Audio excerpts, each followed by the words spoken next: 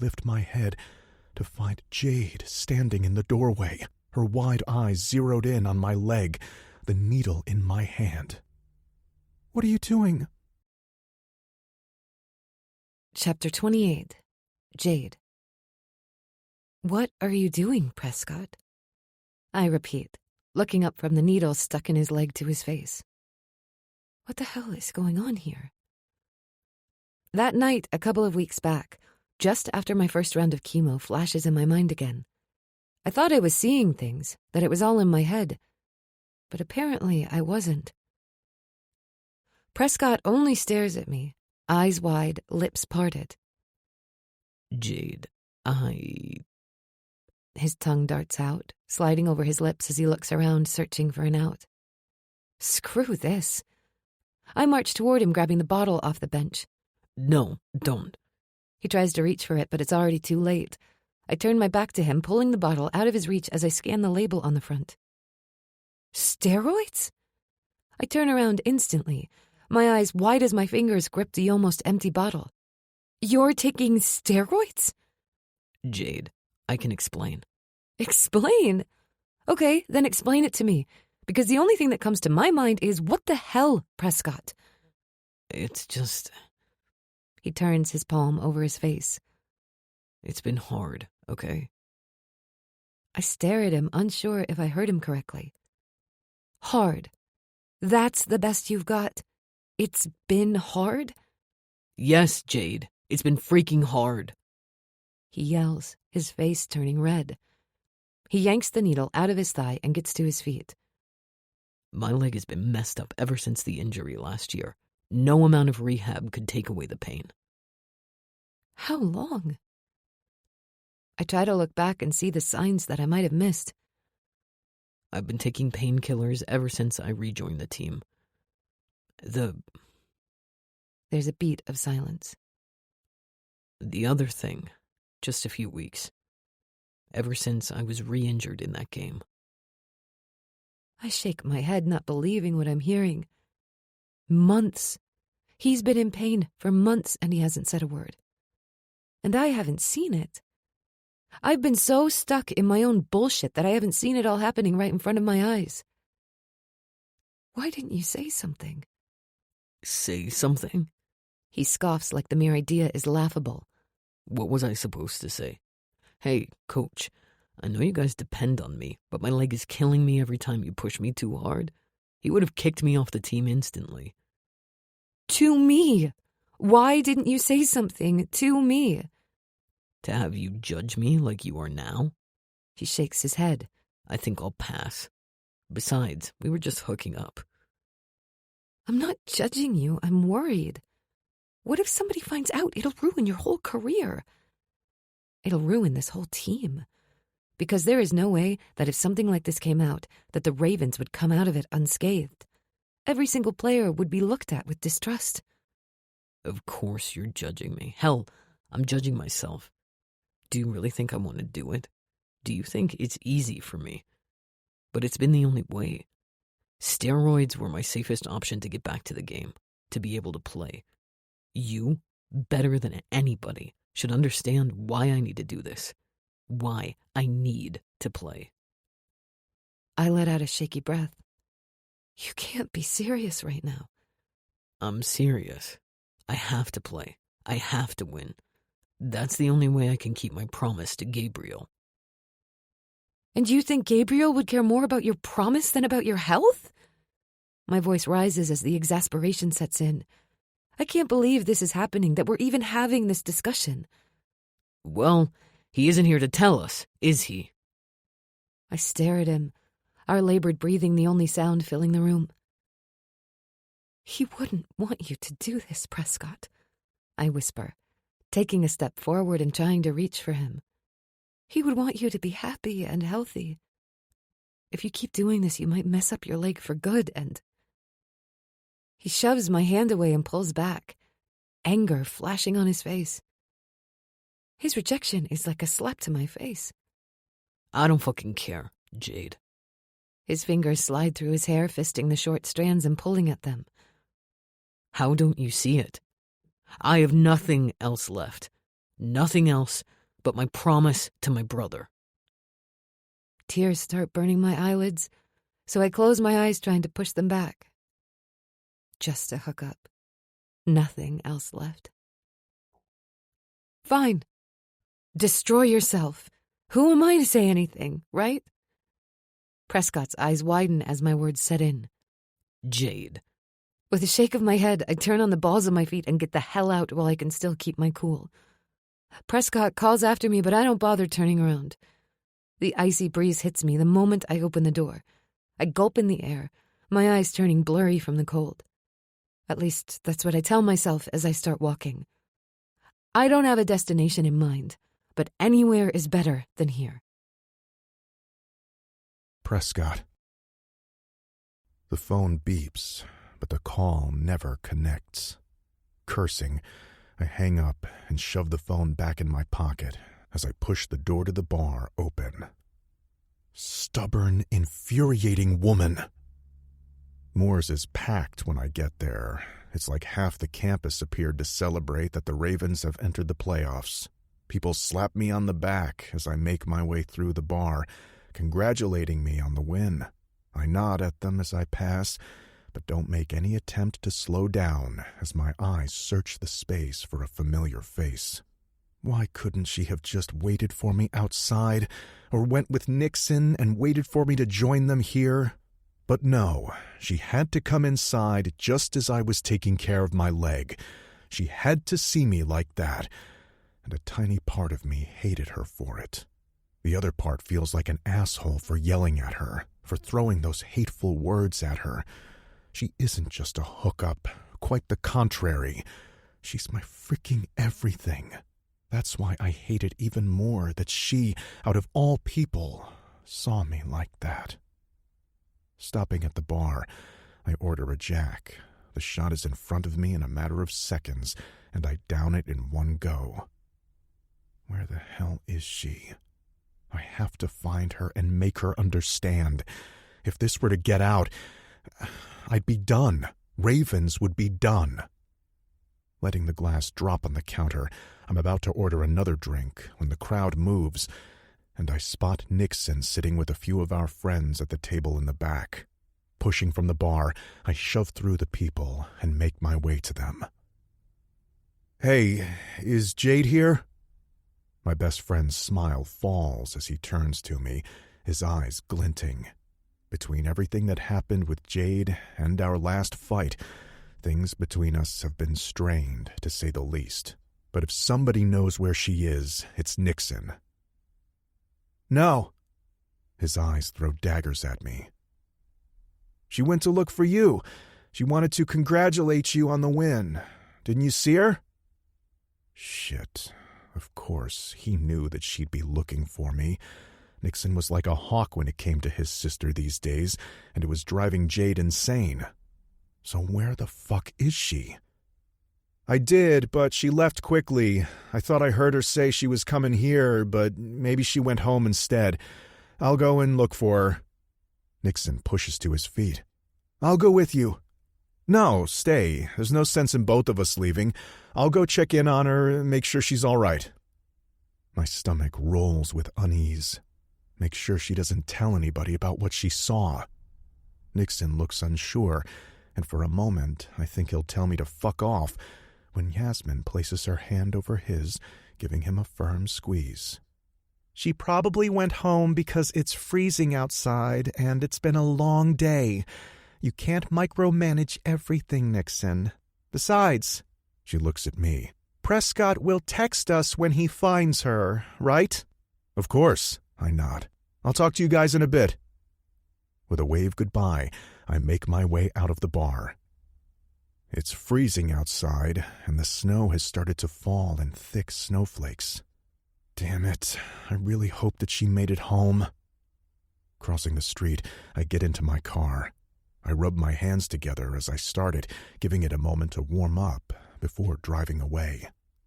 The campus is relatively quiet as I drive past it, the snow growing stronger by the second. My headlights illuminate the dark road in front of me. I'm about to turn onto my street when I see a figure walking by the side of the road. What the fuck? Are they freaking My eyes narrow as I slowly move closer to the person. It can't be. But it is. Stepping on the brake, I put the car in park before I get out in a hurry. Jade? I rush toward her, my eyes scanning her body for any sign of injury. What are you doing out here in the snow? Are you okay? Jade turns toward me, eyes wide. She blinks, a frown appearing between her brows. I wanted to take a walk, clear my head. Clear her head? In this weather? It wasn't snowing when I left the stadium. Well, it wasn't snowing this hard anyway. Her eyes meet mine, usually bright blue color, now dull and subdued. Her hair is a tangled mess from the wind and snow, and her cheeks are flushed red from the cold bite in the air. I close my eyes, letting out a shaky breath. This is all my damn fault. Taking a step closer, I face her, my hands wrapping around hers. She doesn't even have freaking gloves, so her fingers are ice cold, the skin slightly blue. I'm sorry, Jade.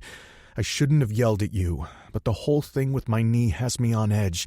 Everybody is counting on me, and I'm just waiting for the other shoe to drop. Tears glimmer in her eyes as her fingers tighten around mine. You can't keep doing this, Prescott, she mumbles. She blinks her eyelashes furiously. Her usually bright blue eyes now have a hazy, wild look to them. Her fingers dig into my palm so hard I can feel the sting. Promise me. Jade. My heart starts beating harder as she shakes her head. Promise me you'll stop. You can't. Just promise. Okay, I promise. I rush out. Her words are cut off as she sways on her feet. A shudder runs down my spine as I wrap my arms around her and pull her to me. My heart thunders in my chest as I tilt Jade back to look at her pale face. Her cheeks are rosy, her lips slightly choppy. I thought it was from cold, but when I pressed my hand against her forehead, I could feel the burn of her skin. My whole body freezes as the chill sets in my bones. No. I shake my head as my hand skims over her cheeks and neck, burning up. Jade, doll, look at me. I gently shake her, but she lets out a soft groan, those crystal eyes still closed, and that panic that's been slowly building inside me since the moment I laid my eyes on her reaches the surface. Jade, don't do this to me. Come on, open those pretty eyes for me. I plead with her, but no amount of pleading will help. She's not waking up. You're gonna be okay, I whisper, brushing my lips against her hot forehead. I slip my shaky hand into my pocket. It takes me 2 tries before I'm able to pull my phone out, but somehow I do it. Unlocking it, I dial the familiar number. Thankfully, he answers on the first ring. I need you, I say before he can even get a word out. The music is blasting on the other side of the line, signaling that Nixon is still at Moore's. Prescott? What the? It's Jade. She's not doing okay. Chapter 29. Prescott. 13 years old. It's not fair. Why does a dying kid have to be stuck in this place? Gabriel huffs, crossing his skinny arms over his chest. He lost some weight since he came to the hospital, which is saying something, considering he was skinny even before starting chemo. Nothing tasted good, and he was sick most days. His skin is pale, almost see-through, except for his cheekbones. The bones stand out, a light flush of red spreading over his skin. You're not dying, I chastise. Stop saying that. Everybody is dying, Press. I grit my teeth, glaring at my brother. He's been so flippant about the whole thing. I get it. Things are different for him. But there was a fine line between accepting his reality and giving up. Some days I think he's doing the latter. Well, they're trying to make you feel better, so stop complaining. I'd like to see you be stuck here for months on end. I don't bother correcting him. I might not have cancer, but I was as much stuck here as he was. If I wasn't in school or playing football, I was here. Want me to pull out the PlayStation or something? Our parents brought it here when Gabriel was hospitalized a few weeks ago so he could play when bored. What I want is to breathe. He tilts his head back. And play football. Damn. I'd kill to feel the rough leather of the football in my hands. The longing on his face is so intense I can practically feel it in my bones. I hate this. I hate that he has to be stuck here, so far from everything he loves. I could go down. We came here straight from practice today, so the ball is in my duffel bag. Gabriel's head snaps up, his brown eyes lighting up in excitement. What if we went together? Gabby, I shake my head. You know what your doctor said. I know, but it would be just for a few minutes. How much damage can a few minutes out in the fresh air do? He clasps his hands together. Please, just for a little while. A knot forms in my throat as I watch him. I should say no. It's for his own good. But seriously, it would be just a few minutes. My eyes fall on the IV sticking from his hand. And what are you going to do about that? He has me, and he knows it. A smile flashes on his face as he yanks the needle out. My mouth falls open as I look around, expecting a nurse to pop into the room and yell at us, but nobody comes. Are you crazy? I hiss. What if somebody comes? Gabriel waves me off as he slowly gets to his feet, pain flashing on his face. For all his bravado, he's hurting. Has been for a while. That's why doctors wanted him to stay here in the first place. It'll be all right. For the most part, they leave me alone if I don't call them, since they have much younger kids to take care of. He grabs the hoodie from the chair and pulls it on. His beanie is crooked, so he tugs it back in place before going to Mom's bag. She left it in the room when she went to call Dad. They had a meeting with Gabriel's doctors, but Dad wasn't here. Lately, he's been doing extra long hours, which I think has more to do with his need to stay away than with the work itself. Gabriel grabs the keys and turns to me, that crooked smile of his flashing on his face. Come on, let's go. I still think this is a bad idea, I mutter as I follow. It'll be okay. He cracks open the door and looks out, making sure the coast is clear, before he turns back to me and gives me a signal to follow after him. My heart is beating a mile a minute as I go after him, expecting to be caught any second now. But by some miracle, nobody comes, and we manage to sneak out of the floor and get into the elevator without anybody noticing. Once we're on the first floor and out of the building, Gabriel tilts his head back and takes in a deep breath. I just stare at him, my heart aching for everything that he's lost and had to give up in the last few years. His eyes flutter open, and he seems a little more relaxed than he was in the room, and some color has appeared on his face. You good? Yeah. Let's go grab the ball. I slowed down my steps so he wouldn't strain himself as we walked to where Mom parked the car. The lights flash as Gabriel unlocks it, and I open the back seat to grab my duffel bag, rummaging through it until my fingers wrap around the football. Turning around, I look for Gabriel to find him a few feet away, waiting. Let's see what you've got, he calls out to me. Reluctantly, I weigh the ball in my hands before gently throwing it at him. His glare tells me he sees exactly what I'm doing and doesn't appreciate it one bit. Did you suddenly grow a pussy since I've been stuck in the hospital press? My brother taunts as his fingers tighten around the leather. Grow a pair and throw that ball like a man. With that, he throws the ball at me, the move so unexpected the damn thing falls out of my hands. Shit! Damn right. I can't believe Coach is letting you play. Well, he does, and I'm the best wide receiver on the team. This time when I throw it, I'm not holding back. Gabriel catches the ball without any problem and smirks at me. Only because I'm not there. That's true. I was good, but Gabriel was better. Two of us together, though, unbeatable. And standing here in the parking lot in the middle of November with the chilly air biting our cheeks, I realize how much I missed this. I love football. There is no denying that. But what I love more is playing side by side with my brother. One day we'll do it, Press. One day we'll play on the same team again, and there'll be nobody like us. The Wentworth brothers will win it all. We'll become legends. I could see it as clear as day. A smile spreads over my mouth as we toss the ball for God only knows how long, until the sky turns dark and the streetlights turn on. Only then do we go back inside.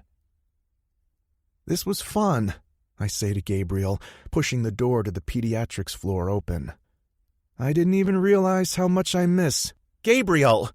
Mom yells as soon as we step inside. She shoves me out of her way and goes straight to my brother to catch him as he sways on his feet. My mouth falls open as Mom calls for a doctor, and more staff joins us, looking over Gabriel. My mom looks at me, tears glistening in her eyes. What have you done? She shakes her head. He's been fighting an infection for the last 2 days, and you've just made it worse.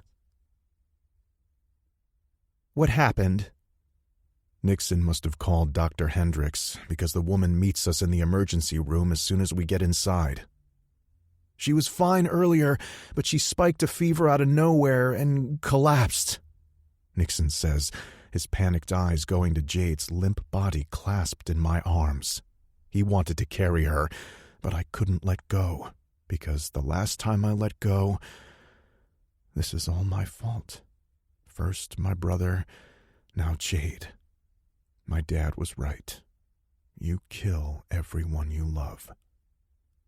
Put her on the bed here so I can take a look at her. Did you take her temperature? No. Nixon shakes his head. What's happening to her? I don't know yet, but we'll run some tests and find out.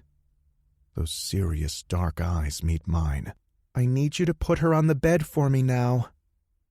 Although her tone is gentle, I don't miss the command in her voice. My throat bobs as my gaze falls to Jade's face. Her cheeks are rosy, and sweat coats her forehead. That awful yellow beanie is crooked. She has to be all right. She has to. Gently, I place her on the bed and force myself to take a step back. 1 step, but it feels more like a million. The moment I do, Dr. Hendricks pulls off her stethoscope and places it against Jade's chest. A soft hand touches mine, snapping my attention away from Jade. You have to leave so Dr. Hendricks can work and help your friend.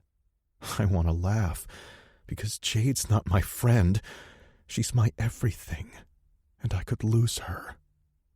When she sees I'm not moving, the nurse takes my hand and leads me out in the hallway, where Nixon is standing and holding onto Yasmin for dear life as his eyes stay glued to that damn room and the lifeless body lying inside. Then the nurse goes back into the room and the door shuts, blocking us from seeing what's happening inside. She's strong, Nixon whispers. She's strong, and she's going to get through this. Strong doesn't have anything to do with this. Gabriel was strong too, and look at where he is now. I can't do this, I whisper. Nixon's eyes meet mine, and I can see all the emotions that are swirling inside me reflected on his face. The worry, the fear, the heartbreak, the love. What are you talking about? I shake my head. I can't do this. With that, I turn on the balls of my feet and get the hell out. Chapter 30. Jade. So it was just the flu? I ask, Not sure if I understand her correctly.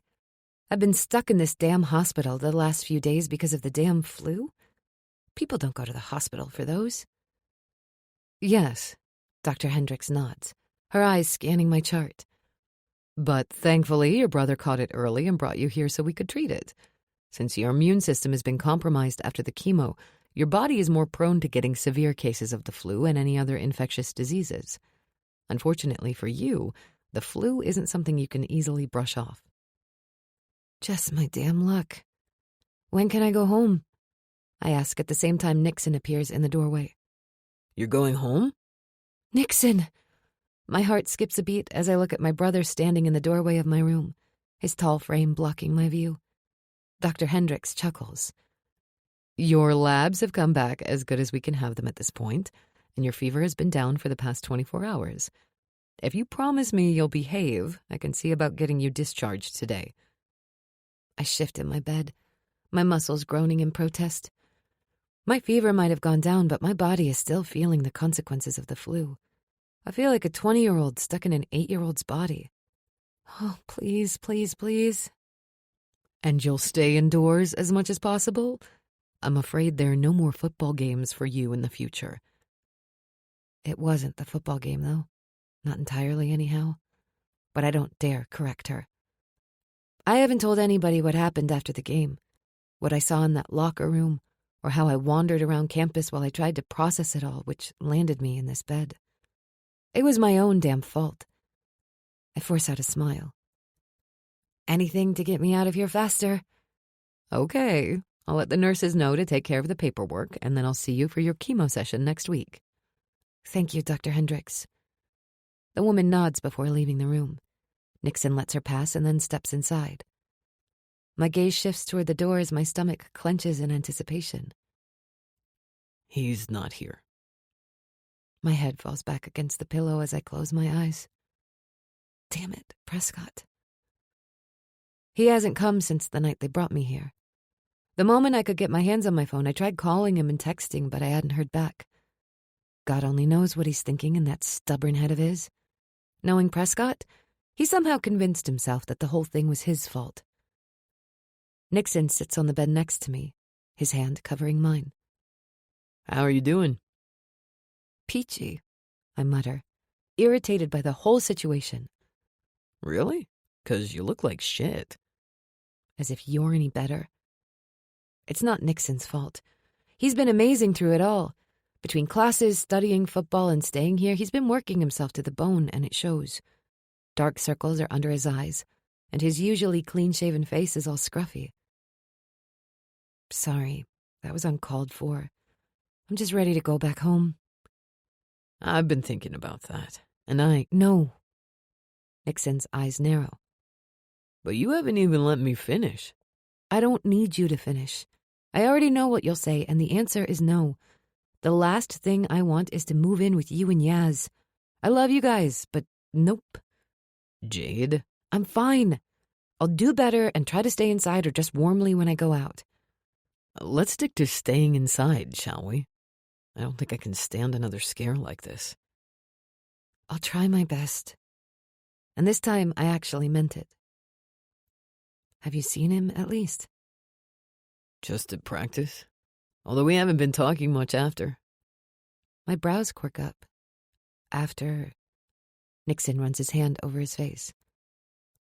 After everything that has happened? Here we go again. I let out a loud groan. I told you it's not his fault. Nixon finishes for me. Yada, yada, yada. He can't keep on doing shit like this. He can't keep walking out on you when things get hard. I shake my head. You don't get it. Then tell me so I can understand. I press my lips in a tight line, looking away. I wanted to tell him.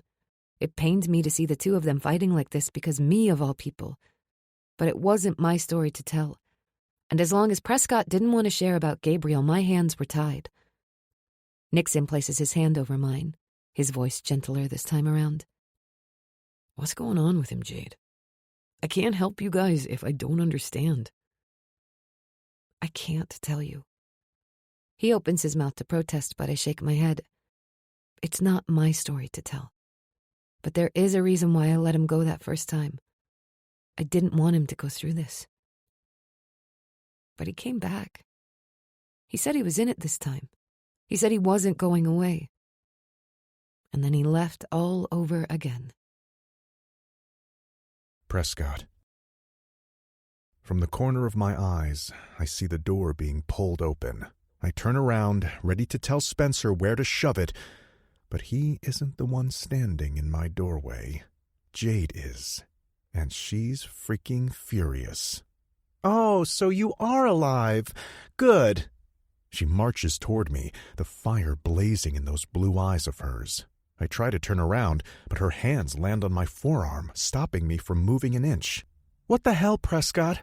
What the actual hell? I called, I texted, but what do I get for it? Nothing. Abso-freaking-lutely nothing. For all I knew, you could have been dead in a ditch somewhere." Her labored breathing fills the room, making my silence seem more pronounced. She notices it too, because she grits her teeth, the irritation clear in her voice. "Say something, damn it!" "What do you want me to say?" "I don't know, Prescott. Maybe start by explaining why did you take me to the hospital only to dump me there? Maybe explain to me why you left and never looked back." "Because it was my fault." I knew it." She crosses her hands over her chest as she glares at me. "I just knew you'd think something so silly." "It's not silly. You ended up in the hospital because of me, because of that fight." "I ended up in the hospital because my immune system was compromised. I ended up in the hospital because instead of going home after the game, I felt trapped, so I was walking around the campus in the snow. It has everything to do with me," I yell, running my fingers through my hair. "Fuck, Jade. If we didn't fight, you would have been home, warm, safe." "You don't know that." "I do know that. I would have made sure of it." "Prescott, this is silly. It's not your fault." She tries to touch me, but I pull back. I can't stand the feel of her hand on mine. "I can't keep doing this," I whisper, shaking my head. I can't. You kill everyone you love." "What?" Jade's brows furrow as she looks down at her fingers before slowly lifting her gaze to meet mine. "What do you mean?" My throat bobs as I swallow, the words seeming to be stuck, but I push them out. I have to do this. Us. I shake my head. "I can't do it. You were right. I should have listened to you from the beginning. It's too much, too hard. I can't." The silence stretches between us as she stares at me, her face completely blank. "So you're, what, done? Just like that? You're done?" "Yes." I force myself to look at her as I say the word. I need her to see this, need her to understand, and I need her to stay the fuck away from me. I need her to stay alive. You kill everyone you love. I'm done. Her lips quiver, but she bites the inside of her cheek to stop it from wobbling. You're joking. My fingers curl around the armrests, tightening to the point of pain. I'm not joking. I can't keep doing this. I don't want to keep doing this. Then I go in for the kill, saying the words I know will push her away. I don't want to keep seeing Gabriel's face every time I look at you. Every time we go to chemo, I remember all the times I sat next to him. Every time you're sick, I see my brother. Seeing you like this brings back so many memories. And I can't keep doing this, Jade. I can't keep on hurting like this. Jade takes a step back, her lips parting, eyes wide like I've slapped her. It takes all of me not to push up and pull her into my arms, tell her I'm a jackass, and beg her to forgive me. But I can't. You kill everyone you love. Her tongue darts out, sliding over her lips. Oh, okay. Before I can react, she turns around. I expect her to dash out of my room without a second glance. I don't know why, because every time so far she's done exactly the opposite of what I expected. She stops in the doorway, her fingers tracing the wood as she turns to give me one last glance. Prescott? She grazes her teeth over her lip. I'm sorry. It was never my intention to hurt you. If she planned to deliver a blow, she did it. With those parting words, she turns around and leaves. And I let her. I'm sorry. It was never my intention to hurt you. You kill everyone you love. Tilting my head back, I close my eyes, my fingers still gripping the armrests. Fuck. Out in the hallway, I hear Spencer call out to her, but Jade doesn't say anything. I wait, holding onto the chair like I'm holding on for dear life. The sound of my heartbeat echoes in my eardrums, battling with the words haunting me. My father's words, Jade's words. Suddenly, Spencer appears in my doorway. What the hell have you done? He asks, glaring at me. He can be angry all he wants, but it's nothing compared to how angry I am at myself. Is she gone? Dude, she was crying. Whatever you did, is she gone? Yeah, she just... Before he can finish, I'm out of the chair and going straight for the liquor cabinet, pulling out a brand new bottle of Jack. Twisting the cap off, I take a pull directly from the bottle, letting it burn my throat. You kill everyone you love. It's done. She's going to be okay. She has to be okay. I take another gulp as I repeat these words like a mantra, hoping it'll burn this ache that keeps growing in my chest, suffocating me. Seriously? That's your solution? Drink yourself to death? Fuck off, Spencer. No, you fuck off, Wentworth. You just ran off the only girl silly enough to overlook all your flaws and love you. What the hell's wrong with you? You don't know what the fuck you're talking about, so shut up. Oh, I don't? I see the way you look at her, dude. Everybody can see the way you look at her.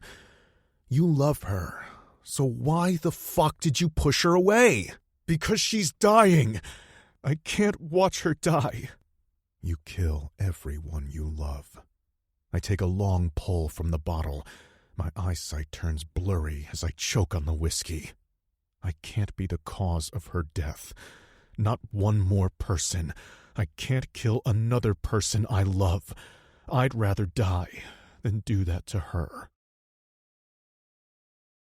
Chapter 31. Jade.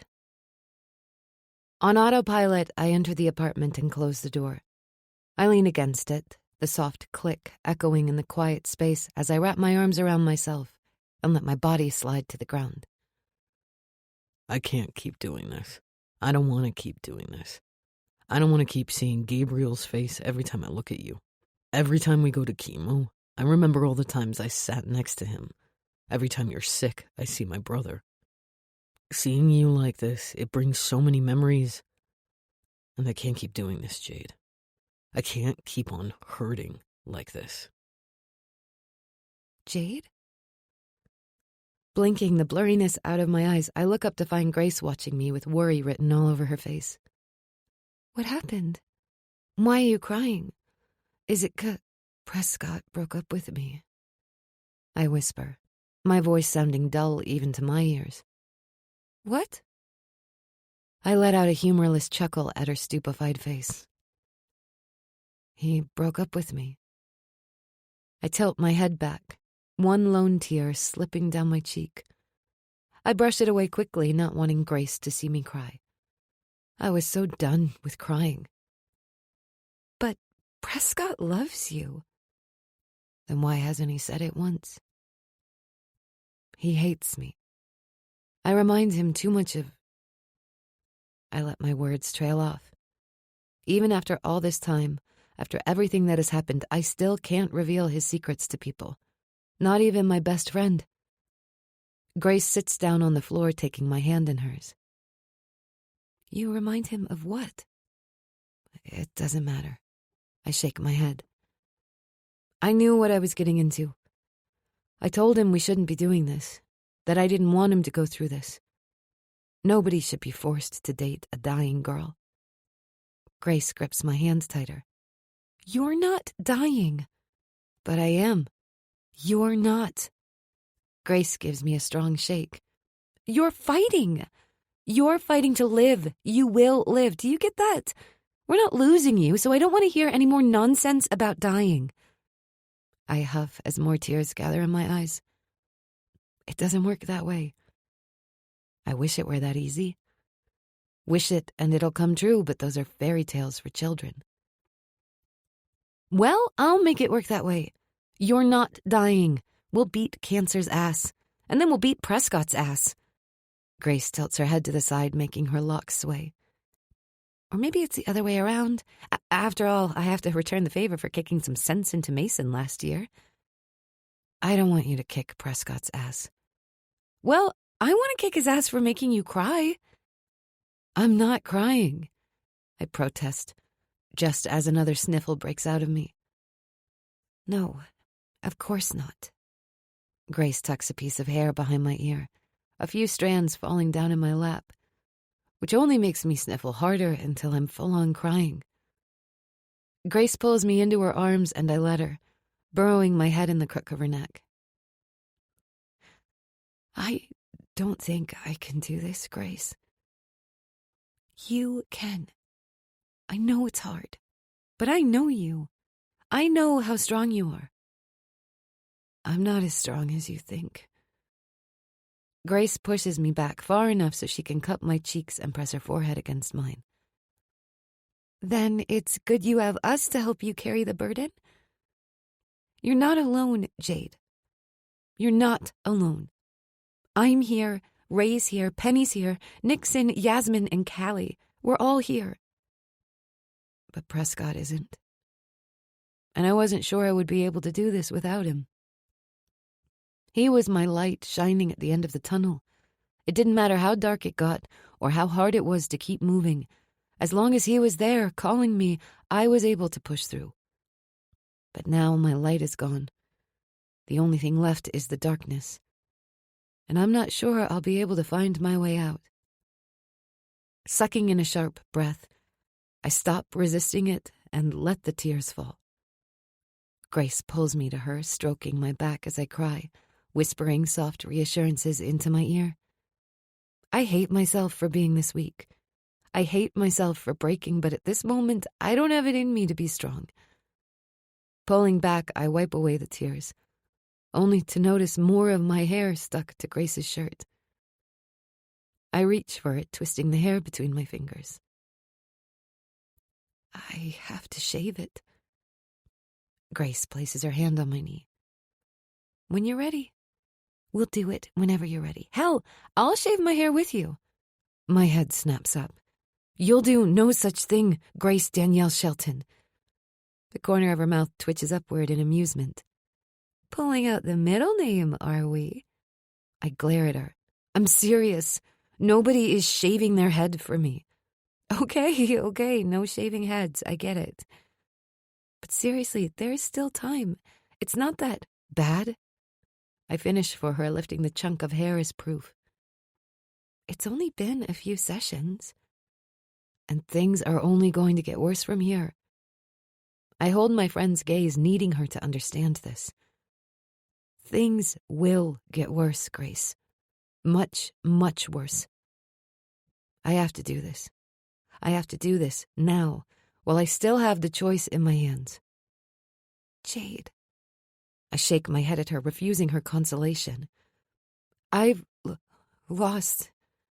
My voice stutters as Prescott's face appears in my mind. The pain in his eyes he was trying so hard to hide. Sucking in a breath, I force the words out. I've lost so much already. What's one more? Maybe you should wait a few days. Today has been tough on so many levels. No more waiting. I shake my head. You either help me now or I'll take the damn scissors and do it myself. I start to get to my feet, but Grace grabs my hand, stopping me. Okay, we'll do it now. Just wait a minute, we're not doing this with scissors. I let her pull me to my feet and lead me to the living room. I curl up on the couch, pulling my feet to my chest as I stare at the screen, my mind reeling as the snippets from the last few weeks pass through my head. I'm not sure how long I lay like that when I finally hear voices from the hallway. Soft footsteps come closer. Jade? I look up to find Penny standing in the doorway. What are you doing here? I ask, forcing myself to brush my tears and sit upright. Grace asked me to come? She tilts her head to the side. Are you okay? Is your flu back? Your voice sounds funny. I'm fine. It's just been a long day. Henry, take me to Jade, Penny commands, placing her hand on his back. Although the dog doesn't have his working harness, he leads her around the furniture into the open seat next to me. She lifts her hand, touching my cheek. You've been crying. That doesn't sound like you're fine. What happened? What's the point in hiding it? Everyone will find out eventually. Prescott and I broke up. What? Why? Because he's a douchebag, Grace says as she joins us in the living room, a box in her hand. He's not a douchebag. He just can't deal with this. Grace opens her mouth, but I interrupt her. I don't want him to have to deal with this. It's not fair to him. Not after everything that has happened. I tilt my chin at the box. What's that? Grace turns the box so I can see the image on it. I remembered I saw hair clippers once when I was roaming in Mason's bathroom. Snooping around? Of course not. I was looking for my toothbrush, which they stashed away somewhere. Anyway, Mason just brought it here. My stomach twists as I look over her shoulder, expecting to see her boyfriend's tall form. Although Mason and I have been working through our issues, and our relationship has been better, I didn't want him to see me like this. I sent him home, Grace explains. She knows me too well for her own good. It's just us girls. Hair clippers? Penny's brow furrows. Why would you? Oh, you're going to do it? Now? My hair's been falling out more and more with each wash and each session. At this point, it's more painful to watch it fall. It feels like I'm losing a part of me with every strand. My eyes close and one more tear slides down my cheek. I can't keep doing it. I can't keep losing. This way, at least, it's on my terms. The decision is completely mine. Penny wipes her thumb over my cheek. Okay, we're doing this. Where do you want to do it? Grace asks, opening the box and pulling the machine out. Bathroom. Getting up, I grab the chair and walk down the hallway toward my room. I cross the short distance, ready to push the bathroom door open, when my eyes fall on my nightstand, more precisely on my camera sitting on top of it.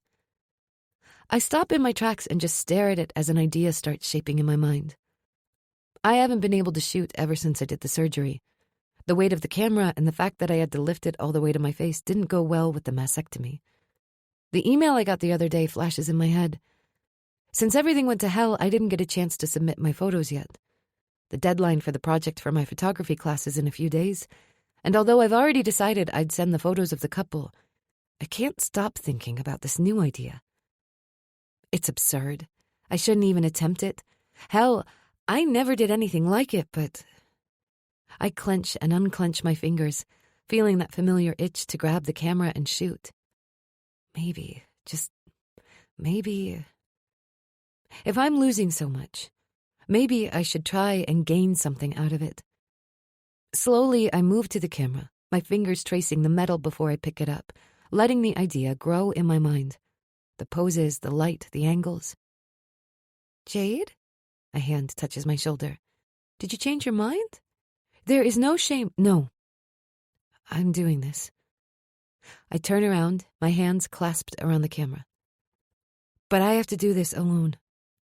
What? Penny pulls her brows together as she moves closer, following the sound of my voice. You don't have to do this alone. It's okay, Penny. Grace looks from my camera to me, understanding written all over her face. We'll be in the living room in case she needs us. Is that okay? We will? Penny asks, clearly skeptical about it. I have to do this on my own. Closing the distance between us, I pull her into a hug and then do the same with Grace. Just holler if you need anything. I nod, although I know there is no way I'll call them. I have to do this on my own terms, and this is how I'm going to do it. I shuffle around my room until I find my tripod. Grabbing it and my camera, I go to the bathroom and set everything up. I give the setup a critical look. I've never done a self-portrait before. I wasn't one to stand in front of the camera. It was weird, looking at my own face reflected back at me. I much preferred to take photos of others. I tried a few different light settings and angles as I got everything ready before going back to the room. Taking off my sweater, I grab the scissors and hair clippers Grace left for me on the bed and bring them to the counter. Letting out a shaky breath, I lift my head and face my reflection in the mirror. Grabbing the shutter button, I press on it. Click. With my free hand, I tug off the beanie. Click. I stare at the mirror, for the first time looking at myself. Really looking. The plain black tee hugs me, showcasing my flat chest. Once rich, dark brown hair is now thinned and dry, hanging around my shoulders. I look awful.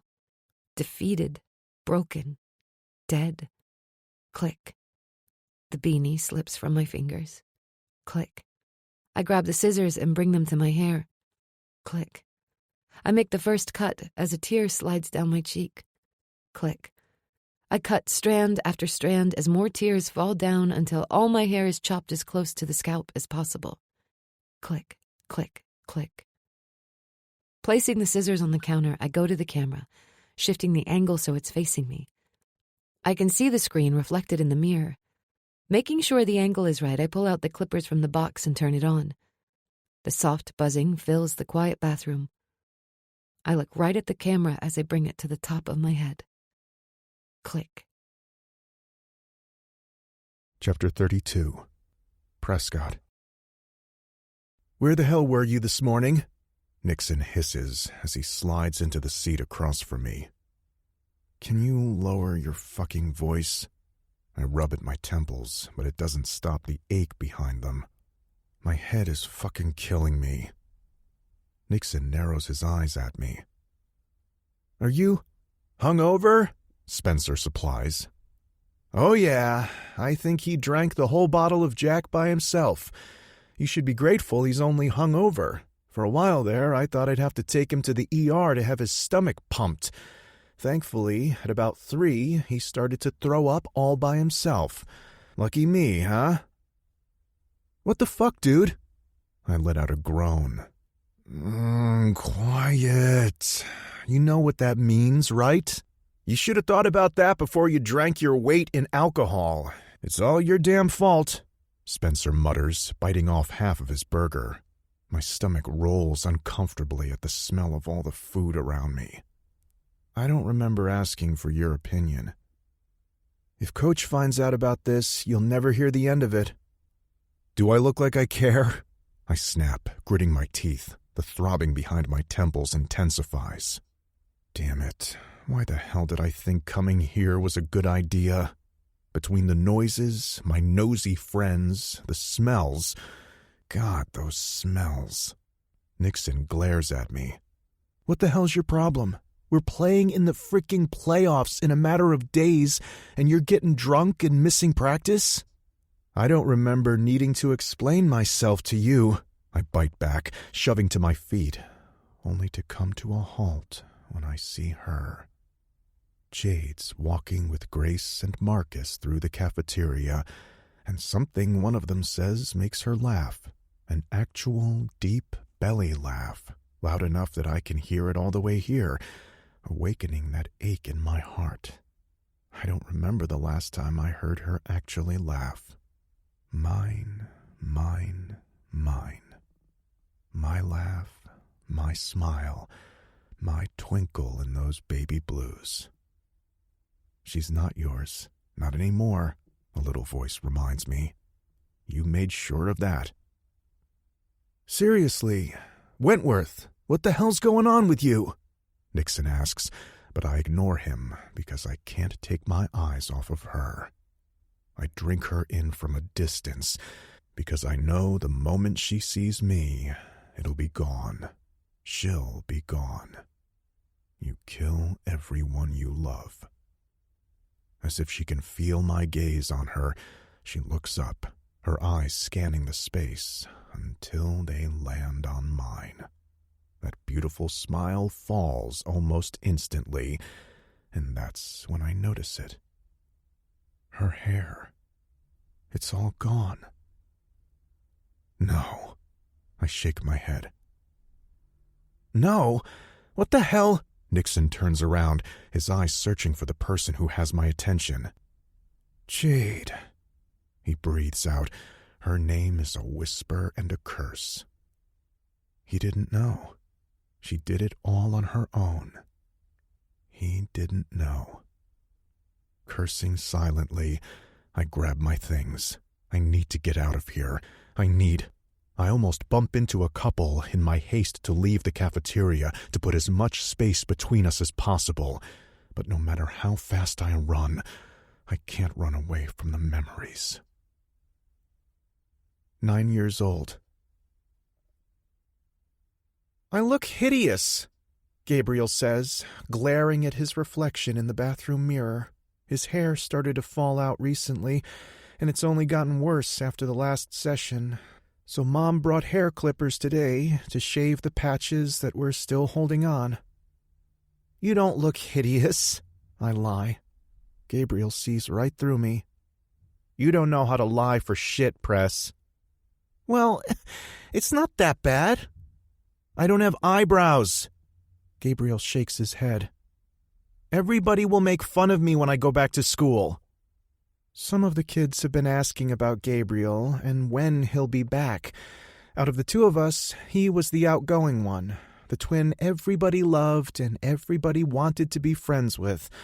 I was just his sidekick, a part of the package. If they make fun of you, they'll have to deal with me. I promise, my fingers clenching into fists by my sides. There was no sense in lying. Kids were insensitive assholes, and some of them will tease him about it.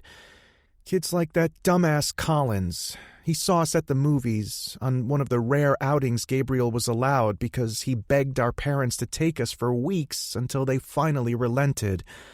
The next day he started talking shit about Gabriel, so I punched him. We both ended up in the principal's office, and my parents were livid, but I didn't care. He'll think twice before talking about Gabriel that way. I hate cancer. I hate chemo. I hate everything, he says, snapping me out of my thoughts. The anger burns brightly in his dark eyes. No, not just anger, but also tears. I just want to be normal for a change. My heart twists at my brother's words. I hate this for him. Why do shitty things keep happening to good people? It's not fair. Nothing about this is fair. I don't want to be this freak. Letting out a breath I didn't even realize I'd been holding, I move him to the side, grabbing the clippers off the counter and turning them on. Before Gabriel can say anything, I run the clippers down the middle of my head. What are you doing? Gabriel asks, his eyes meeting mine in the reflection. If you're a freak, I'm a freak too. Mom's gonna kill you. My parents have been angry at me for so many things I've stopped counting, stopped caring. The only person that matters is Gabriel, and I won't have my brother, my twin, feel like he doesn't matter, like he's not good enough. I shrug. I don't care. Wentworth! My head snaps up at the sound of the coach's loud bark to find him standing in the doorway of the gym. Why the hell are you still here? Practice will start in 10 minutes. I look down at my wrist, noting how much time has passed since I got here. I spaced out. I'll be there in a bit. Slowing down the treadmill, I wipe away the sweat dripping from my face, everything coming into focus. The bright lights, the rock playing in the background, the murmurs of coaches and athletes still working out, and the ache in my leg as the machine finally comes to a stop. Hopping off the treadmill, my legs feel wobbly from pushing too hard, but I bite the inside of my cheek as I walk toward the door where Coach still stands, his narrowed gaze on me. Where were you this morning? Overslept. Which wasn't a lie, but it wasn't the truth either. The bags under your eyes would disagree, Coach says, his tone dry. I'm here now, aren't I? I bite back, so done with people getting into my personal business. Coach's eyes turn into tiny slits, his bushy brows connecting. I don't care what's going on in your life, Wentworth, but this team is counting on you to bring your A-game and help them win the championship. Your teammates are busting their asses because they know there are no second chances. Every game now could be our last one. Are you with this team or not? I grit my teeth, anger boiling in my blood. I'm with this team. Well, then you better show me. He starts to turn around. Better yet, show it to your teammates. With that, he walks down the hallway. Running my hand over my face, I let out a long breath before going to the locker room. The place buzzes with activity as my teammates change into their practice gear. I go to my locker and pull it open. Nixon looks at me. Why the hell did you run off like that? Is it Jade's hair? Her doctor said it's one of the common side effects, but it'll grow eventually. It's not her hair, I say, my voice clipped as I tug off the sweaty t-shirt to exchange it for my practice jersey. Then what the hell is it? It was an asshole move to walk away like that. He doesn't know, I realize. Jade didn't tell him what happened. She didn't tell him we had broken up. I open my mouth, but just then the coach blows the whistle. You have 60 seconds to get your asses on the field. She should have said something. I hate that she keeps shit like this from me. I want to be there for her. She doesn't have to do this all by herself. Nixon's words are like a blow to my gut. He reminds me too much of myself and who I used to be. He slaps me on the shoulder. Hurry up, because Coach will make us run drills. Sure thing, I mutter as I slide on my pants, while at the same time shoving my feet into cleats. By the time I'm done, the locker room is mostly empty, so I turn around, grab 2 pain pills, and swallow them down. Only then do I join the rest of my teammates. The practice is grueling, but nobody dares bitch about it, not when we all know what's on the line. By the time I drag my quivering body to the locker room, the place is already half empty. I make myself go to the bathroom and take a shower, pressing my palms against the tiles as the cold water crashes at my back. I close my eyes, the image of Jade flashing in my mind. Even after hours of running drills, she's still in my head, as alive as ever. Her pale skin and deep circles under her eyes, the way those big baby blues looked at me across the room, the sorrow hidden behind them. I did that. I put that look in her eyes, and there is nothing that I can do to make it better. You kill everyone you love. Shoving away from the wall, I turn off the water and grab the towel. The pain meds have started to wear off, and that throbbing is back in full force. I make my way back into the almost empty locker room, the process of dressing slow and grueling. It feels like forever until I'm in the car, heading to the apartment. Parking the car, I get out, grabbing my duffel bag from the back seat. My eyes fall on the sweater in the corner. I pick it up, letting the soft material slide between my fingertips. That familiar lavender scent still clinging to it makes my stomach knot tighter. Still, I bring it to my face, inhaling it deeply. Jade's scent. Soft and sweet, a complete contradiction to the strong woman that she is. A walking contradiction. She probably left it the last time she was here. The last time. I let my hand drop, my fingers tightening around the soft material as I shove the memory back. Running my hand over my face, I tilt my head back, inhaling the icy night air, but her scent still lingers. It always lingers. I'm about to march inside and find another kind of oblivion when I see it. The light shining through the window I used to sneak through. The shadow standing there, watching, waiting. A lump forms in my throat as her gaze falls on mine and holds it. I'm not sure how long we stand there, watching each other. It could be seconds, or it could be hours. That ache inside of me growing stronger, restless. She was the only person who knew how to calm it, the only person who knew how to bring me peace. But now that she's gone, there is only a hollow left. Somebody must call her name because she turns around, breaking our stare, and I use that moment to slip away. Chapter 33. Jade.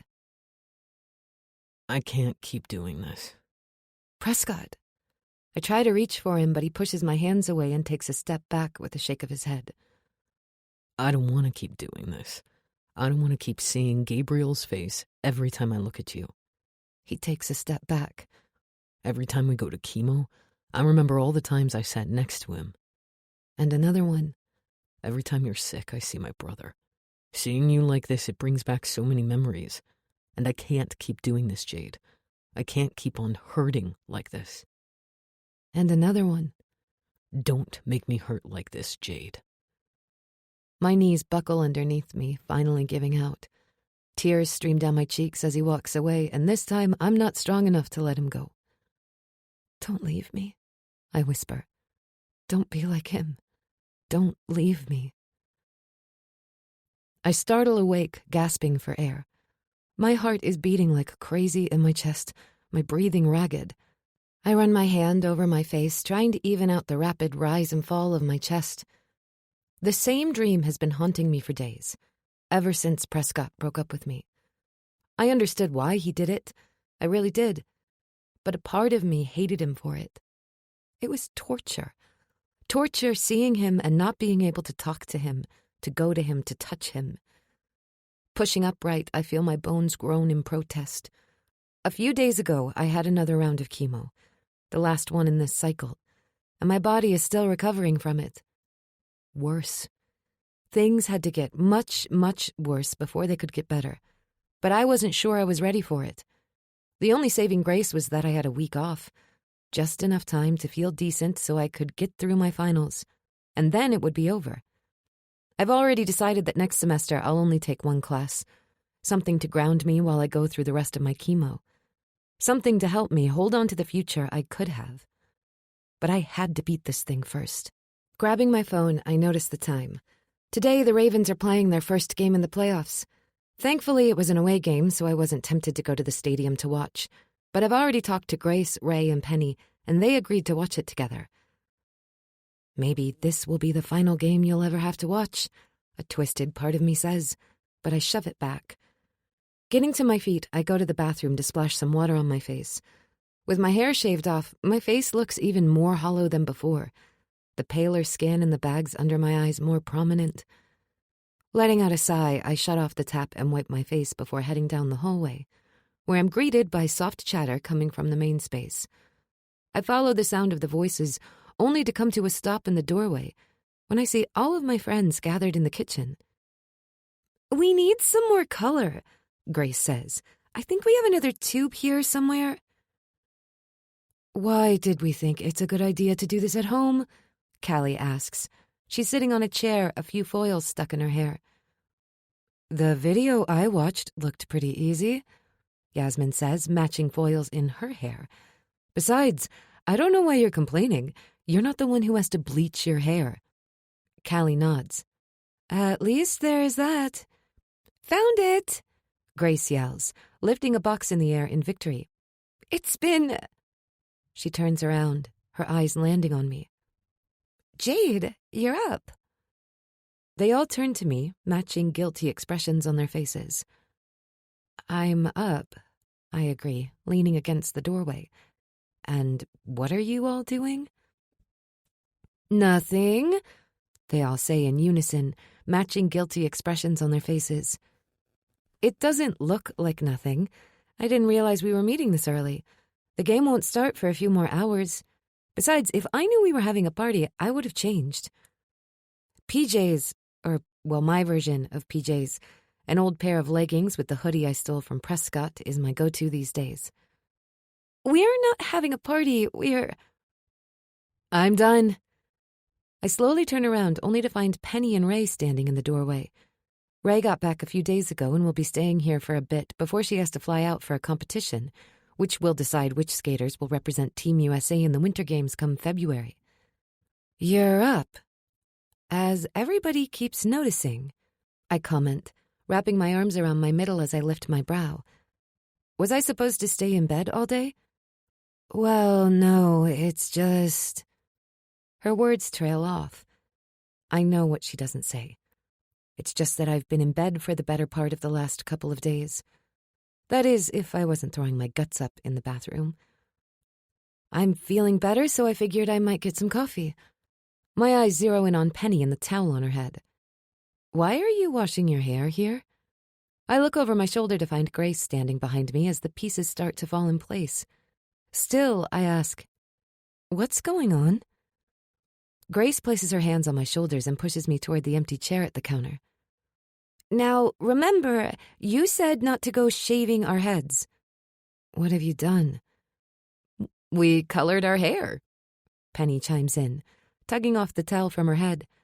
Her hair spills down, the usually platinum strands now bright pink. You did what? I look at all my friends. The foils, the smell of chemicals, bleach, the box. Penny's smile falls as she tugs at one of her strands. Is it that bad? It's not bad, it's just... I shake my head, still unable to wrap my mind around it. Why would you do that? Because we want to, Yasmin shrugs. You want to have pink hair?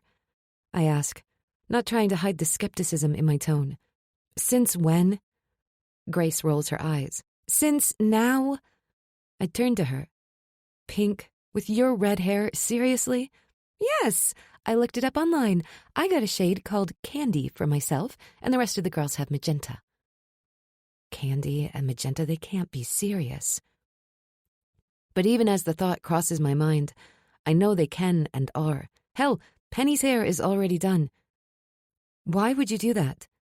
Grace takes my hands in hers. Because we see you and we love you, and we never want you to feel like you're doing this alone. My throat tightens at her words, making it hard to breathe. Yasmin comes behind me, her hands slipping around my shoulders. Grace is right. You're not alone. You have us. You have Nixon and Prescott and... You haven't told her? I glare at my best friend, but it's already too late. Yasmin looks from Grace to me. Told me what? Seriously? What's going on? Prescott and I broke up. My statement is met with absolute silence, but it only lasts a few seconds before I'm bombarded with questions. Yasmin's mouth falls open. You what? Are you shitting me?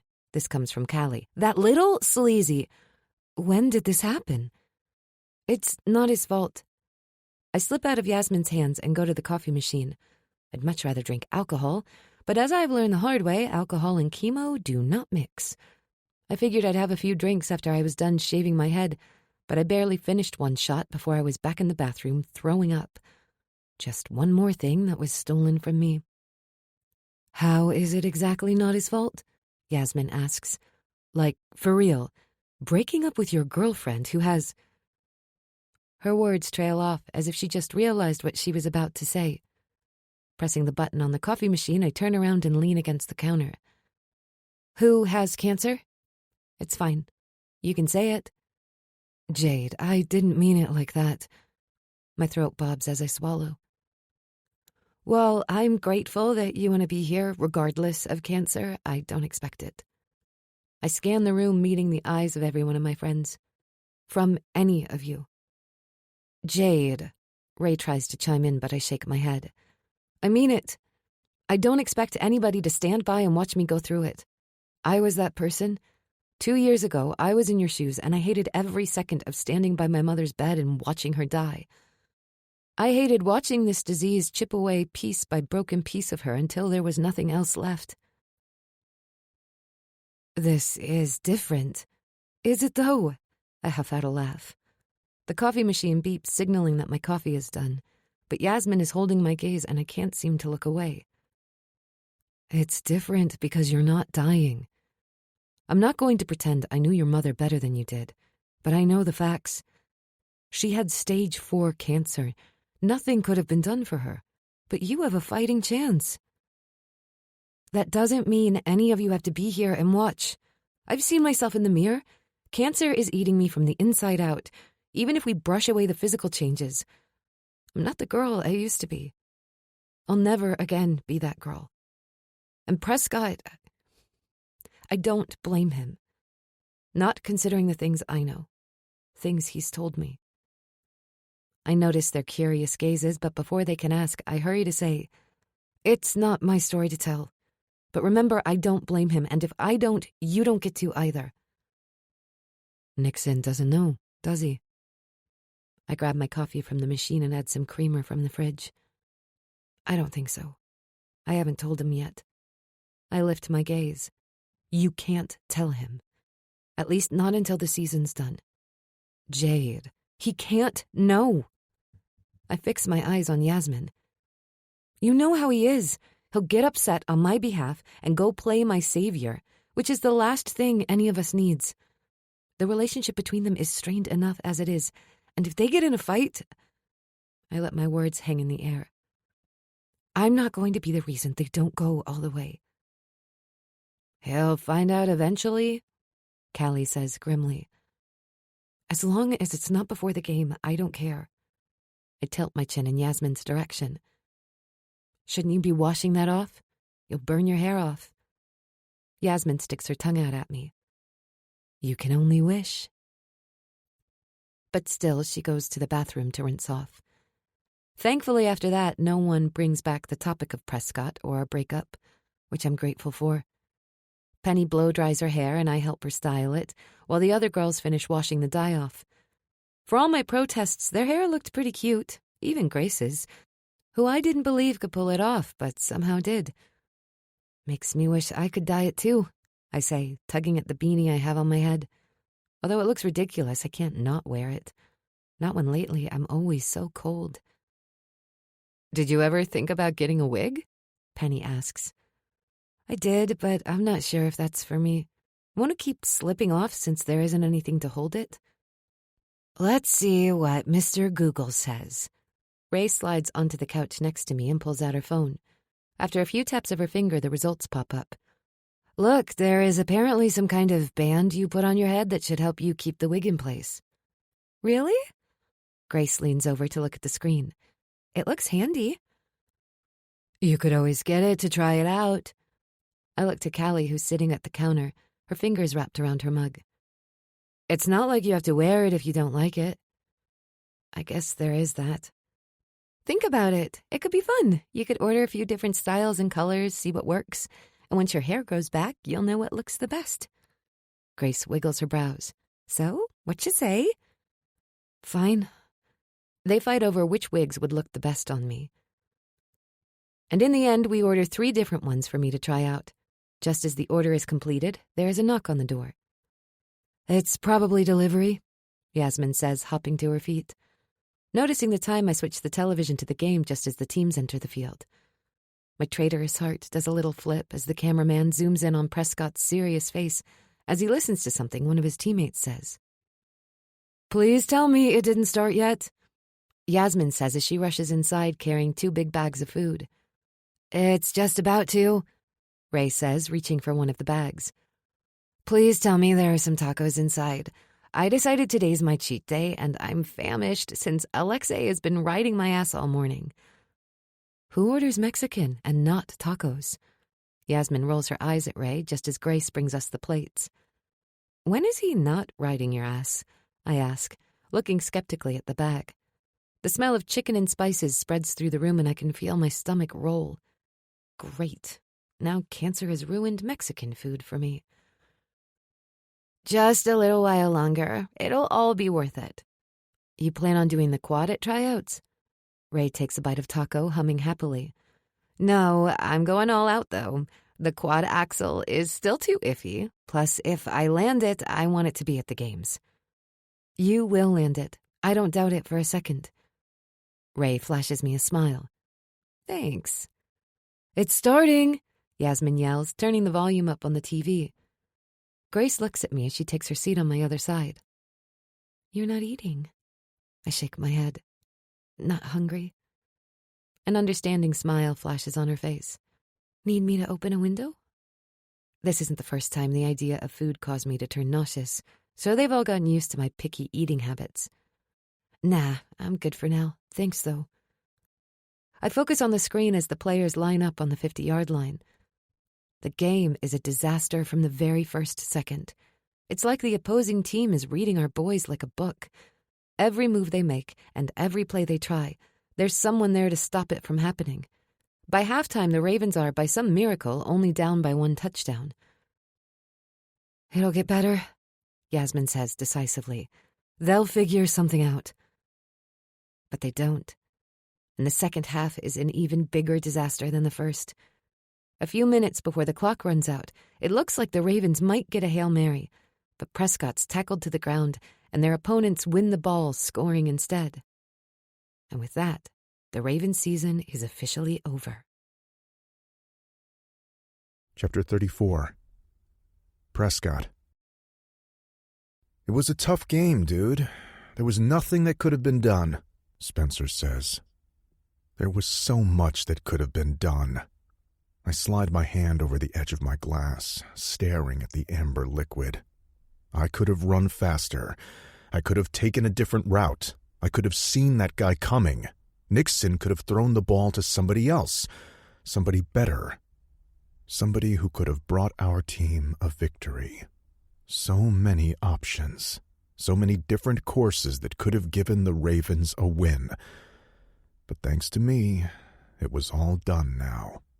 We lost, and there was no going back. No second chances. Whatever, it's done now. Clenching my fingers around the glass, I tilt my head back and empty the drink, letting the whiskey burn its way down my throat. It was all my damn fault. "What are your plans now? Finals are done? Are you going with the Coles for Christmas?" Yeah, right. I haven't been talking with either of the Cole siblings, and I was pretty sure they didn't want to see me. Nah. I lift my head and signal the bartender for another drink. I have to go home. My dad's been on my ass since the loss, demanding that I come home. I didn't see the point. It's not like they want me there.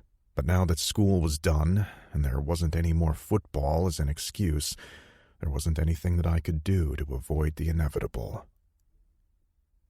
"You're going back home?" "I already told—" The words die on my tongue as I register the sound of the voice. Abruptly, I turn in my seat and come face to face with Jade. It's like the air's been kicked out of my lungs at the sight of her. "Jade," I breathe as I just stare at her. She's the last person I expected to find here. "Sorry." She looks down, tucking a strand of her hair behind her ear. I didn't mean to listen, but I couldn't help overhearing while I was waiting for my order.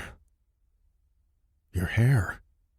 I reach for it, like the dumbass I am, but stop myself at the very last second. I have no right to touch her.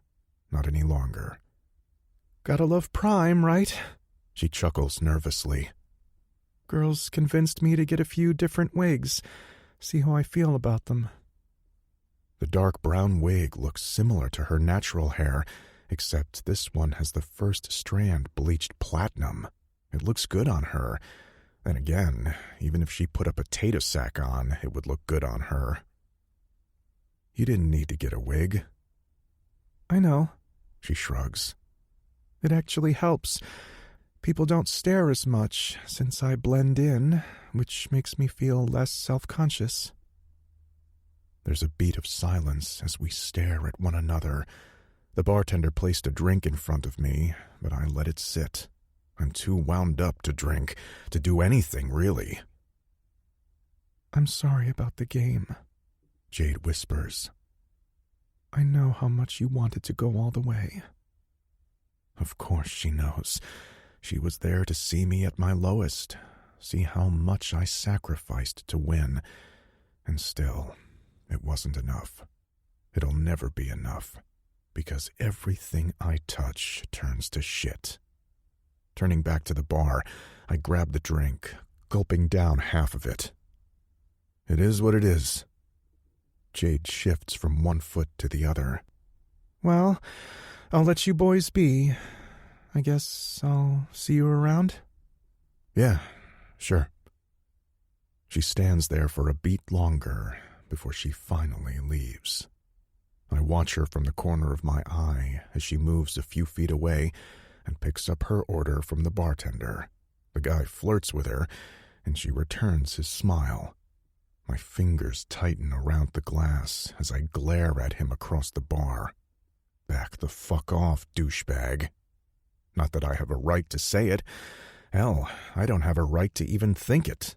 She isn't mine to protect, and there's a good reason for it. I've destroyed too many people already. Jade won't be another one added to that list. Grabbing her drinks, she goes off to join her friends. I sigh and finish my drink, signaling the douchebag bartender for another one. Dude, what the hell's wrong with you? Spencer slaps me over the head. It is what it is? That's the best you could come up with? I shove him away. What did you want me to say?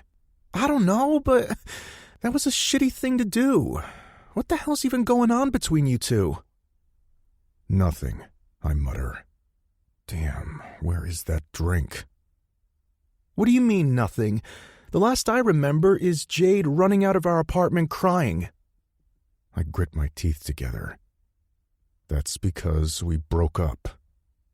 What? The bartender grabs the whiskey bottle and starts to pour. Why don't you just add that whole thing to my tab? The dude looks from me to the bottle and back. You sure? Oh, trust me, I'm sure. I'm gonna need all the alcohol I can get to survive tonight. Hell, to survive the next couple of weeks. When's your plane? I down another drink. Tomorrow morning. Spencer eyes the bottle carefully. You think it's a good idea to get drunk the night before the flight? Considering I'll have to deal with my father tomorrow, it's the best one I've got. Jade. I still can't believe she didn't pick your photos for that exhibition, Grace complains. It is what it is, I shrug, tracing the rim of my glass with my finger. I knew it was risky, going with a completely new technique. What bothers me more is that I can't drown my disappointment in alcohol. That night after I cut my hair, I was so sick there was no way I'd want to repeat anytime soon. The day Prescott broke up with me. My glance darts toward the bar where Prescott and Spencer are still drinking. Well, Prescott is still drinking. Spencer has been nursing his coke for the past 20 minutes and is trying to get him to stop, but with no such luck. You're staring. I'm not, I protest, forcing myself to look away from Prescott and shift my gaze to my best friend. You totally are. Grace gives me a sad smile as she looks toward the bar. He's a mess. She isn't wrong about that. Prescott is a mess. Can you blame him? They just lost the playoffs. He lost his last chance to win that trophy. I knew better than anybody how much winning that thing meant to him, how much he wanted it, how much he risked for it. Doesn't make him less of an asshole for acting the way he did and breaking up with you, especially when he's in love with you. I looked down at the glass in my hand. Sometimes loving someone isn't enough. And if that wasn't the saddest part of it all, I don't know what was. If love was the only factor, things would be so much easier. But nothing is that simple. Not really. When are you traveling back home? I ask, changing the subject. Tomorrow morning. All my things are in my car, so I'll just stay at Mason's, and we can leave as soon as we wake up. That is, if you don't want us to stay. Ever since the summer before college, I've spent all my holidays with Grace in New York. The idea of going home to an empty house was hard on both Nixon and me, so we haven't been back. Until this year. No, I shake my head. You should go home. I'm sure your brother misses you. He does. Grace lets out a sigh. How about we try and plan something for New Year's? Maybe we could all come to your place to celebrate together. Maybe, I say reluctantly. I'm not sure I'll be up for it since my next chemo session is starting this week. What's there to celebrate anyway? The fact that I'm slowly dying? That my boyfriend broke up with me because he can't deal with my illness and it reminds him of his dead brother? Yeah, I think I'll pass. We can lay on the couch and watch stupid movies. It'll be just like a middle school slumber party. That doesn't sound half bad. I finish my drink and look at Grace's empty glass. A refill, and then we'll go? Sounds like a plan. I slide off the stool. I'll go and grab it. I see what you're doing, Grace yells after me, but I choose to ignore her and make my way through the tables. The place is quiet tonight, probably due to the fact that most people have left campus by now for the holidays. The moment I get to the bar, the guy from earlier turns to me, that flirtatious smile back on his face. Need another round? He grins at me, a dimple popping in his left cheek. Please. I give him a polite smile. I don't want to be rude, but I'm also not interested in anything more than getting my drinks. Not that the guy notices, or he chooses to ignore it. Coke and 7-Up, right? You sure you don't want anything stronger? This is fine, thanks. Sure thing. He opens the bottles and places them on the bar in front of me. You're not going home for the holidays? Soon. I have some things to take care of, I say non-committedly as I pull out some money from my bag and place it on the counter. Thing. What things? Gosh, is he serious right now? But before I can say anything, I hear a low growl come from behind me. Will you stop flirting with her already? Can't you see she's not interested? A warm body connects with mine as Prescott leans against the counter, glaring at the guy. The bartender takes a step back, a scowl appearing between his brows. What's your problem, dude? We were just talking. Well, go talk to somebody else. Prescott slurs, his arm wrapping around my middle. She's taken. Okay, buddy, I think this is enough.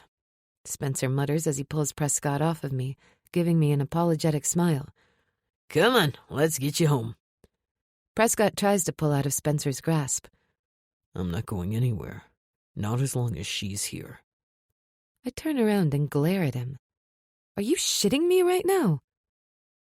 Don't give me that look, doll. Prescott points at me, swaying on his feet.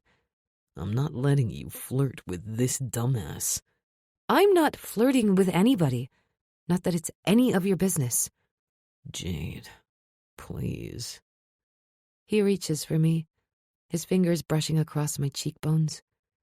I close my eyes as a shiver runs down my spine, my stomach clenching. It's not fair the effect he has on me, even after everything that has happened. I can't keep on hurting like this. Swallowing the lump in my throat, I face him and force the words out. You should go home, Prescott. He shakes his head. Not without you. Just go home, Wentworth. Grace joins our little group, throwing her arm around me protectively as she glares at him.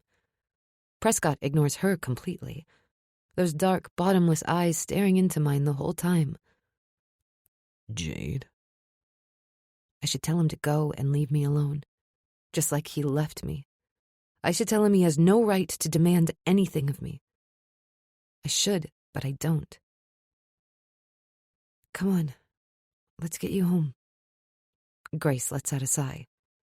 You don't have to do this. It's fine. I'm going home anyway, and this way Spencer can drop me off. I give her a squeeze. Text me when you get back home. Grace nods, and we make our way out to the parking lot. Prescott refuses to take the front seat, so we huddle in the back of Spencer's Jeep, his head falling on my shoulder the moment the doors are closed. The drive back to the apartment is quiet, my heart thundering in my chest at Prescott's nearness. I look down only to find his eyes closed, lips slightly parted as he breathes. Unable to resist it, I brush his hair away from his face, feeling that ache inside me grow. It's been so long since we've been close like this, and I missed this. I missed him, damn it. He's not yours, I remind myself. He asked you to leave. Thankfully, it doesn't take long before Spencer pulls the car in the parking spot and gets out. I try to pull back without waking Prescott, but his eyes snap open the moment I move an inch, and he grabs my wrist. Don't leave. You can't keep on doing this, Prescott. I know, but... No buts. You can't. You wanted this. I did what you asked of me. Now you have to let me go. He shakes his head. I can't. The door opens, interrupting our conversation and turning Prescott's attention to Spencer. I use that moment to get out of the car. Somehow Spencer manages to pull him out of the car and on his feet, most of Prescott's weight on him. Where's your key? You don't have to do this. I just extend my hand. Keys? With a sigh, Spencer hands me his car keys, and hanging from the chain are a couple more keys. I walk up the stairs and unlock the front door, holding it open as he leads Prescott's limp body up the stairs. Sliding under Prescott's other arm, I help carry him into the elevator into his apartment. Prescott lets out a groan as we drop him onto his bed face first. We take off his shoes, but don't even attempt to get his limp body out of his clothes. I'm going to grab some water and an Advil, Spencer says before slipping out of the room and leaving me alone with Prescott. I stand there for a moment watching him sleep. Even in his dreams, it seems that he can't find peace. Moving closer, I notice the blanket at the bottom of the bed, so I pull it over him. I'm about to take a step back when his hand grabs mine, eyes flying open. My heart is in overdrive, the fast beat echoing in my eardrums as we stare at one another. His eyes are heavy with a mix of sleep and drunkenness, but he doesn't give in to it. I hate you, he whispers. His hand brushes a strand of my hair behind my ear. His gentle touch, a complete contrast to his harsh words. For making me fall in love with you. I suck in a breath as his words ring in my head, unsure if I heard it correctly, but I don't get to process it before Spencer returns to the room. I found it, Spencer says, making me jump back. The damn thing was hidden at the back of the cabinet. His eyes narrow as he looks between Prescott and me. Are you okay? Yeah. I wrap my arms around myself to stop them from shaking. I think I'll go home. I force a smile out as I start for the door. Thanks for the ride. Jade, wait. Spencer runs after me. I'll walk you home. I look back toward Prescott's room. You should stay with him. Before I even get to finish, Spencer is already shaking his head. He'll kill me if he finds out that I let you walk home alone. It's just next door. Besides, he needs you more. What if he starts throwing up? Then it's his damn problem for drinking the whole fucking bottle of Jack, isn't it? Spencer throws his hand around my shoulder as we walk back outside. He loves you. You know that, right? Love was never the issue with Prescott and me. Some days I thought we felt too much. It was all the other things that were messed up. I wish it was enough. Turning to face Spencer, I give him a sad smile. Take care of him? He nods in understanding. As much as he'll let me. Chapter 35. Jade. Can I get you anything? Nixon asks as he helps me inside my room into my bed.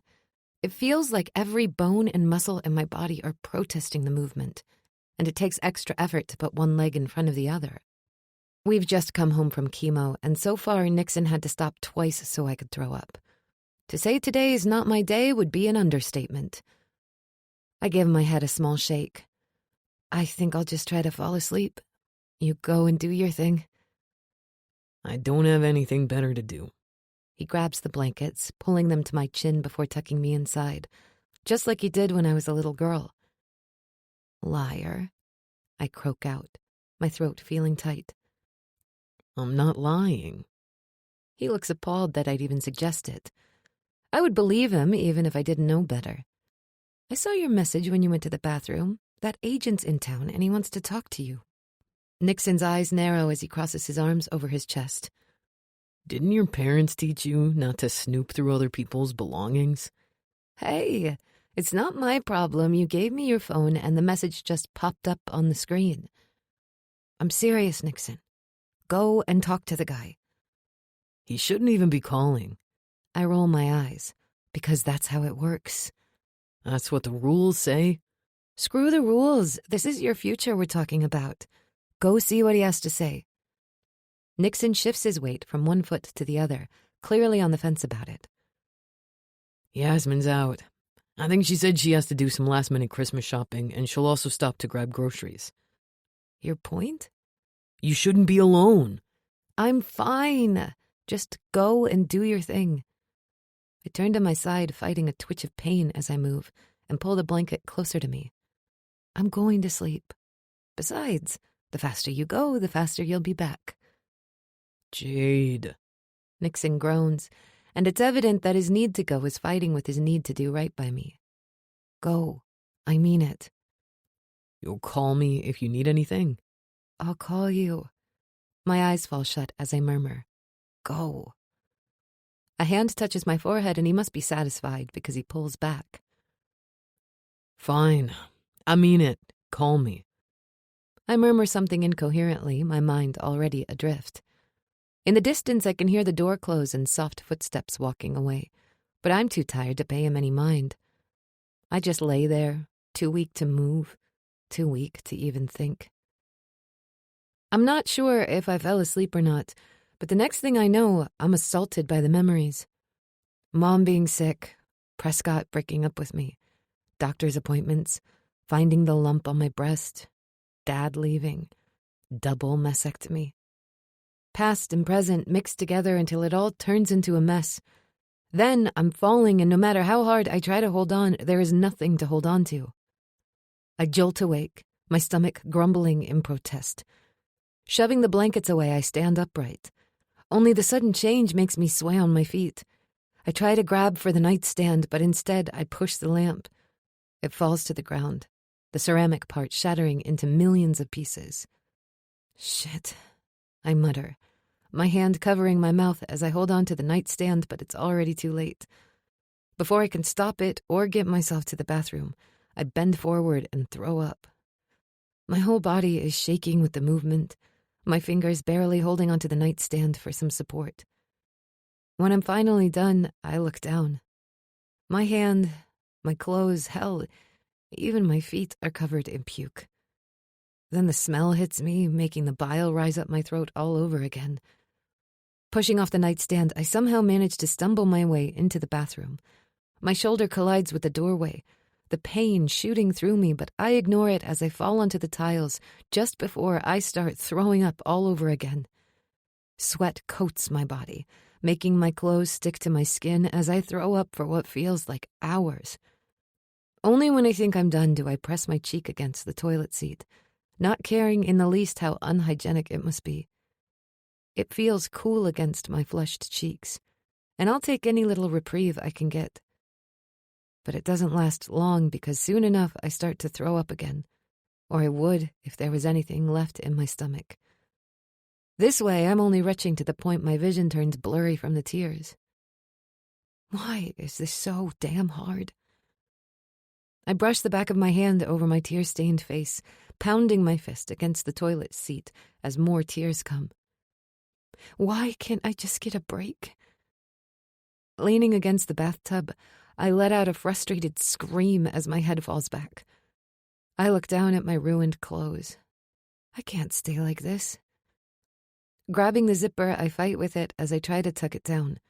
Finally, the damn thing gives way and I shove it off before struggling with the leggings. By the time I'm in my undies and a tank top, I'm breathing so hard you'd think I just ran a marathon. I can't do this. I try to clench my fingers into a fist, but even that's too hard. It's just too much. Too hard. My eyes fall down on the camera I set on the tripod a few feet away. Although I didn't get the exhibition I wanted, taking photos of shaving my head helped me deal with the pain and loss, so I kept on documenting everything I could. I scoot closer to it, turning the camera on. I change a few settings, making sure it's all set before I force myself to scramble to my feet. Although I'd taken my clothes off, I could still smell the stench of the vomit on myself. I should wash up, but I know there's no way I'll be able to get myself into the shower. My gaze goes to the bathtub, throat constricting as the memories slam into me. Gritting my teeth, I shove them back as I make my way to the bathtub and somehow find enough strength to get myself inside. I let out a shaky breath as I turn on the faucet, selecting the hottest setting possible. But even that does little to chase away the chills. I pull my legs to my chest, resting my chin against my knees. Tears fall down my face as I wait for the tub to fill. I hate you. Prescott's hand brushes against my cheek. For making me fall in love with you. His face is exchanged for Dad's as he walked away. I can't do this. It's too hard. Jade? Mom's face flashed in my mind as she was struggling to breathe. I can't keep on hurting like this. I understood where Prescott was coming from. I didn't want to keep on hurting either. Not any longer. I lean my head back, blinking the tears away as I stare at the ceiling. That other time I stared at the ceiling pops into my head. And this time I don't have it in me to shove the memories away. Instead, I embrace them, letting them fill me. Fill this empty hole inside my chest that keeps on getting bigger by the day. The noises. The need to let out a scream so hard it would shatter glass. The stillness as I did just that. My pain swallowed by the water. Why am I doing this? Why do I keep fighting? It would be so easy to just let go. To sink into that nothingness and let it swallow me whole. Let it take away all this pain. My body sinks lower into the tub. I want it. I want to not feel pain. I want to not feel. Sucking in a breath, I dive underneath. And then I let it all out. I scream, the bubbles coming out of my mouth and tickling my face as they swallow my anger, my pain, my despair, my loss. I scream and I scream until there is no air left in my lungs. And that's when I see them. Nixon and Yaz are cooking in the kitchen. So damn happy and in love. My friends huddled around me as we had one of our movie nights laughing. Prescott. His eyes staring into mine as he made love to me. I can't lose you, Jade. I will lie and cheat and kill. I'll do whatever it takes to keep you alive, to keep you safe. Because the thought of living in a world in which you don't exist is unimaginable to me. Pushing out of the water, I start coughing as I struggle to breathe the much-needed air into my lungs, my fingers clasping the edge of the bathtub. What the hell am I doing? My heart is beating furiously in my ribcage as I take in big gulps of oxygen. I look around myself, taking in the mess that's my bathroom. Water is spilling over the edge of the tub. There are red smudges on the tiles. I probably cut my feet on the shards of the lamp when I was getting here and hadn't even noticed. There's vomit on the floor, and my clothes are thrown into the corner with my phone next to them. Gathering all the strength I can muster, I push to my feet and get out of the tub. I'm still in my underwear, which is completely wet, but the towel is too far for me to reach and I'm too tired to bother. Sitting down on the floor, I fight the shivers as I pick up my phone, speed dialing the first name on my contact list. It takes a few rings, but my brother picks up. Nixon? Jade? Nixon asks, the worry clear in his voice. What's going on? I need you? I stutter, fighting the shivers as the cold sets in. There is a beat of silence before I can hear the chair screech against the floor. I'm coming home. You just hold on. You hear me? I'm coming home. Okay. I can hear a loud bang in the background and the sound of an engine turning on. Hold on, Smalls. I nod, although I know he can't see me. He keeps talking to me all the way as he drives back home, and I listen. I focus on his voice, letting it ground me to the present, letting it be my reason to hold on. The door opens and closes once again, and then I hear his rushed footsteps as he climbs upstairs. Another door bangs. Jade? Nixon's frantic yell echoes in my ears. What the? He turns around and finds me lying on the bathroom floor, my back pressed against the tub, phone clasped in my hands. I let it fall down, and for the first time I say the words that I've been fighting for so long, hoping that if I stay strong, everything will be okay. But nothing is okay. It hasn't been in a long time. I need help. Chapter 36. Prescott. I told you, you should have let go of that silly game and focused on your studies. Now you're behind on your MCATs, and you didn't win the bowl game. I look at the glass in front of me, wishing that the water magically transforms into something stronger. I wouldn't even be picky about what, but no such luck. Not that winning would have made any difference, since you had no plans on playing professionally anyway. Dad continues without missing a beat. He's been criticizing everything since the moment I entered the house, and the only moment of silence I got was when I closed myself in my room in the pretense of needing to study, which I did. The MCATs were just around the corner, and I had to start working on my applications for med school. I shoved the peas from one side of my plate to the other, just like Mom's doing across the table, her gaze fixed on her plate.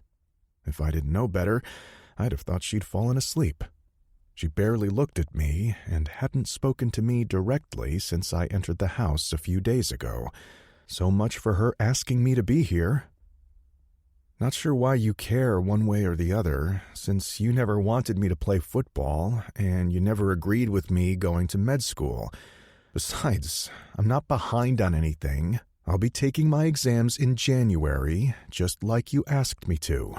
Why do I care? Because I can't have you going around sullying our name, Prescott. That's why I care. Dad downs the rest of his drink, his bloodshot eyes meeting mine. He's been drinking a lot since Gabriel was first diagnosed with cancer, but it seems like he's drinking even more these last few weeks. These days, he was drunk more than not, and Benedict Wentworth isn't a fun drunk either. I watch him as he pours himself another drink, good 3 fingers filling more than half of the crystal glass, as he continues. If your brother were here, I wouldn't need to be worried. At least I'd have one son to continue our family's legacy. And what am I left with? He scoffs. You, a good-for-nothing, lazy waste of space. Gabriel would... And it always came down to that. Gabriel would. He would be better. He would be faster. He would be smarter. He would be more charming. He would, he would, he would. As if I didn't know that already. Gritting my teeth, I push away from the table. The legs of the chair scrape against the hardwood floor so loud, even Mom looks up from her plate, a look of surprise flashing on her face. I think I'm done here. Dad's bushy brows connect as his face turns scarlet. The dinner's not over yet. Well, it seems like I've lost my appetite. I leave the dining room without a backward glance. Taking 2 steps at a time, I make my way up the stairs. The house has barely changed since Gabriel died. The photos of the 2 of us still line the staircase all the way up to our 13th birthday.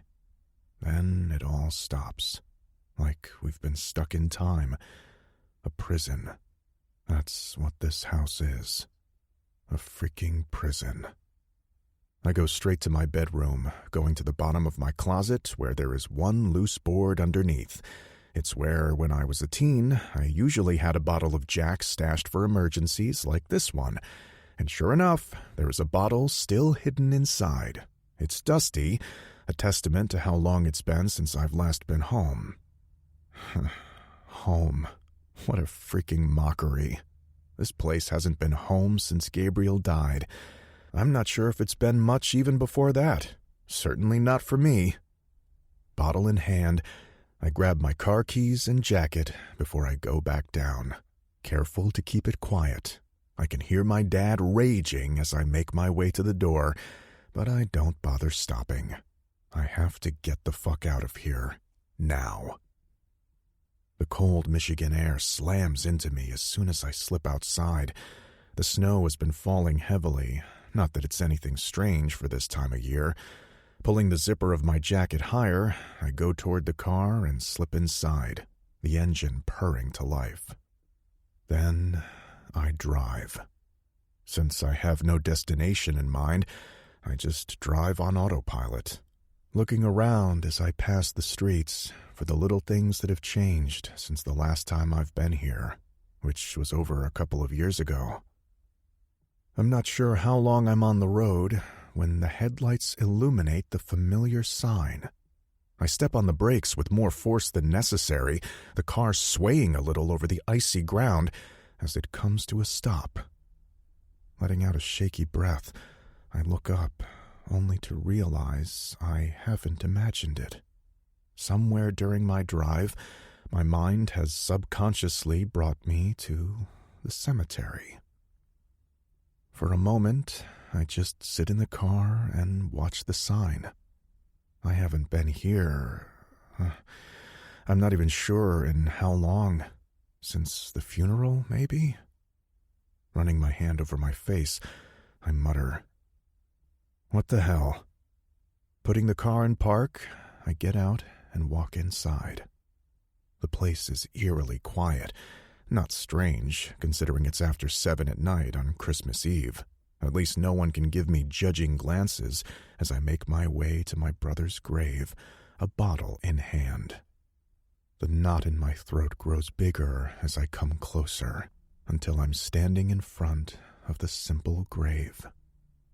Gabriel Jonathan Wentworth, a loving son taken way too soon. "Hey, Gabby," I croak, the words coming out rough. "Long time no see, brother." Rubbing my finger under my nose to stop the weird tingling, I move closer and crouch down next to his headstone, staring at the engraved words.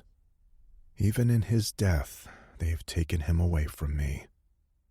Unclasping the cap, I take a long pull straight from the bottle, the whiskey burning my insides and warming me up.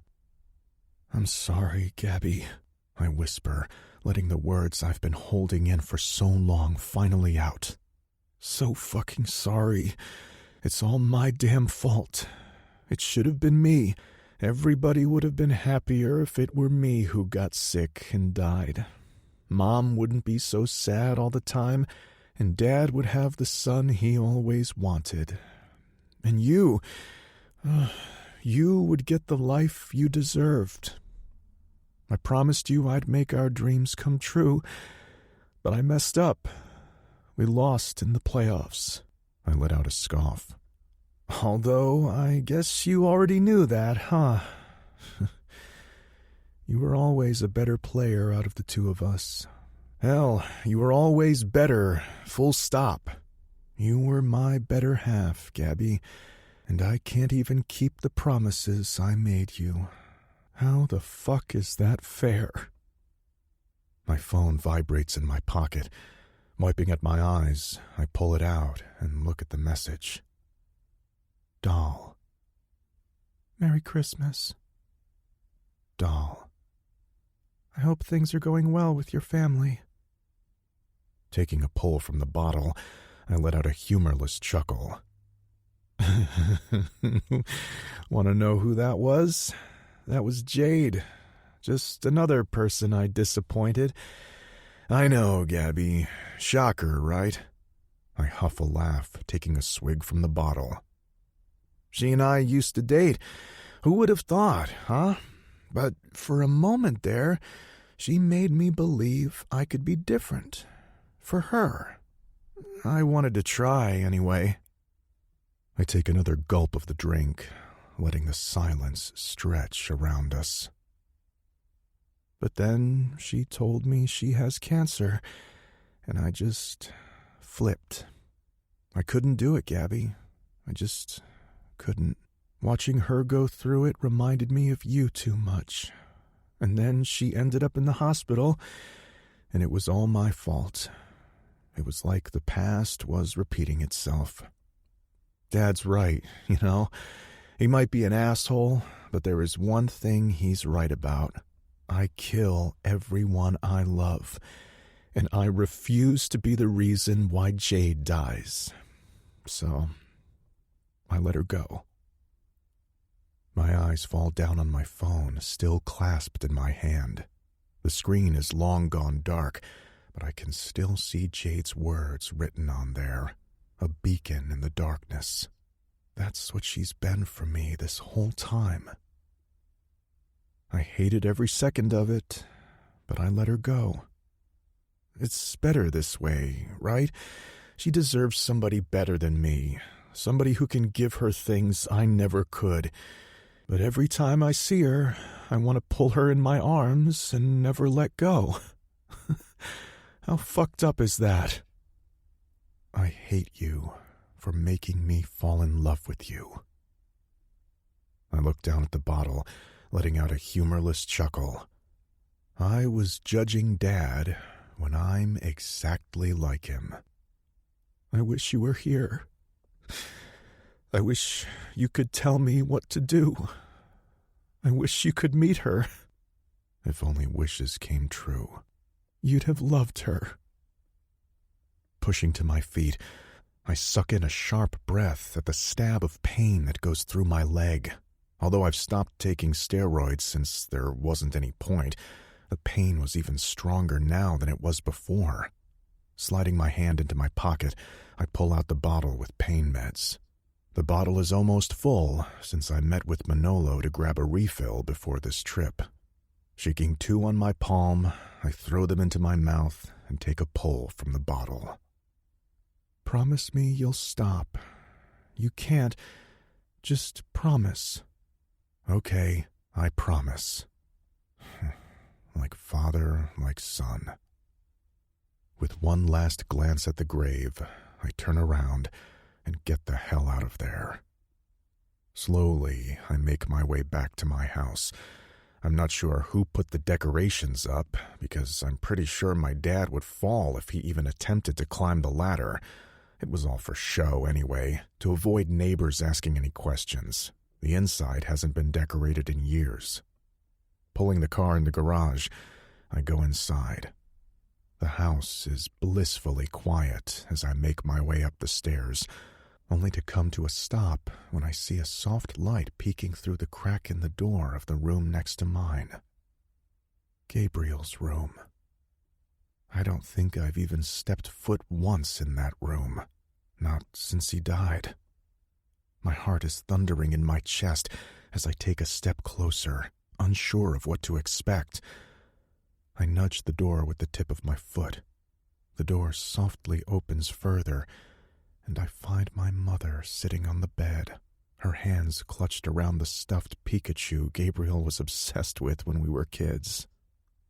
I look around, and it's like I've been thrown back in time. Everything was the same. All the things in place like he left them as he went to the hospital that last time, the time I killed him. The memories come at me like a tsunami, suffocating me in their intensity. All the times we spent playing in this room, doing homework together, playing video games, fighting, lying on the bed late at night, and just talking. Shaking my head, I try to push them back, but it's too hard, too much, too soon. Your father wanted to throw it all away, but I couldn't let him. Mom whispers, her raspy voice bringing me back to the present. What are you doing here, Mom? You should be in bed. I can't sleep. The memories. She shakes her head, tears streaming down her cheeks. It's too hard.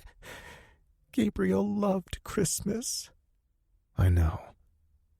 If you would have asked Gabriel, the house would have been decorated on November 1st and stayed that way well into the new year. He loved everything about the holiday. The music, the lights, the food, the presents. Moving closer, I crouch in front of her, but she looks away instantly, avoiding my gaze. He's gone, Mom. Has been for years. He wouldn't have liked to see you like this. You have to let him go. Even before I finish, she's already shaking her head. I can't, she whispers, clutching that damn toy to her chest. He was my baby boy. I can't let him go. I clasp my hands around her wrists, trying to disentangle her fingers from the stuffed animal. You have to let him go. You don't understand. I can't. I don't understand. He was my brother. I yell right back at her. Mom's head snaps to me, her tear-stained eyes wide as she stares at me. He was my brother, and he's dead. How do you think I feel? How I felt all these years. All everybody could think about was Gabriel. And I get it. I got it then, and I get it now. I was worried about him too, all the damn time. Every time I left that damn hospital, I worried he wouldn't be there when I came back. For years. But now, he's gone. Has been gone for 9 years, and you can't even look at me. Did you know that? Did you know that you haven't looked at me in years, Mom? Not really. My brother died, and then my parents, who already didn't think me worthy enough, left me too. Dad thinks I'm a waste of space, and you can't stand to even glance at me for more than a split second.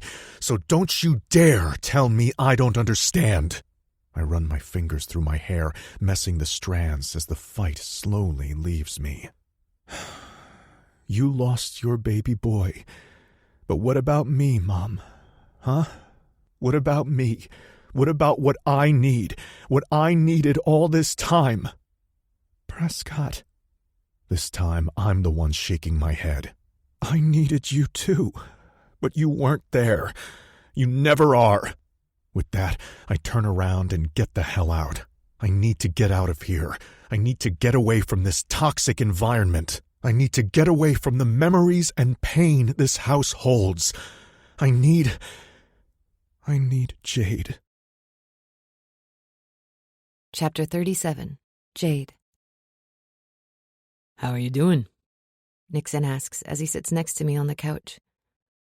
My initial reaction is to say that I'm fine, like I've done so many times in the past, but I stop myself before voicing the words out loud. Nixon has been even more worried about me after the incident in the bathroom a couple of weeks ago, and although Christmas has been quiet, he wouldn't leave me for more than 10 minutes, if that. That day, after he helped me clean up and put me back to bed, I called Dr. Hale. She was the therapist I went to just after Mom died. and after explaining the situation, she agreed to meet me. I'm not sure what kind of crazy money Nixon was paying her, but she's been meeting me every other day like clockwork since that call, and for the most part, it's been helping. I tug the blanket closer around myself, but even that doesn't keep me warm enough. Still hanging on, although barely. I was 2 rounds into my second cycle of chemo, and I swear some days I wish I was dead. Like yesterday. Yesterday, I definitely wished I was dead. And today wasn't much better. I spent the better part of the morning throwing up until nothing was left in my stomach, and now I was fighting the worst shivers of my life. You should be in bed. Nixon chastises. I can't lay there any longer.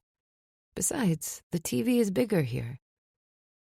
Since Nixon didn't have any more football games, we've decided to spend the whole winter break back at the house. This time it was just the 3 of us.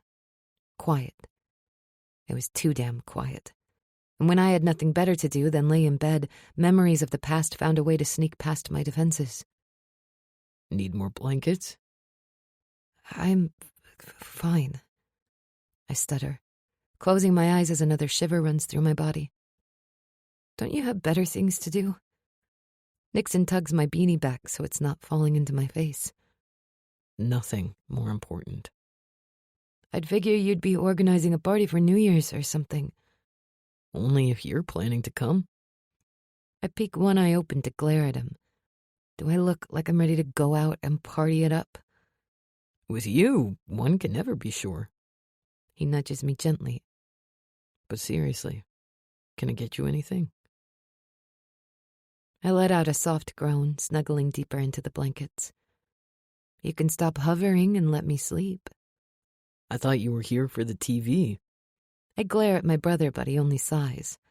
Fine. I'll come back in a bit, though. Didn't even think otherwise, I whisper dryly. Is Prescott coming? The question catches me off guard. We haven't talked about Prescott much. Between the holidays and having to go to the hospital, there just wasn't time. He's visiting his family.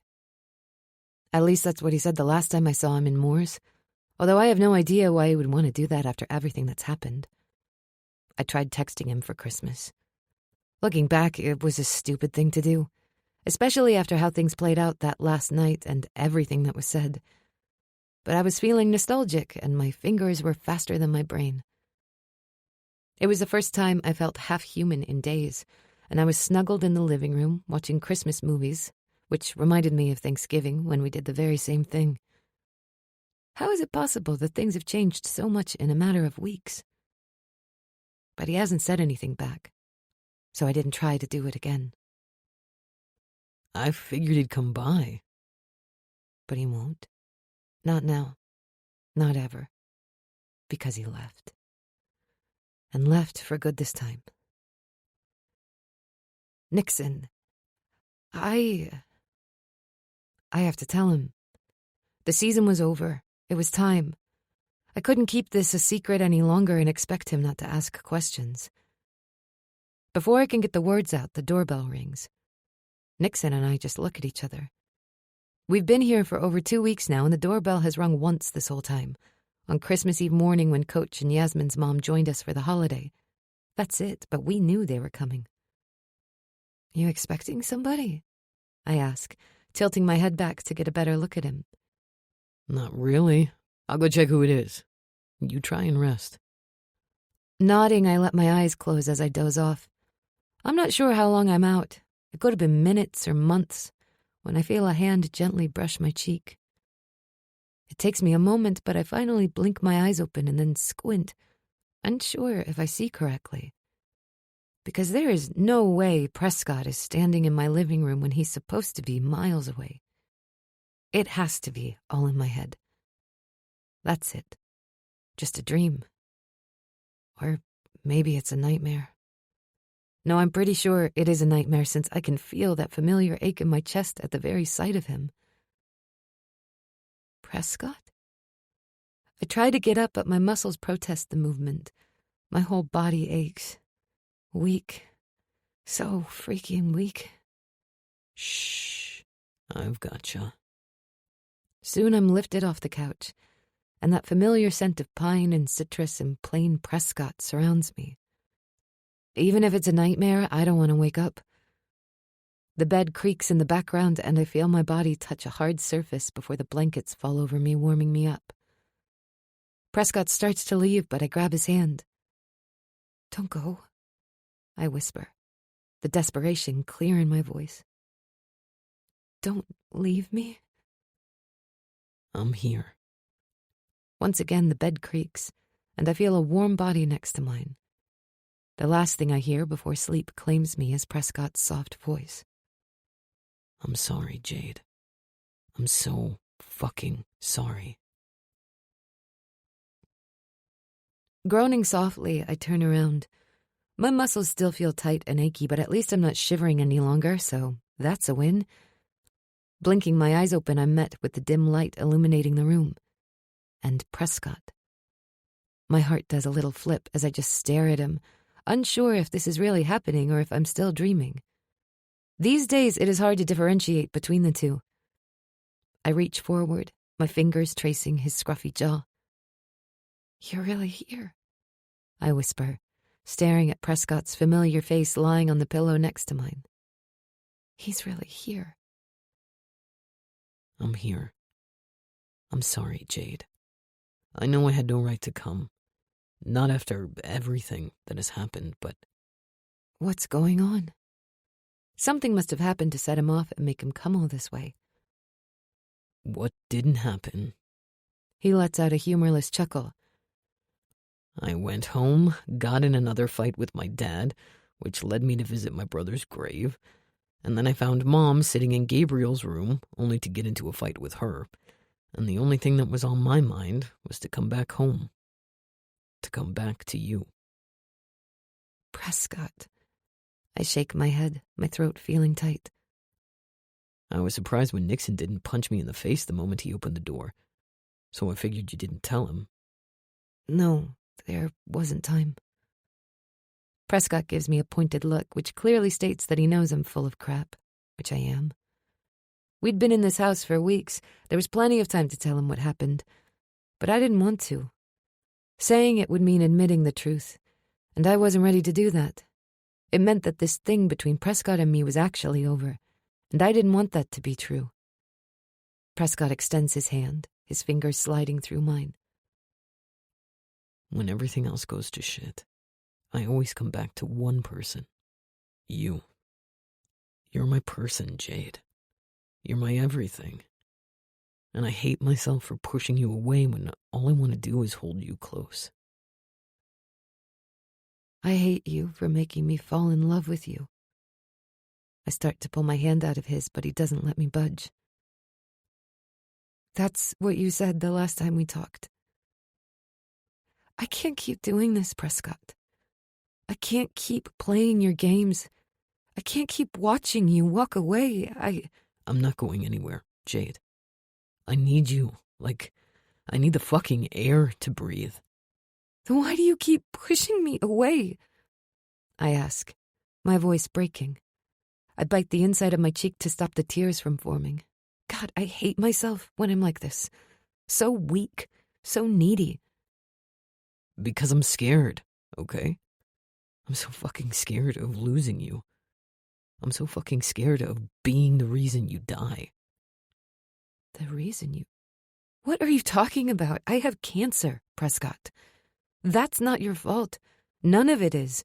If I die, it'll be because of the cancer, and not because something any of us did.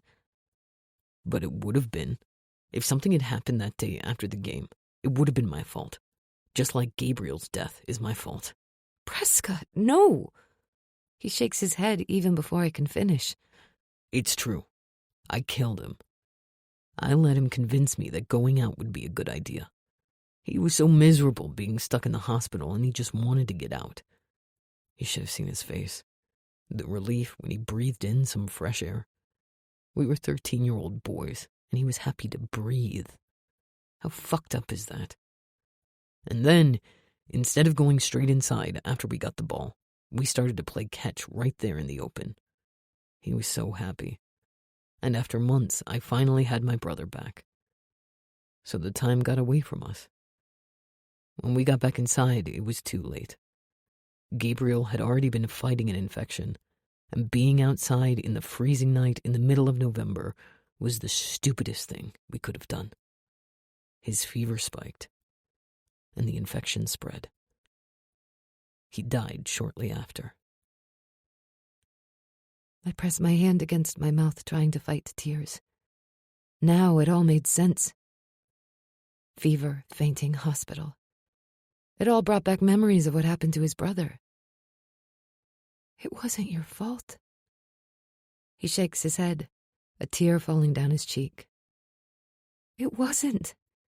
He wanted to go out, and you just went with it because you wanted to see your brother happy. If you want to blame somebody, blame cancer.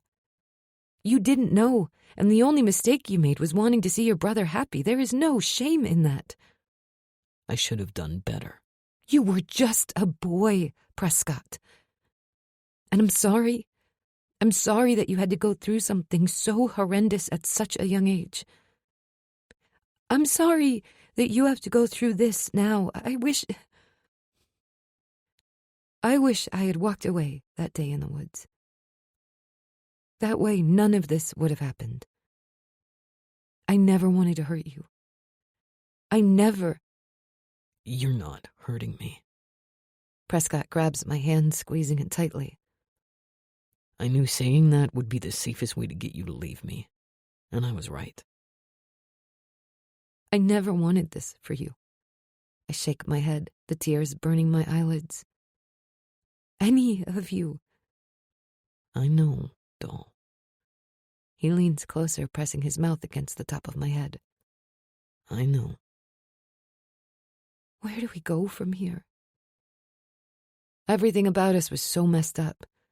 I didn't want to keep hurting him, and I knew if we stayed together, no matter what he said, I'll end up doing just that.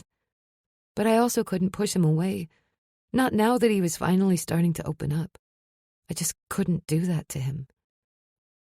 No matter what road we chose, heartbreak seemed inevitable. How about we take it one day at a time?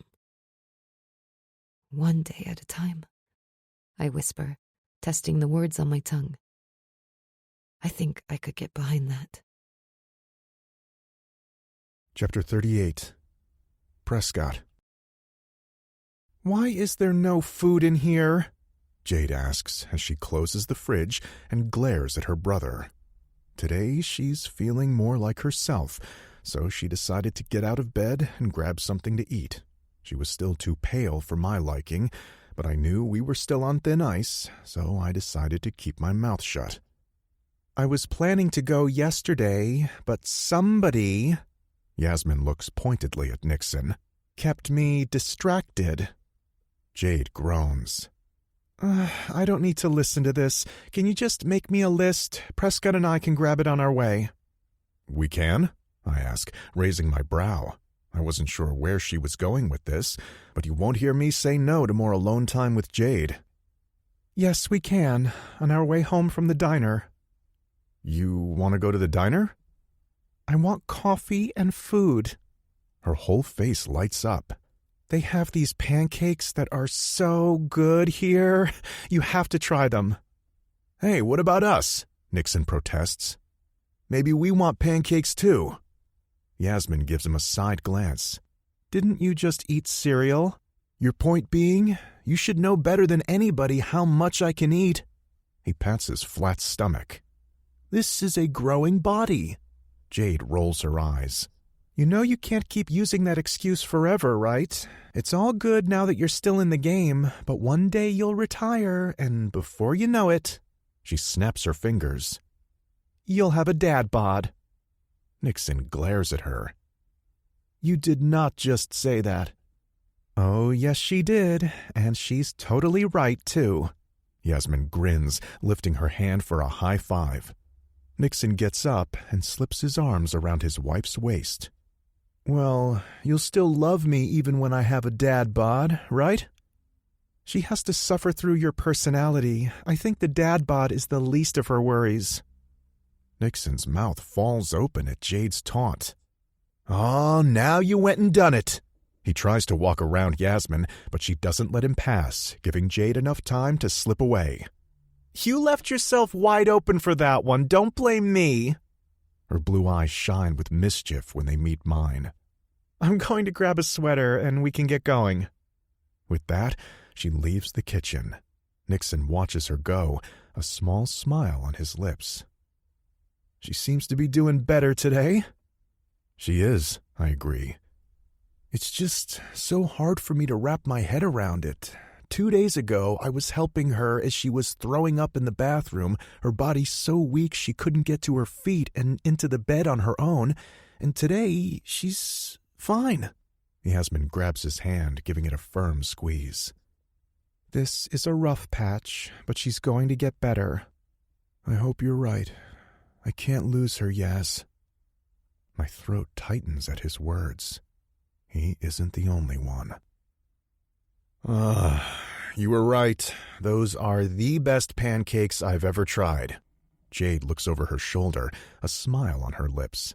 "I told you so." The need to lean down and kiss her is so strong it's almost overwhelming. I must have it written on my face because Jade's blue eyes turn dark as her gaze drops to my lips. Unfortunately, our moment is broken when somebody clears their throat loudly. "You planning to get out anytime soon?" Nixon asks, his narrowed gaze meeting mine. "Cockblocker," Jade mutters, pushing the door open. "Did she just call you a cockblocker?" "Yes, I did," Jade says, just as an older couple exits their car, wide eyes and horrified looks on their faces. "You're crazy." "What? I'm dying. If I'm not going to be unapologetic about what I say now, when will I be?" "You're not—" I don't get to finish because Jade comes to a sudden stop. An older guy is staring at her a few yards away. There is something familiar about him, but I'm not sure where to place him. His mostly gray hair is a mess, and the lines on his face are hardened. His dark eyes are bloodshot, and heavy stubble covers his jaw. He looks like somebody who has had a few rough weeks and decided to drink his weight in alcohol to solve it. "Jade, what?" He takes her in from head to toe, his eyes finally settling on the beanie covering her head. I close the distance between us, my hand going protectively to the small of her back, just as Nixon moves in front of her and throws a menacing glare at the man. "What are you doing here?" "I live here." The guy takes a step closer, his eyes still on Jade. "What happened to you?" Jade's body goes stiff under my touch, but she doesn't cower. Instead, she lifts her chin, meeting the guy head on. "Cancer, which you'd know if you were ever around. Oh, that's right. You don't do well when your family members are sick. Right, Dad?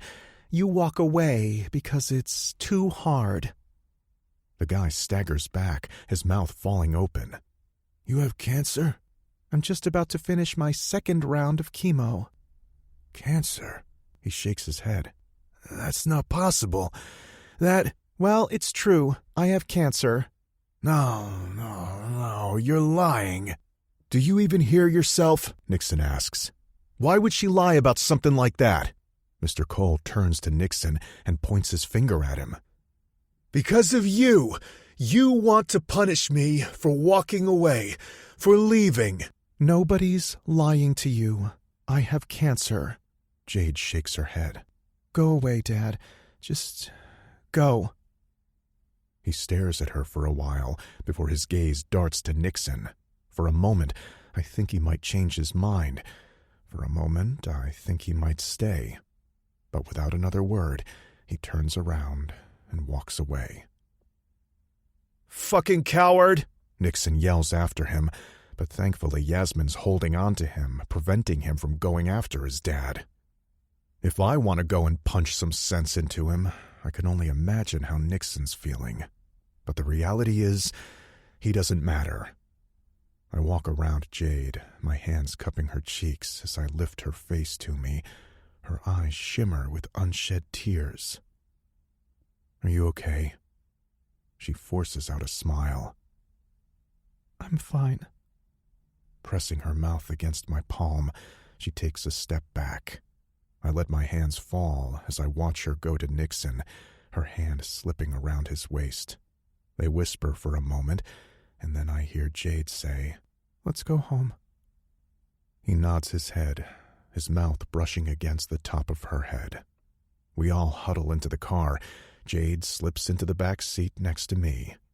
Her hand meets mine in the middle, her fingers intertwining with mine as we quietly drive home, only stopping at the supermarket so they can stock up. We're just pulling into the driveway when Maddox calls, letting us know they've arrived a bit early. And sure enough, his Tesla is there, along with the familiar black Escalade. Yasmin and Nixon exit the car, but Jade doesn't move a muscle, just gazes out the windshield as Yasmin goes straight for Edie, pulling her out of Maddox's arms and into hers. "You okay?" I whisper, giving her hand a squeeze. I know what happened earlier must have upset her. To know your parent is out there, but he keeps walking out on you when you need him the most. "I'm fine. It's not like I expected anything better from him." "Jade, he's your father." "He left me, Prescott." She turns to me, those blue eyes blazing with anger. "He left Mom and me to deal with her cancer all alone. He only came back when it suited him, and even then, the moment things got tough, he walked away. Because that's what he does. He walks away. Besides, I don't need him." It's clear that seeing you like this was a shock for him. I'm not sure why I'm insisting on this so much, but something about it doesn't sit right with me. You never know. Maybe he won't come. I don't want him to come. I meant what I said. I don't want him in my life. We might share DNA, but it takes more than blood to make a family. These people here, she points out the window. Despite everything that I did, all the lies and secrets I kept, they're still here. They are my family. I don't need Kevin Cole to be whole, Prescott. She looks out the window, a smile forming on her lips. They're my family, and I wouldn't have it any other way. Jade. "So, Prescott is here?" Grace says quietly as she sits next to me and hands me a cup of hot chocolate. I look toward the table, where all the boys sit and play poker. Prescott's brows are pulled together in a scowl as he glowers at his cards. "He's here," I say, shifting my attention back to the TV, where some Hallmark movie is playing in the background. It would be so much easier if my life were anything like those movies. "Didn't we want to kick him in the balls the last time I saw you?" "Maybe." I take a sip of my drink, enjoying the sweet taste on my tongue. "What changed?" Yasmin sits on my other side. "That's what I want to know, too." I roll my eyes at my friends, letting out a long sigh. "Do we really have to discuss this now?" "Yes," the two of them say in unison. "What are we talking about?" Allie asks as she enters the room and plops down in the armchair across from us. "Prescott and Jade?" Yasmin mock whispers as she grabs a bottle of red and starts pouring it into the glasses. She looks at me, but I just shake my head. "Spill?" "There is nothing to spill." Yasmin quirks her brow at me, clearly calling my bullshit. "He came here when you told us you all were broken up." Allie's eyes widen as she looks from me to Prescott and back. "You two are not together?" "We are. I'm not even sure what we are," I say honestly. His family is a piece of work, and that's saying something when it comes from me. "So what, he just decided to come here instead?" When everything else goes to shit, I always come back to one person. You. You're my person, Jade. A shiver runs through me as his words ring in my mind. I couldn't get them out of my head, just like I couldn't forget what he told me. He thinks he is the one responsible for his brother's death. There is a reason why he reacted the way he did. Grace opens her mouth to protest, but I stop her before she can utter a word. I mean it, Grace. It was a damn good reason to. I'll believe it when I hear it. Well, you're not going to hear it because it's not my story to tell.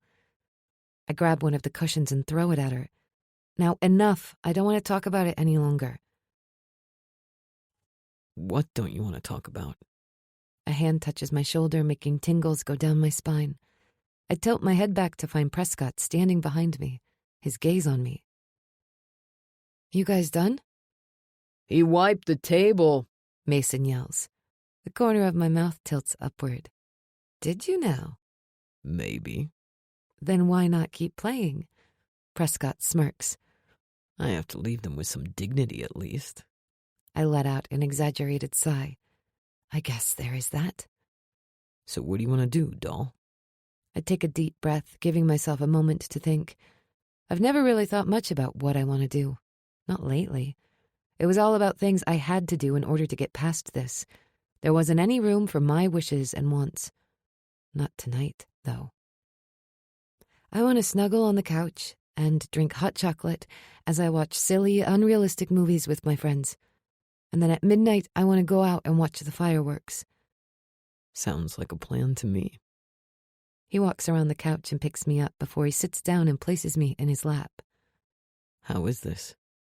Prescott asks, pulling a blanket around me tighter. I lean my head against his chest, inhaling his familiar scent. Perfect. This is perfect. Soon the rest of the guys join us and we all laugh at the absurdity of the movies. In the end, we make a unanimous decision to watch Avengers instead. We're halfway through the Age of Ultron when midnight sneaks around. Putting on the winter gear, we go outside. Some people are already firing fireworks, so I tilt my head back and watch the colors splash over the dark sky as I inhale the icy night air. Hands sneak around me, and Prescott leans his chin against my shoulder as he pulls me into his body. You don't want to play with fireworks? I ask, tilting my chin to Nixon, Mason, and the girls who were all out in the yard setting up. I'm perfect where I am. Okay, I whisper, placing my hands over his. From the corner of my eye, I can see Allie wrapping another blanket around Eddie as she pulls her closer and points at the sky. Maddox's arms are wrapped around his two girls. Our friends start the countdown, so we join in. Nixon crouches down to light up one of the fireworks, which blasts into the sky just as we get to 0.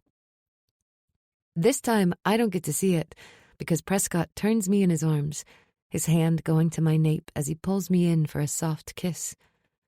My entire body melts in his arms as he kisses me for what feels like forever. Pulling away, he presses his forehead against mine. I let out a soft chuckle. Happy worst year of my life. Prescott shakes his head. Happy best year of your life. Hardly. I still have months of chemo in front of me. His thumbs skim over my cheeks. But you'll beat this thing. And once you do, you can go back to your life. I believe in you. Well, at least one of us does. I scoff. I do. Leaning in, he presses his mouth against mine once more. Happy New Year, doll. I wrap my fingers around his jacket, not letting him pull away. Happy New Year, hotshot, I whisper. And this time, as our mouths meet, there is nothing gentle about our kiss. Chapter 39. Prescott. You going to grab lunch? Spencer asks, looking over his shoulder. Yes, I have to eat something before I get back to studying. Pulling my hoodie over my head, I grab my phone, but don't find any messages waiting for me. I'll go with you. Just let me wash up quickly. Spencer disappears into the bathroom, so I hastily slip my hand into my pocket and pull out some pain pills, tossing them down as I take a seat. I should have probably used all the time I had studying, but after staring at books for the past 6 hours straight, I needed a break, an outlet for all this nervous energy coursing through me, but I might have overdone it. I'm about to pull out my book to get some reading in while I wait for Spencer, when my phone rings. Are you ready for your MCATs? My fingers tighten around the book at the sound of my father's voice. We haven't talked since I left my childhood home. Not that actually surprises me. Hello to you too, Dad. It's nice to talk to you. Not. What would be nice is to know my son is taking his responsibilities seriously. You have your test in 2 days. Are you ready? I grit my teeth, irritated with this conversation. I told you I should have taken the later exam, but you were the one who insisted I take the first available date. As if the results would be any different at a later date. You're just looking for excuses to be lazy. Get your ass to work and pass the damn exam, he bellows. Because of course, it was that easy in his mind. You sit down and the knowledge will magically transfer into your head. Let's ignore the fact that it takes a good 14 years to become a doctor, while it only takes you 7 to become a lawyer. I don't have time for this, Dad. I have studying to get back to. You listen to me. I hang up before he can finish, tossing the phone back into the bag, just as Spencer gets out of the bathroom. Did you say something? Nope. I shake my head. Nothing. Maybe I should just go to the library. You won't get any studying done on an empty stomach. As if he called it, my stomach chooses this exact moment to rumble loudly. See? Let me throw on some clothes and we'll be out of here. True to his words, in less than 15 minutes, we're in the cafeteria, and the line isn't even that long. Grabbing our food, I'm about to take the first open table when Spencer shoves me in the opposite direction. What the? I look up, my eyes locking on Jade's. She smiles, and I feel that grip tighten around my stomach. Maybe she'll help you chill for a moment. You should probably have sex. It helps me when I'm on edge. Of course it does. Hey, it's true. Don't tell me you haven't tried it. I'm not talking about my sex life with you, I say as I walk over to Jade. Slipping into the open seat next to hers, I brush my lips against the top of her beanie-clad head. Hey, you. I didn't realize you were on campus today. Jade decided to cut out most of her classes and only has one class this semester, which is on Tuesdays and Thursdays. I have to eat something, don't I? I guess there is that. You won't hear me complain about it. Where are you guys coming from? Grace asks as Spencer takes the seat next to hers. Jim, I found this asshole lifting so much the damn thing fell on his head. I had it under control until you came and decided to meddle, I mutter, pulling out my book. I'd see if you broke your nose when all that weight fell on you. I roll my eyes at him. Whatever you need to tell yourself to sleep at night, dude. I tune them out, focusing my attention on the book in front of me as I go over the prep questions. At this point, I've gone over them countless times, but it never felt like enough. Because that's what you do. You fail, Prescott. You fail people around you. You fail at football. You fail. I'm not gonna fail.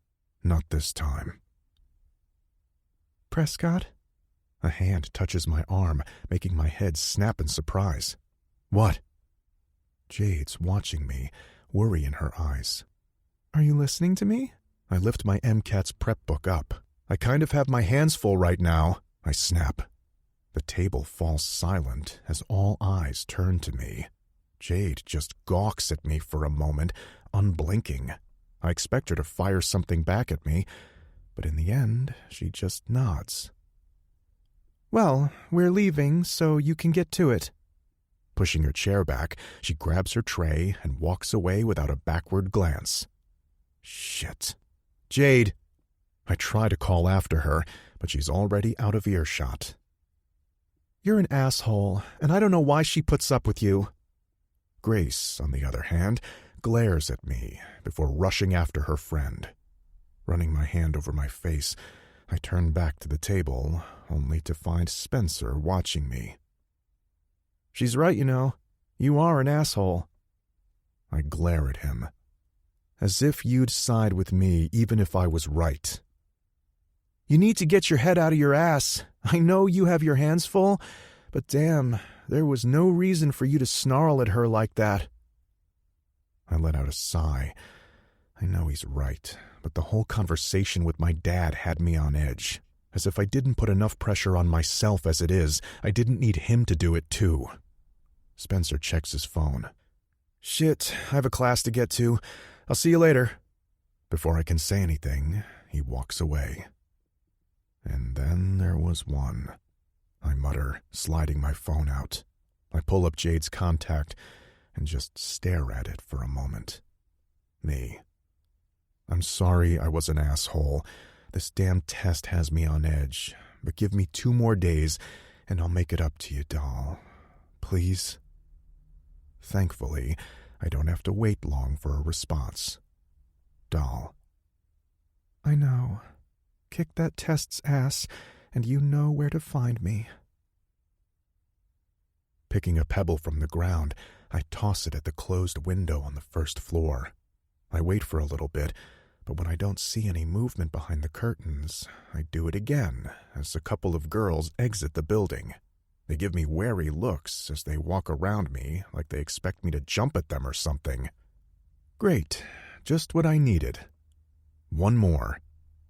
Picking one of the bigger pebbles, I toss it at the window just as the curtain is pulled open and Jade's face peeks at me. She shakes her head, but lifts the window open, leaning against it just like she did a few months ago. "Seriously?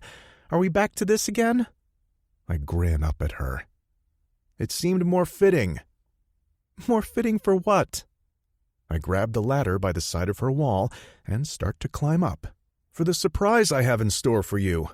"It seemed more fitting to steal me through my window?" She moves so I can hoist myself up. "To pick you up." I brush my hands against the sides of my legs. "Just like the good old times." "You're weird, Wentworth." Jade starts to walk away, but I slide my hand around her waist, pulling her to me. "Yeah, but you still love me." Her fingers press against my chest as she looks up at me. She's lost more weight in recent weeks, but that smile is still on her face as she watches me. She jabs her finger into my chest. "You should consider yourself lucky." "I do." Leaning down, I press my mouth against hers. What started off as a slow kiss soon turned frantic. Jade tugs me closer, her body brushing against mine as I lower my hand to the small of her back, my tongue slipping into her mouth.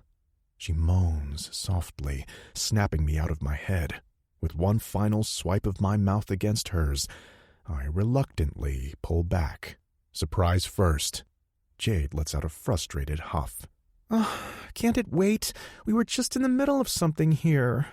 Her cheeks are flushed, lips pursed in displeasure. I would find it cute if my cock wasn't throbbing in protest. We haven't had sex in weeks, not since that time just after she took her drains out. Between everything that was going on, there just wasn't time. Plus, I meant what I said. She needed time to heal properly. What she was going through wasn't easy by any means, and then we broke up. "Is it me? I mean, I know I'm not what I press my finger against her lips, stopping her from finishing that sentence. "You're perfect, Jade. So fucking perfect. And I can show you just how much later on, but we really need to leave now." I push her toward the door. "Come on, let's grab your jacket." She looks over her shoulder. "We're going out? I should put on some—" "Jacket," I finish for her. "You really need to put on a jacket." She crosses her arms over her chest and huffs as I continue pushing her down the hallway. "Some makeup would be nice, too. I look like a ghost." One sexy-ass ghost. Grabbing her jacket from the hook, I hold it open for her as she slides her hands inside, and I zip her all the way up, taking her hand in mine as I open the front door. "Let's go!" We descend the stairs and get out before I cover her eyes with my hands. "What are you doing?" Jade's hands cover mine, but I don't let her push me away. "Surprising you." "Really? You know I'm not a fan of surprises." "You're not?" I ask, not making any attempt to move my hands from her face as I guide her. "I'm not. I'm really, really not. Well, you'll have to deal with it for a little while longer. Your surprise is in walking distance? Something like that, I say, shifting my hand so I cover her eyes with one palm while I open the door with the other one. It is. I heard the door creak. Watch the steps. I knew it. Next time I'll put a scarf around your mouth. You wouldn't dare. Try me, doll. You could have just surprised me without all the secrecy, you know. I'm sure whatever it is you did is going to be amazing anyway. Amazing, huh?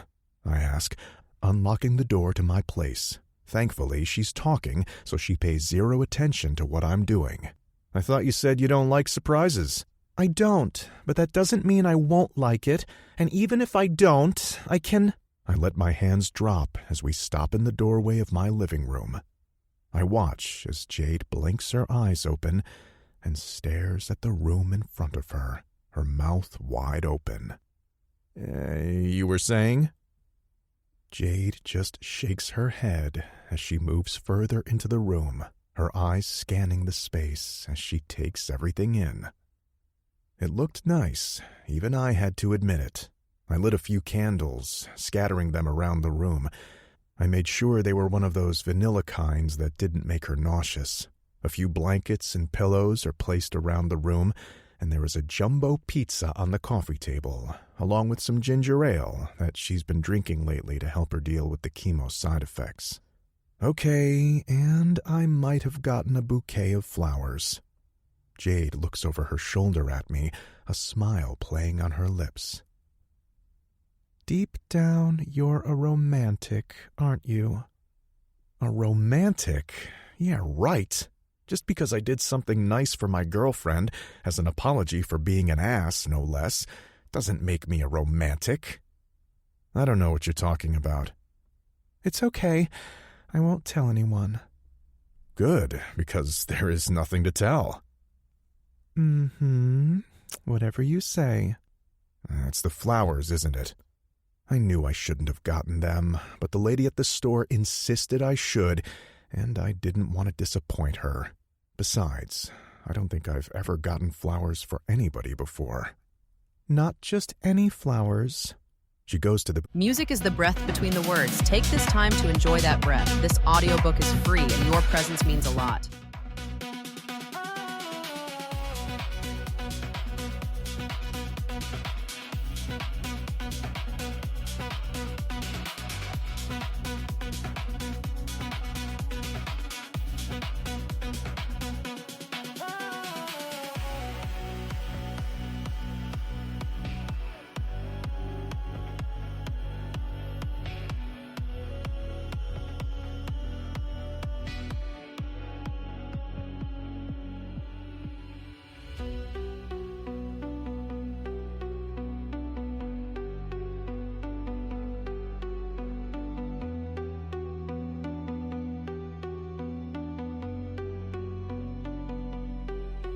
Can you hold me now before our time runs out? Oh baby, hold on to the moment.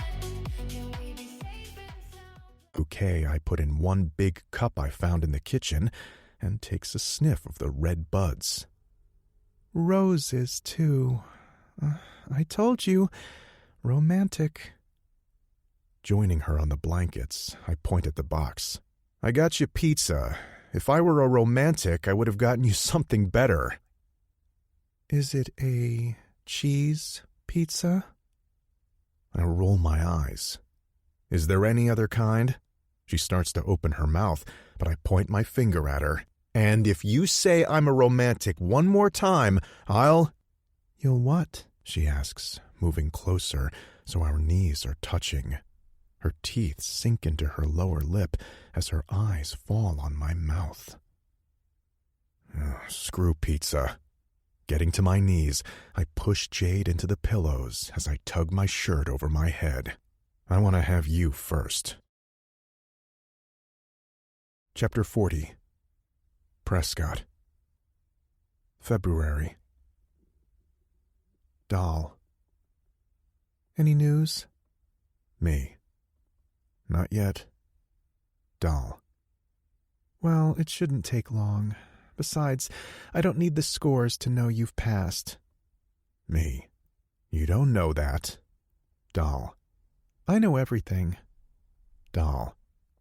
Are we still on for tomorrow? You sure you have time to drive me to the hospital? Me. Yes, I'm going with you to the hospital. Doll. Okay, I'm off to my class. Text me when you know something more. Shaking my head, I turn my attention back to my homework. I try to concentrate, but after I stop for the third time in the middle of an equation, I let out a frustrated groan. I drop the book on the desk and stretch my sore muscles, my gaze falling on my phone. Still nothing? I turn around to find Spencer leaning against my doorway. Nope, still nothing. January has passed in a heartbeat. Between classes starting once again, spending as much time with Jade as possible, and the final preparations before taking the MCATs, I've hardly had any time to breathe. But today was the moment of truth. The MCAT results were supposed to be posted sometime today, but it was late afternoon, and so far there was only silence. Well, I know one way how to distract you. Get dressed. My brow quirks up. Where are we going? We just smashed our opponents, so the guys are throwing a party before we leave for a few away games tomorrow morning. A pang of jealousy hits me at his words. That was supposed to be the football team. Instead, we lost, and the hockey players were still cleaning the ice with their opponents' asses. If they continue this way, they could go all the way to the Frozen Four without any issues. Like there wouldn't be a party even if you guys lost. Win, lose, is there even a difference any longer? Spencer shrugs, tapping his fingers against the doorway. Meet me out in 20? What are you, a girl? Nah, I figured that'll give you enough time to take care of that bush that's grown on your jaw. Fuck off, I mutter, rubbing at my jaw defensively. That bush, as you call it, is a beard. Not that your 13-year-old self can recognize it. Spencer covers his chest dramatically. Now you wound me. I'm at least 16. Get the hell out of here. I'll see you in 20, old man. Old man. I scoff and shake my head. I'm about to go to the bathroom when my phone lights up. I suck in a breath, my stomach clenching as I slowly pick it up and unlock the screen. The results are in. Holding my breath, I open the email and click on the link. It feels like forever as the page uploads. Fucking finally. My heart starts beating faster as I look at the score on the screen. I blink, hoping I have it wrong, but it's still the same.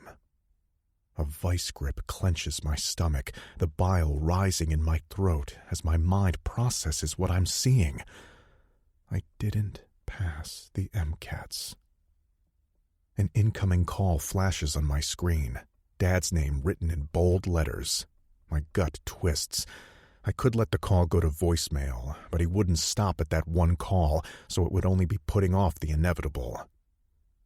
What? I ask, not in the mood for chit-chat. There is a beat of silence on the other line before, I was right, wasn't I?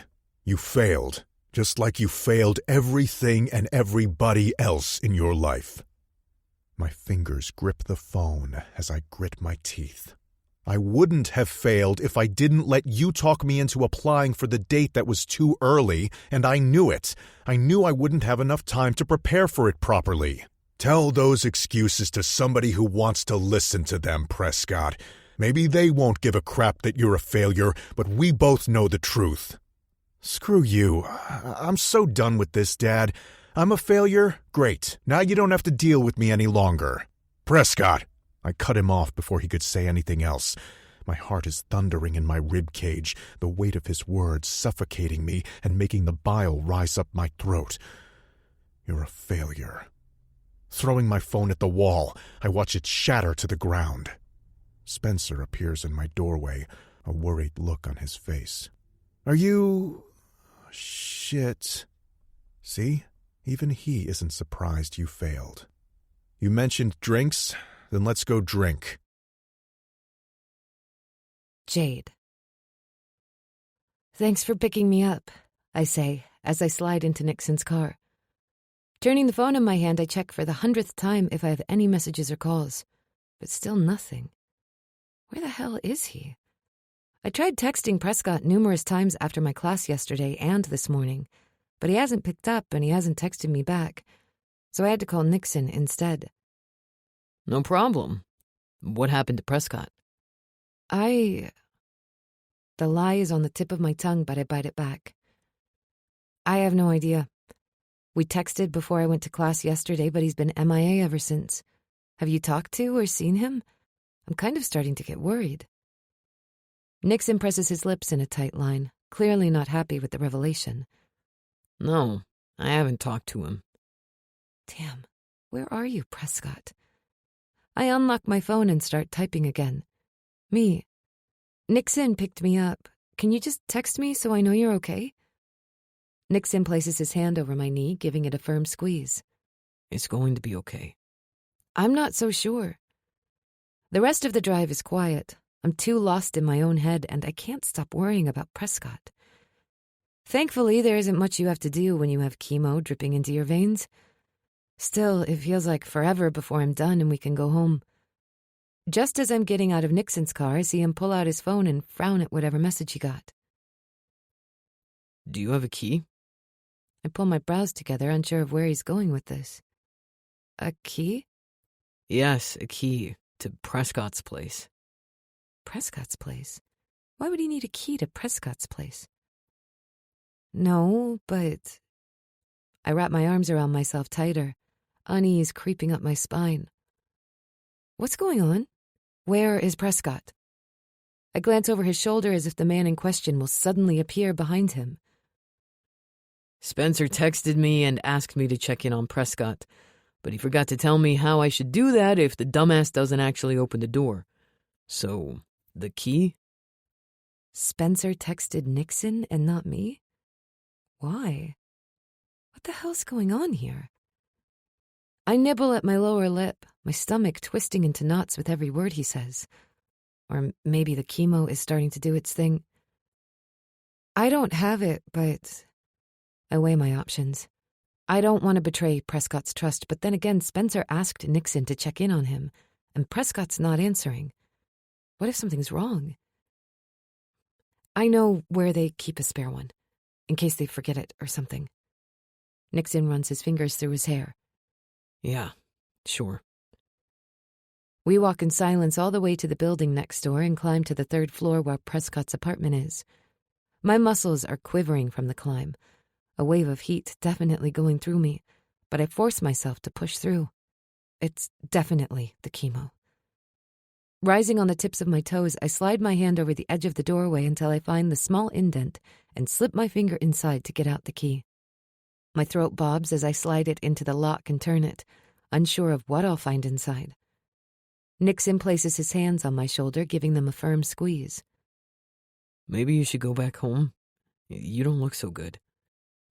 And wonder what the hell's going on? Screw that. I'm fine, I say, pushing open the door. The place is dark when we step inside. The smell of stale food and something else, something familiar, makes my stomach roll. My hand flies to my face, covering my mouth and nose, willing my stomach to calm down. That's when I see him. No. I shake my head. No. My heart stops when I get to the middle of the room, just enough to find Prescott lying on the floor unconscious. Nixon swears and pushes me away as he turns Prescott onto his back, leaning down so he can check if he's breathing. What if he's not breathing? The asshole is still alive, Nixon mutters. just unconscious in his own vomit. With that, he slaps him on the cheek, hard. The sound of skin connecting to skin snaps me out of the daze. What are you doing? Trying to wake him up. What does it look like I'm doing? He slaps him again. Wake up, you idiot. He glances at me. Sit down, Jade. I can't have you passing out, too. Nixon grunts as he slips his arm around Prescott's waist and helps raise him off the floor. Prescott groans and relief slams into me, almost bringing me to my knees. He's okay. He's okay. He's okay. I chant those words as I watch Nixon carry him into the bathroom before following after them. He goes straight into the small shower. After a few silent curses, the water turns on and Prescott bellows at the cold water hitting him out of nowhere. What the fuck? And since the nice way didn't work, figured this would have to do. You can thank me later for not leaving you to suffocate in your own puke. Nixon's words are hard and unyielding. I can still see it. See him lying down on that floor, utterly unaware of what was going on. Would he be okay if Nixon hadn't decided to check in on him? Would he still be alive? Wrapping my arms around myself, I take a step back. I have to get out of here. Out, out, out. The moment I'm in the living room, that horrible smell hits me once again. I barely make it to the sink before I start throwing up. My fingers grip the counter, knuckles white as I get everything out of me, a cold sweat coating my skin. Only when I'm sure I'm done do I turn on the faucet, letting the water wash away the puke and splash some water on my face before I get down on the floor, pulling my knees to my chest. I'm about to place my head on my knees when something white catches my attention. Bracing myself, I push upright and make my way to the middle of the room, sliding my hand under the coffee table and pulling it out. I know what it is even before I turn it to see the label. I'm gonna find some dry clothes to change into. Nixon says, startling me. I grip the bottle tighter, looking up at him. Sure thing. Nixon stops, those wary eyes of his that seem more than they should narrowing slightly. Are you okay? No side effects? You look like you've seen a ghost. Yeah, it's just... I inhale deeply. I'm fine. Go, change. Okay. I'll be back in a few. He looks over his shoulder again before finally disappearing out into the hallway. I unclasp my fingers, looking at the label on the bottle. It's worn, like the bottle has been used regularly for months. Damn it, Prescott, you promised. I flip the lid open, noticing only a few pills left, and the half-empty bottle of Jack is on the table. I press my lips together to stop them from wobbling. Spiraling. He's spiraling. I know because I've been there. I've been swallowed by my darkness. I've been fighting it for months now, resisting the pull as I toe the line so very carefully. Curling my fingers around the bottle, I watch the color drain from my knuckles. I rub my free hand over my face. Tired. I'm so damn tired. Jade. His soft words make tingles run down my spine. I let my hand drop down and wrap my arms around myself as I slowly turn around to face him. Prescott is standing in the doorway, a loose pair of sweats hanging on his hips, his chest bare. His hair is wet and the circles under his eyes are so dark they're almost black. He rubs his jaw, the stubble on his chin so long it's a full-on beard. You promised, I say softly, but the accusation is clear in my voice. He takes a step toward me. Jade. You promised, I yell, throwing the bottle at him. Of course he's faster, catching the damn thing before it knocks him in the head. He looks down at the bottle, guilt flashing in his eyes. You don't understand. Oh, I understand it perfectly. I interrupt him, not in the mood to deal with his bullshit. I understand that you ask one thing of me when you do the exact opposite. You ask me to fight when you've given up. Jade, Save it. A tear starts to slide down, but I wipe it away quickly. I can't keep doing this, Prescott. I whisper, knowing there will be no going back once the words are out. He blinks a few times, the realization flashing in his eyes. What? I can't keep on doing this thing between us. It's toxic. We are toxic. I shake my head. And I can't keep on watching you throw away your life for the demons haunting you. No, Jade. He takes a step closer, I'm sorry. I just can't. I shake my head once again as I take a step back. You were lying on that floor, Prescott. I point at the place where we found him. Traces of puke and God knows what else still spilled on the hardwood. You were lying there, and I thought... I clench my fingers into fists by my sides, the words coming out so fast they're a blur. I thought you were gone. For a split second, I thought you were dead, and the only thing I could think about was that it was my fault, that I... No, Jade, that's not true. That I did this to you. I finish, needing to say it, needing to voice the words out loud. My guilt. So much guilt. Because I selfishly wanted to keep you by my side, although I knew I should let you go. This isn't your fault. It is. I should have never dragged you into this when I knew I was sick, when I knew what you've been through. You and me, Prescott, we're broken. You're not broken. I am. I'm so broken that I don't know how to put the pieces back together. But I have to. I have to because I have people counting on me. Nixon and Yasmin, Grace, Ray, Penelope, you.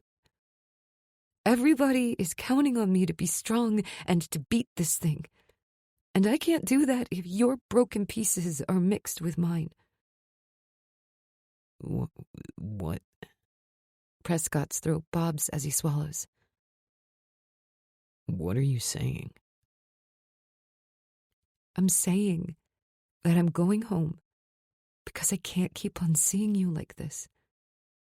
It hurts too much. I'm going home so I can heal. And for your sake, I pray that you can do the same. Don't do that, Jade. He closes the distance between us, pulling me into his arms, and I let him. Because for all that I said, deep down, I'm weak. I'm weak, and I crave him. I crave his strength, his love. So I let him hold me. One last time. Just for a few heartbeats longer.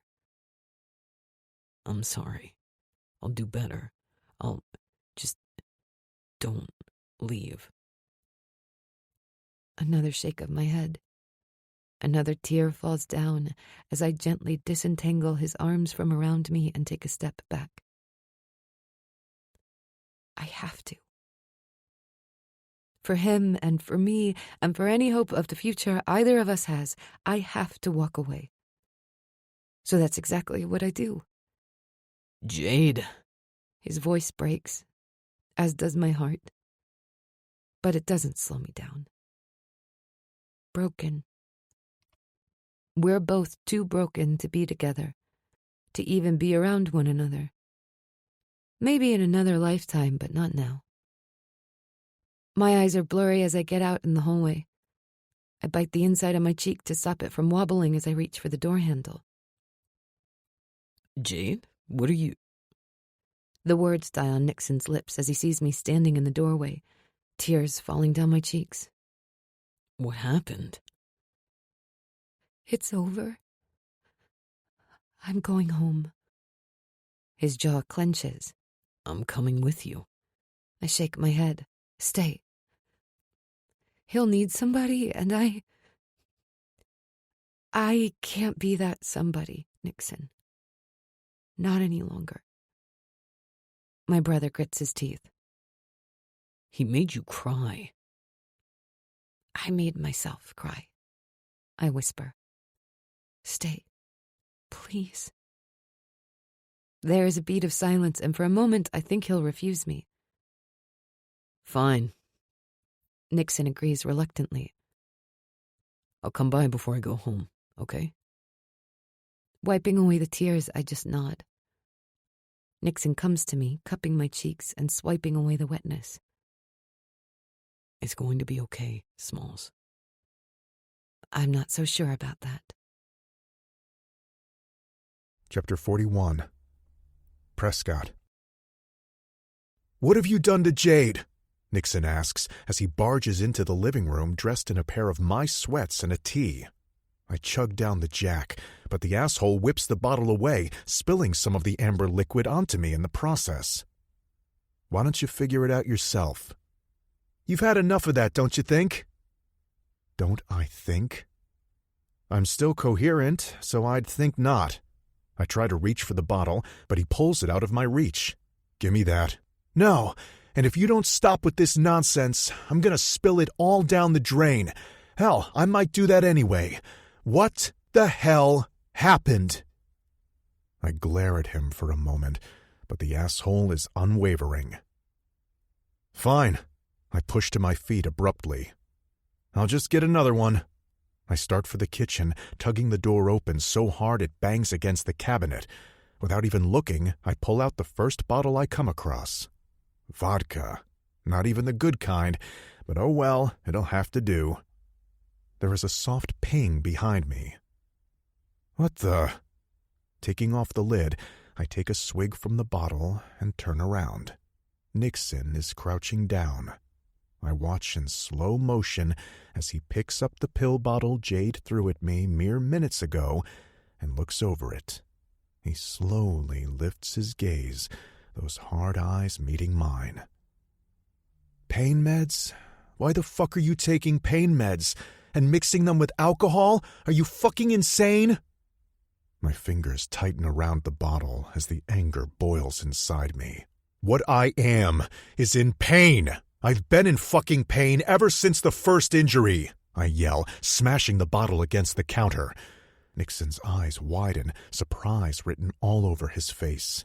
Not like anybody else noticed. I laugh humorlessly. Prescott, Save it, I snap, not in the mood to listen to his excuses or apologies. I didn't do it for you. I didn't do it for the team. I did it for me.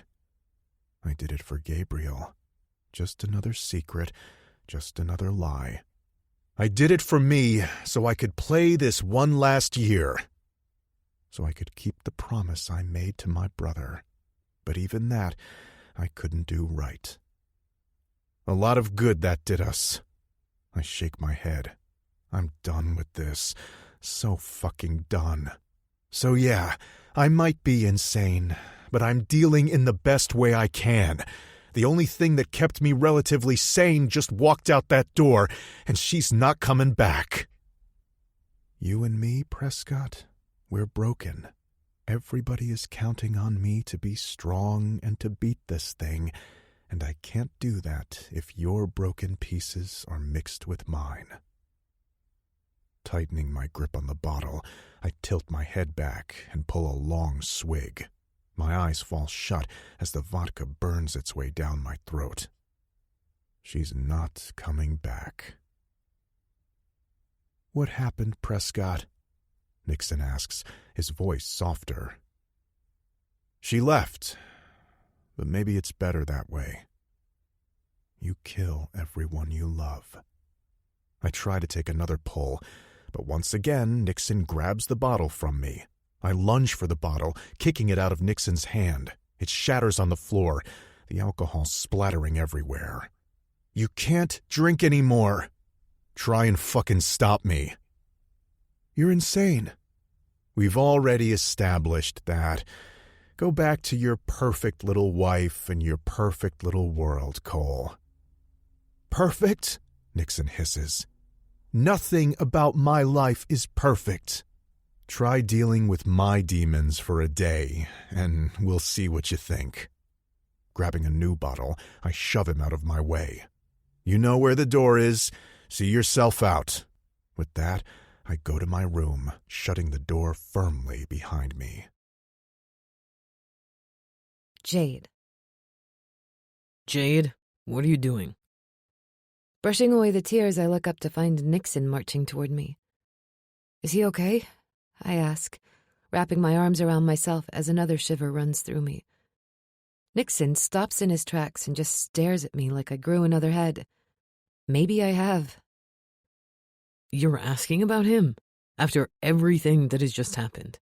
Yes. Is he okay?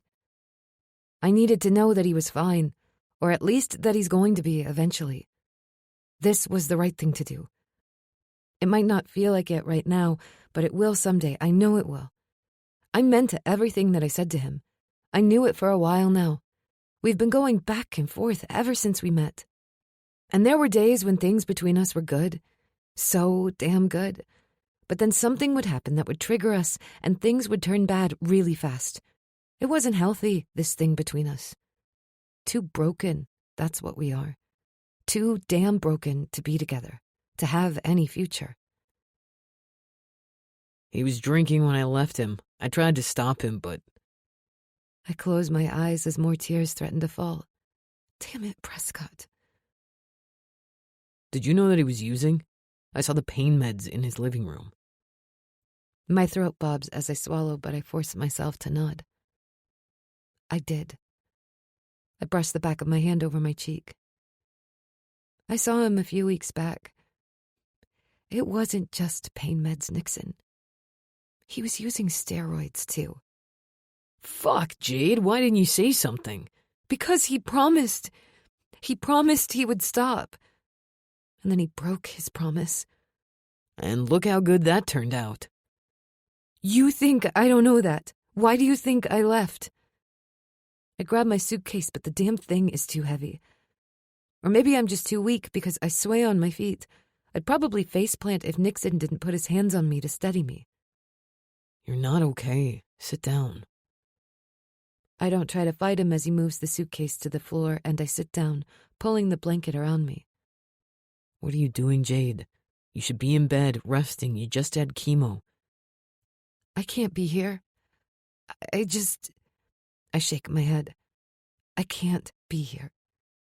If I stay, I'll waver, and I can't do that.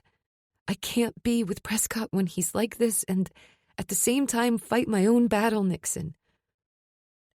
I've been drowning for months now, and I fear that if I'm Prescott's lifeline, we'll both end up drowning instead. I have to go. Okay. Nixon nods. Just let me get home and pack some shit and we can... No. I place my hand over his, stopping him. You can't leave. You have classes. You have to keep up with conditioning, and you have all the pre-draft stuff to deal with. You have to be here. Jade, I'm not letting you... I'm not letting you, Nixon. I snap, not in the mood to deal with this, too, on top of everything else. I'm not letting you mess your life up now that you're so close to fulfilling your dreams. You have to stay here. I'll be fine back home. You're going through chemo. You can't be alone. You can still drive me? So freaking generous of you. I mean it, Jade. You know how things get. I know, Nix. I freaking know. It's my life. But I can't be here, and you have to stay here. We'll figure it out. Find a schedule. Just stay. Nixon lets out a shaky breath, running his hand over his face. The bags under his eyes are deep. And some days it feels like he has aged 10 years in the last few months. Okay. We'll figure it out. Nixon starts to pull my suitcase toward the door, but I grab his hand and stop him. Nixon. He looks over his shoulder and he must see something on my face because he's already shaking his head. Don't ask that of me. You're angry, and you have every right to be. Damn right I do. All Prescott's done this year is lie to me. Makes me wonder if anything he ever said was the truth. He's your friend. Friends don't lie to friends, Smalls. Neither does family, and yet I lied to you. I need you to do this for me. I need you to take care of him. Jade. Nixon lets out a frustrated groan, but I can see him wavering. I love him, Nixon. I'm in love with him. And the thought of losing him... I press my lips together to stop them from trembling. I can't be here, but I can't leave him to fight his demons on his own either. Help him. My brother is quiet for what seems like forever. For a moment, I think he'll refuse me. I'm sure of it, really. We've both hurt Nixon so much in this past year. Fine. I'll do it. For you. I'll do anything for you, Smalls. Just, Nixon points his finger at me. I will not promise not to punch him. That's where I draw the line. Take it or leave it. Fine. I could take him broken and bruised, but I needed him to be alive. Chapter 42. Prescott. A loud bang startles me out of my sleep. At first I thought it was all in my head, a part of my dreams, my nightmares. Or maybe it's just the consequence of drinking after Jade left. Hell if I know. But then the curtains are pulled apart, and the bright light blinds me. What the? Get your ass off the couch, Nixon growls. I'm not going anywhere.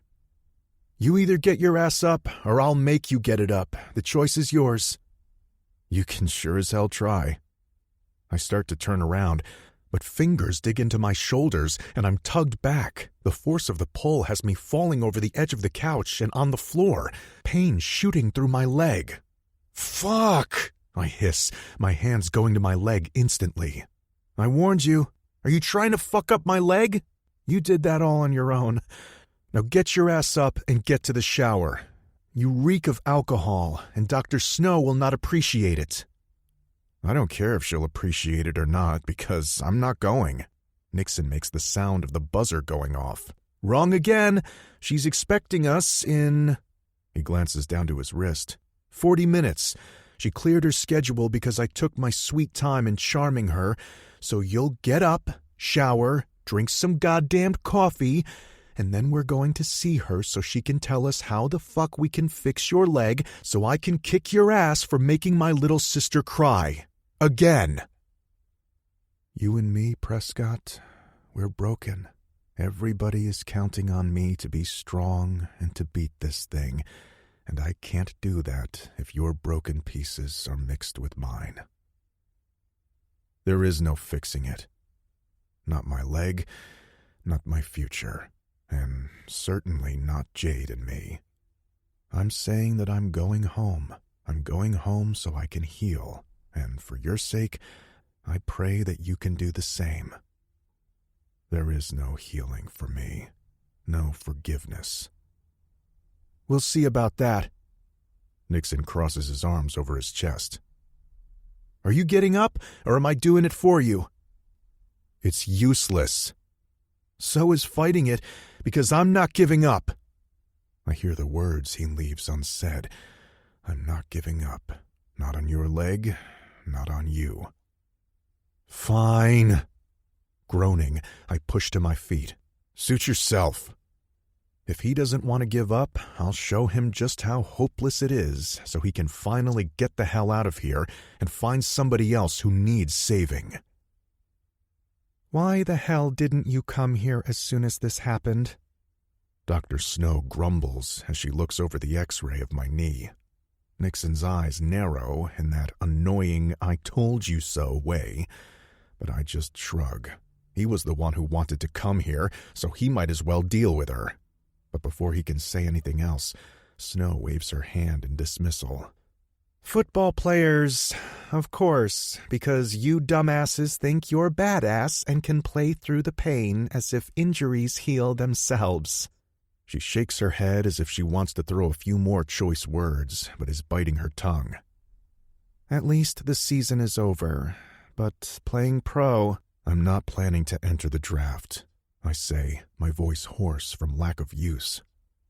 I'm going to My words trail off as I realize that, no, I'm not going to med school because I failed my MCATs. Just another failure in a row. What's one more, right? I guess I should be used to it by now. I'm used to being the disappointment.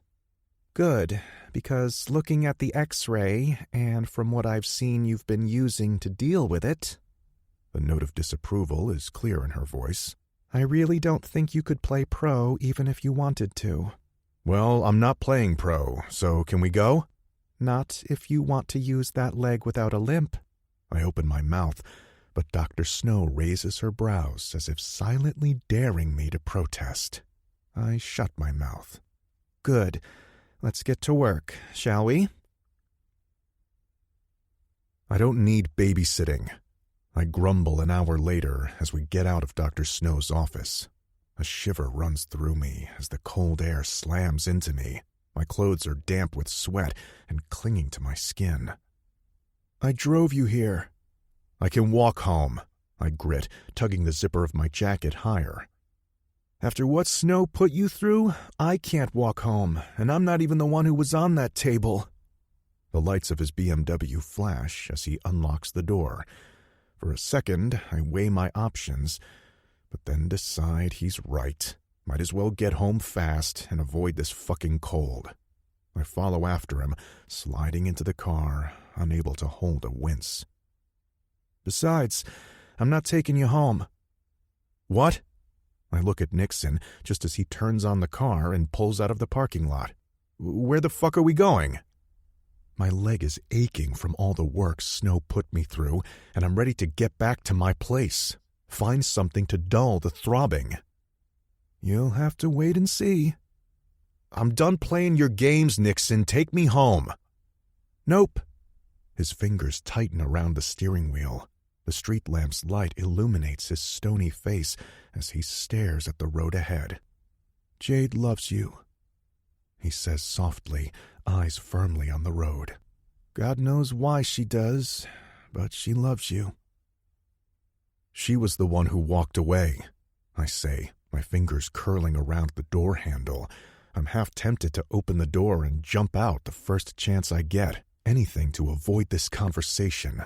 What's the point, really? Because she can't deal with your self-destruction, not when she's fighting cancer, not when she herself is towing the line. The haunted look I've seen in those blue eyes so many times in the last few weeks flashes in my mind. Nixon runs his fingers through his hair. You don't know this, but she was so close to breaking over winter break. We came home from the chemo, and she insisted I should go to a meeting with some agent that was in town. So I went. I was away for 1 hour, just 1 hour, before my phone rang, and I knew immediately something was wrong. She was broken, Prescott, completely and utterly broken. I could hear it in her voice, so I made her stay on the line while I rushed back home. It was only a few minutes, but to me it felt like hours. And when I got there... He shakes his head as if he can still see the images in his head. The lamp was broken, shattered pieces scattered on the floor, and she must have stepped on them as she was going to the bathroom because there was blood on the floor. And once I stepped into the bathroom, it was like being thrown back in time. She was sitting on the floor, her legs pulled to her chest, completely wet, and water spilled on the tiles around her. She never told me what exactly happened in that room while I was gone, but I could piece it together, because this wasn't the first time she's done something similar, and I almost missed it. Twice now. First, after Mom's funeral, and now again. His voice is stony as he tells me, each word landing like a blow. I'll never forget the fear of seeing her in there, the fear of seeing her struggle for breath once I pulled her out. That's when I finally looked at her and saw it. The darkness. I never knew how long I was blind to it, blind to her silent suffering, and I swore I'll never do it again. And once again, I almost missed it. Once again, I almost failed her. Thankfully, this time she was stronger, and she reached out to me for help. He glances at me for a split second, jaw hardening. And she's not the only person I failed. I've been so focused on Yasmin, Jade, and the cancer and football that I haven't seen you struggling. I close my eyes, my chest feeling tight at the revelation. Jade in the bathroom. Jade trying... I shake my head, pushing the thoughts away. She didn't go through with it. She was alive and well, and that was the only thing that mattered. I didn't want you to see the signs. I didn't want anybody to see them. Neither does she, but I know her, and I know you better. I should have seen them anyway. I should have done something to help, and for that, I'm sorry. There was nothing that you could have done. The only other option was for me not to play, and I couldn't risk it. Not when I had a I bite the inside of my cheek, stopping the words from coming out. A what? I shake my head. It doesn't matter. What's done is done. It's true. Gabriel is gone, has been gone for years, and the only thing I promised him I'd do, I messed up in the end. But it's not done, is it? Your legs hurt, you're drinking, and not even just that, you're mixing it with pain pills. You and Jade are broken up. You need help, Prescott, and I want to help you. I frown at the building as he pulls into the parking lot, unease creeping up my spine. What the hell's this? Why are we at a church? Neither of us was religious, and I didn't see how talking to a priest would help with any of my problems. Because you need help, and I don't know how to help you besides bringing you here. I asked around, and they have an NA meeting. I turned toward him, the belt digging into my chest. You did what? I'm not a fucking junkie. I didn't say you were, but I've seen the pills, Prescott. The drinking... And Jade told me about the steroids, too. Looking back, I don't know how I missed it for the whole season. So what? A guy uses some pain pills to manage the pain, and he's instantly a junkie? What the fuck, dude? I yell, my brain reeling. Did you tell anybody else? What does the team know? Coach! Nixon just watches me quietly, and I want to put my hands on his shoulder and shake some sense into him. Nobody knows. And even if they did, you think you're the only guy with the same problem? We've all tried to manage the pain at one point or another. Like you know anything about managing the pain. The golden boy with the golden hand, destined for greatness. I mock. Not all of us are like you, Nixon. Not all of us are perfect like you. Unbuckling the seatbelt, I shove open the door and scramble out. I don't want or need your fucking help. I'm fine. Prescott! Not in the mood to listen any longer, I shut the door and storm off. My fingers are clenched by my sides. I don't know where I'm going. I just need to get out of there as far and as fast as I can. Son? I turn around to find an older guy watching me from the bench outside. Why anybody would be sitting out in this cold, I have no idea. His dark eyes assess me silently. Are you all right?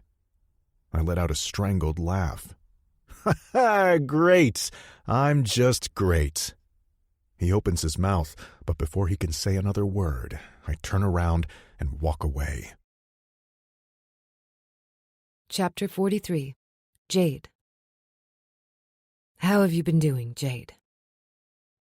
I look up at the ceiling, tugging my sweater over my icy fingers as I inhale the sweet rose scent that's always present in the room, probably from the candle burning in the corner of Dr. Hale's desk.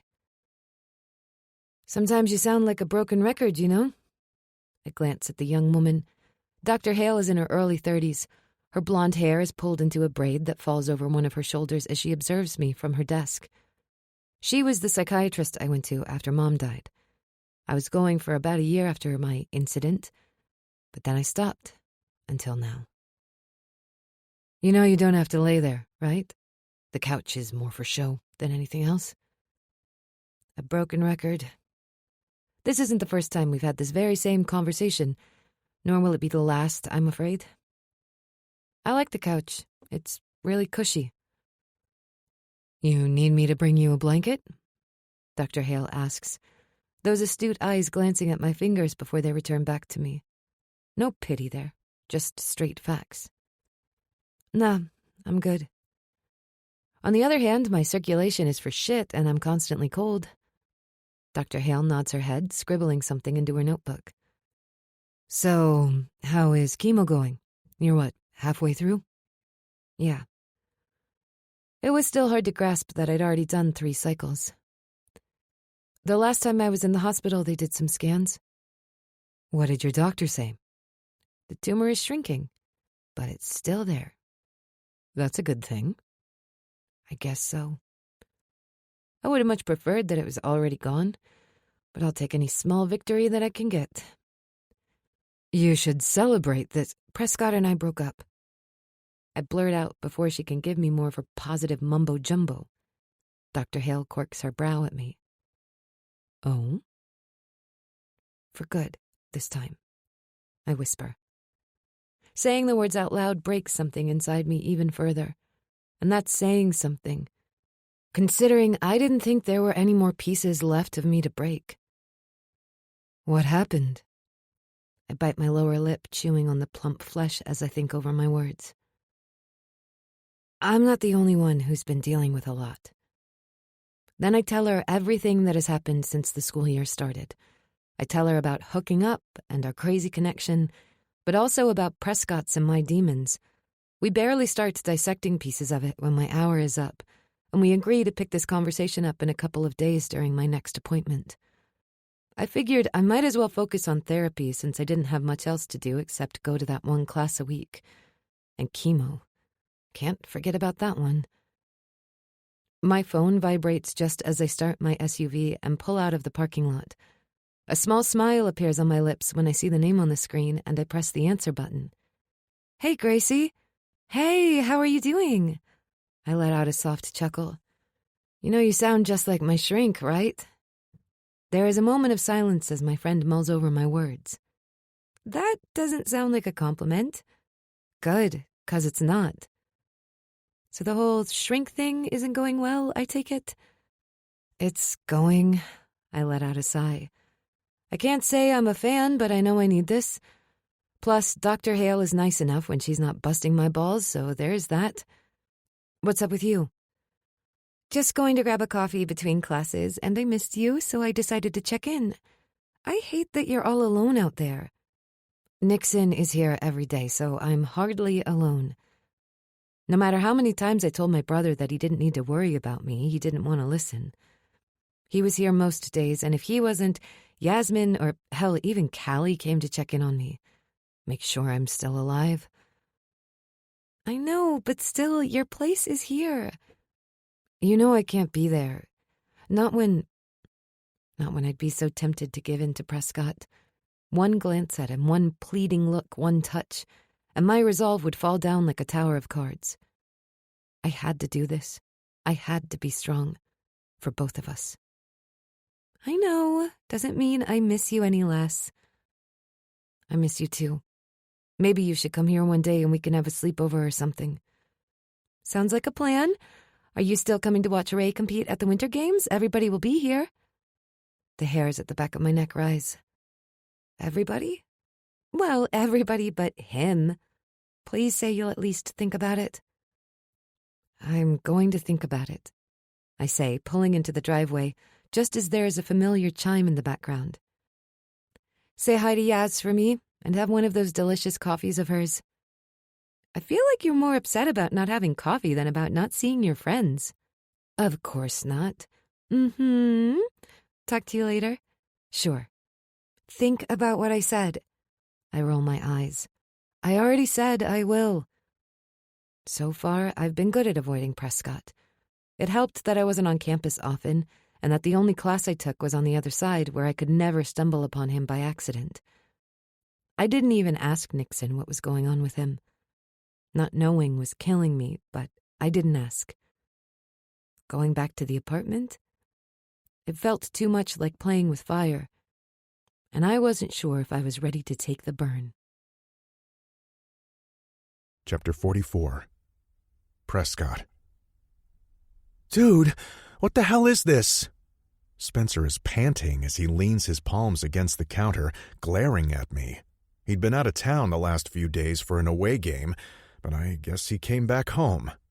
"A party!" I yell back. Lifting my hand in the air, I bring the bottle I've been holding to my mouth and take a long gulp. "I can see that.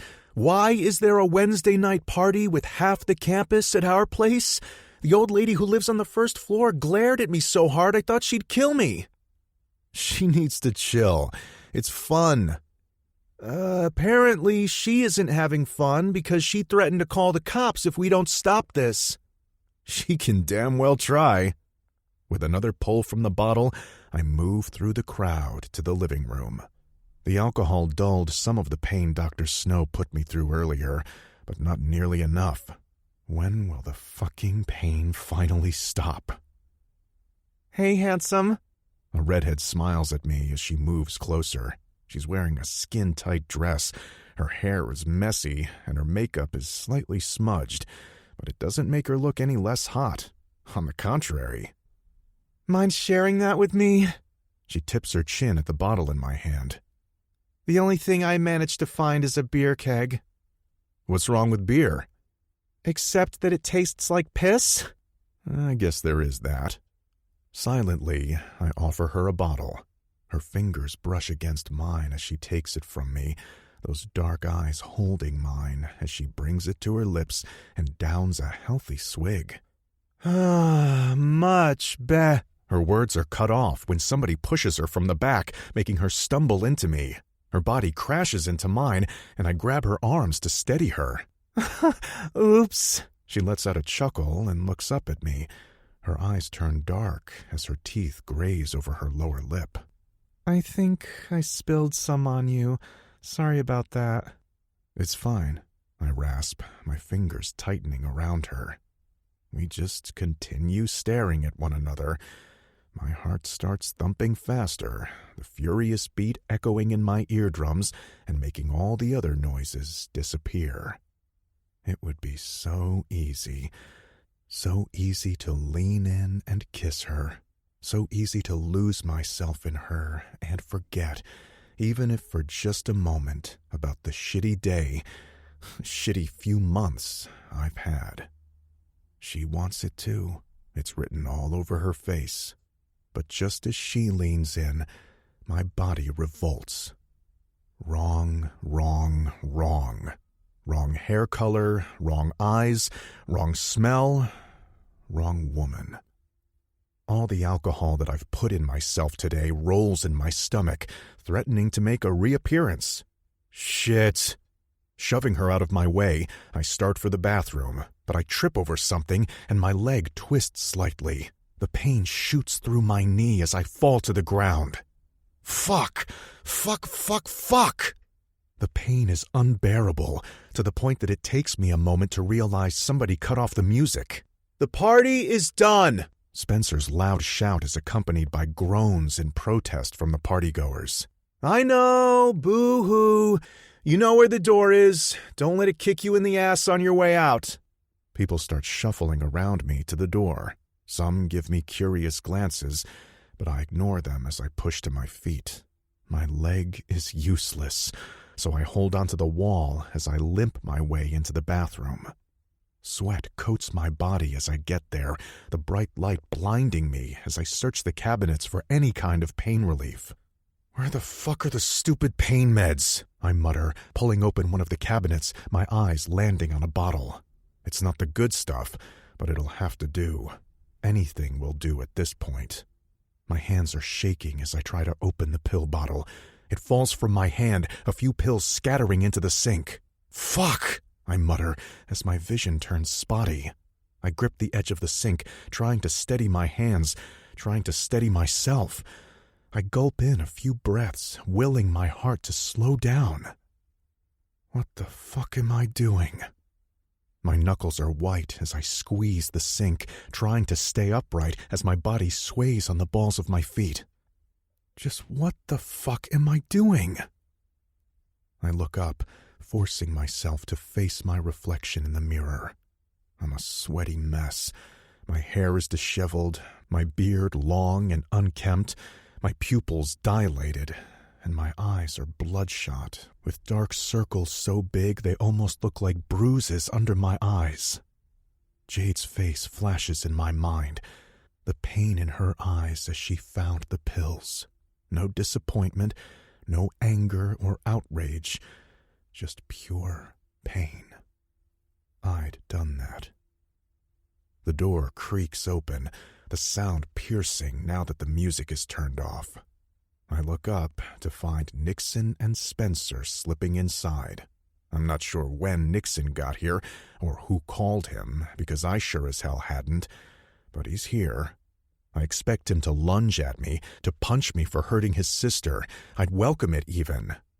But he just stands there, watching, waiting. I lift my shaky hand and rub at my face. She was right. I'm broken. No, not just broken. A freaking addict. That's what I am. An addict. It's not even strange she left. Swallowing the lump in my throat, I force myself to look at my best friend. Really look at him. And that's when I see it. He's pissed at me, all right, but he's still here. Despite everything I've done, he's still here, and so is Spencer. Letting go, I slump onto the closed toilet seat. I bury my head into my palms as the weight of realization settles on me. Then I croak out the words I never thought I'd have to say. I need help. Chapter 45. Prescott. We're here. Nixon's quiet voice breaks me out of my thoughts. I blink and look up, realizing that he's right. We're here, back at that church he took me to a few weeks ago, a meeting place for Narcotics Anonymous. I wanted to go that same day, but the meeting wasn't for 2 more days. A part of me wondered if I'd make it that long, if I wouldn't change my mind. Nixon and Spencer didn't let me, though. They took me to the ER, where they did an x-ray of my leg and put me back in a brace until an orthopedic surgeon could look at it because my ACL tore once again. Then they stood by as I came home, still half drunk, and watched me toss every single pill in our apartment down the drain before the alcohol followed, bottle after bottle, until there was nothing left. The next morning, sober and hungover, I was cursing at myself. In the last couple of days, I've come to realize sobriety is a weird thing. I didn't even realize how bad things had become. My hands were shaking, my feet were constantly bouncing, and I was sweating even while doing small things. The pain feels more intense, too. If that isn't some poetic bullshit, I don't know what is. I scoff, running my fingers through my hair. I'm not even religious. From the corner of my eye, I can see Nixon turn to face me. I thought you wanted to come here. I did, I say, running my fingers through my hair and correcting. I do. Doesn't mean God doesn't have a wicked sense of humor. Nixon is quiet for a moment. You don't have to do this, you know. I chuckle, but the sound is bitter. I have to do this. Of course I have to do this. For her. Nixon nods absent-mindedly. But not before you're ready. First and foremost, you have to do this for yourself. That's the only way it'll work. I give him a side glance. Did you read some motivational bullshit, Nix? Nixon glares at me. I just want what's best for you. I know. And I do. That's the only thing my friends have ever wanted for me. The silence stretches between us as we just stare out the windshield. I'll go out. I clear my throat. In a little bit. Nixon shrugs. I don't have anywhere better to be. It's bullshit, and we both know it. He has a wife waiting for him at home. He has a future he has to prepare for. A sick sister. I shake my head, not allowing myself to go down that road. I have a brother. The words are out before I can second-guess them. I had a brother. He died when we were 13. My throat bobs as I swallow, my palms turning sweaty. Leukemia. Shit, Prescott. Why didn't you say something? I didn't want you to know. Nobody knows. I whisper, my eyes still glued to the church. Well, except Jade. Talking about Gabriel, about what we'd gone through, has never come easy. The first time he got sick, we were 9. He beat it, but on his 3-year checkup, we found out the cancer was back, and it had metastasized. There was nothing they could have done for him. Back home, it was the only thing people talked about. I was the guy whose brother had cancer, the guy whose brother died. I didn't want to be that guy here, too, so I kept quiet. That's why Jade... He shakes his head. I guess some things now make more sense. It's not an excuse by any means. It's just... What happened to Gabriel shaped me. We had so many plans, and when he died, I couldn't let it all disappear. He died, but I could still make those things happen for him. So, the football. Gabriel loved football. He lived for it, and he was good, so damn good. It was always his dream to play pro, and I'm sure he'd have succeeded if only he had more time. He wanted us to play together, win it all. That's why you worked so hard after the injury? I nod my head. Going pro was never my thing. Since the moment he got sick, I knew I wanted to help kids like him one day, but I could help the Ravens go all the way. That was my promise to him, and I broke it. You didn't break anything. You worked your ass off, but it wasn't enough. That's plain football for you. Sometimes, no matter how much you work, luck's just not on your side. Rationally, I know that, but... There are no buts, Prescott. It's just the way it is. Besides, would he want that, though? I'm not saying to forget him, but would he really want you to live your life for him? If he knew what happened, he would have kicked my ass. I let out a soft chuckle. I think I'm ready to go inside now. Do you want me to go in with you? Like I'm a fucking baby? Yeah, right. I'm sure you have better things to do. Yasmin is probably waiting for you. And Jade... Just saying her name has a pang of guilt stabbing me in the chest. God, I missed her. I missed her so damn much. And I hated myself for putting us in this position in the first place. You're my best friend, Prescott. Besides, Yasmin and Jade are fine on their own for a little while. They're probably throwing a party right about now to celebrate that I left them in peace for longer than 5 minutes. My throat bobs as I swallow. How's she doing? I finally ask the question that I've been dying to ask since I saw him. She's doing better, going to therapy and chemo. She's still in pain, not that she's showing it. Stubborn woman. I seriously don't know how I ended up surrounded by them. I chuckle because I can see Jade giving Nixon shit for fussing over her. That's good. She's halfway through. Although I say it as a statement, Nixon nods his head. 3 more to go. He glances at me. The scan isn't completely clean, but she's getting there. Which means the tumor is shrinking.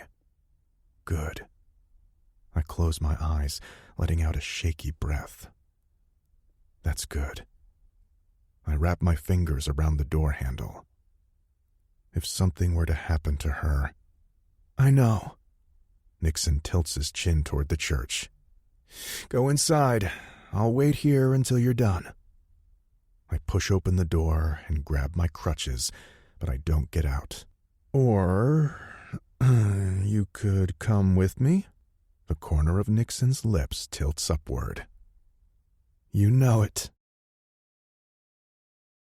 Chapter 46. Jade.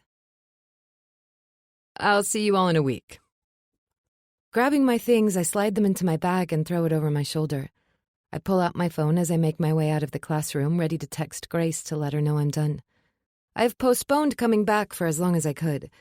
Grace and Penny came to my house, where the three of us watched the team part of this figure skating competition, which Ray smashed. And then I watched the short program on my own. But Grace was not budging when it came to the long program, so here I was. Me. Done with class. Meet at CIU? Jade? I turn around to look at Professor Reyes watching me. Can I talk to you for a moment? I look around, noticing the classroom is mostly emptied out already. Sure. Is everything okay? Do you mind coming to my office? Office? Why would she need me to go to her office? Yeah, sure. Is this about missing classes? The last couple of sessions have been really hard, and it has taken me days to even get out of bed, to the point Nixon stayed with me and drove to classes from our childhood home. I felt bad for him, but he reassured me it wasn't an issue. But she knows about my chemo, and I've made sure she understood I might be missing some classes because of it. Mind still reeling from all the possibilities, I follow her as she makes her way into the office. The room is small, with a desk dominating the space for the most part. And photos. Her walls are filled with different photos, most of them black and white, striking in their simplicity. She goes behind her desk and signals toward the chair. Take your seat. I wanted to talk to you, but you're a hard woman to find. Is this about the classes? My brows pull together as I hurry up to add, I know I haven't really been present, but relax. This isn't about the classes. Oh. I let out a breath I hadn't even realized I'd been holding. Then, what's going on? A small smile tugs at the corner of her mouth. Do you remember the photos you submitted last semester? How could I forget? It was the most difficult thing I've ever done, the most vulnerable I've ever felt. Yes. Vicky won the competition, right? I was happy for her. Vicky was a talented photographer and her stuff was good. She deserved it. Yes, she was good. Her work fit the exhibition the best.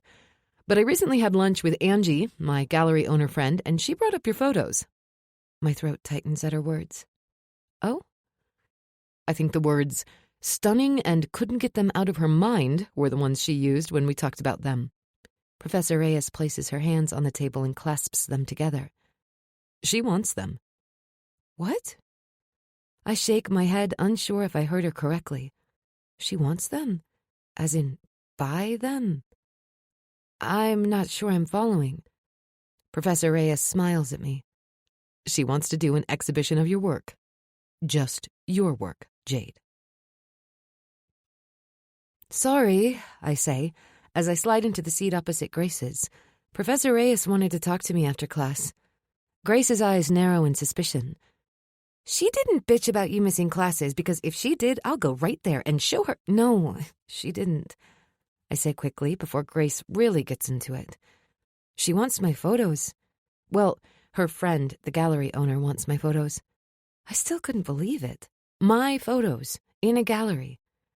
Of course they want your photos. Grace waves me off like it's a given. She grabs her cup, but her hand stops halfway to her mouth. Wait, what photos? The self-portrait? Her eyes turn into saucers, her mouth falling open. Those photos? I know. Even I haven't seen them, and they want to put them in the gallery? I know. Nobody has seen the photos. Well, except Professor Reyes and her friend. Those photos weren't for anybody else but me. Or so I thought. But now... Did you agree? I bite my lip and shake my head no. What? Are you crazy? This is an opportunity of a lifetime. I know, I repeat, letting out a sigh. It was crazy. This kind of opportunity didn't present itself on any given day. Photographers had to work for years, and even then, some of them never saw their photos hanging on the gallery walls. Not to accept this would be career suicide, but accepting it... If it were any other work, I wouldn't think twice about it. But it's me, Grace. It's me at my most vulnerable. To see those photos exposed like that, people see them, see me. I shake my head.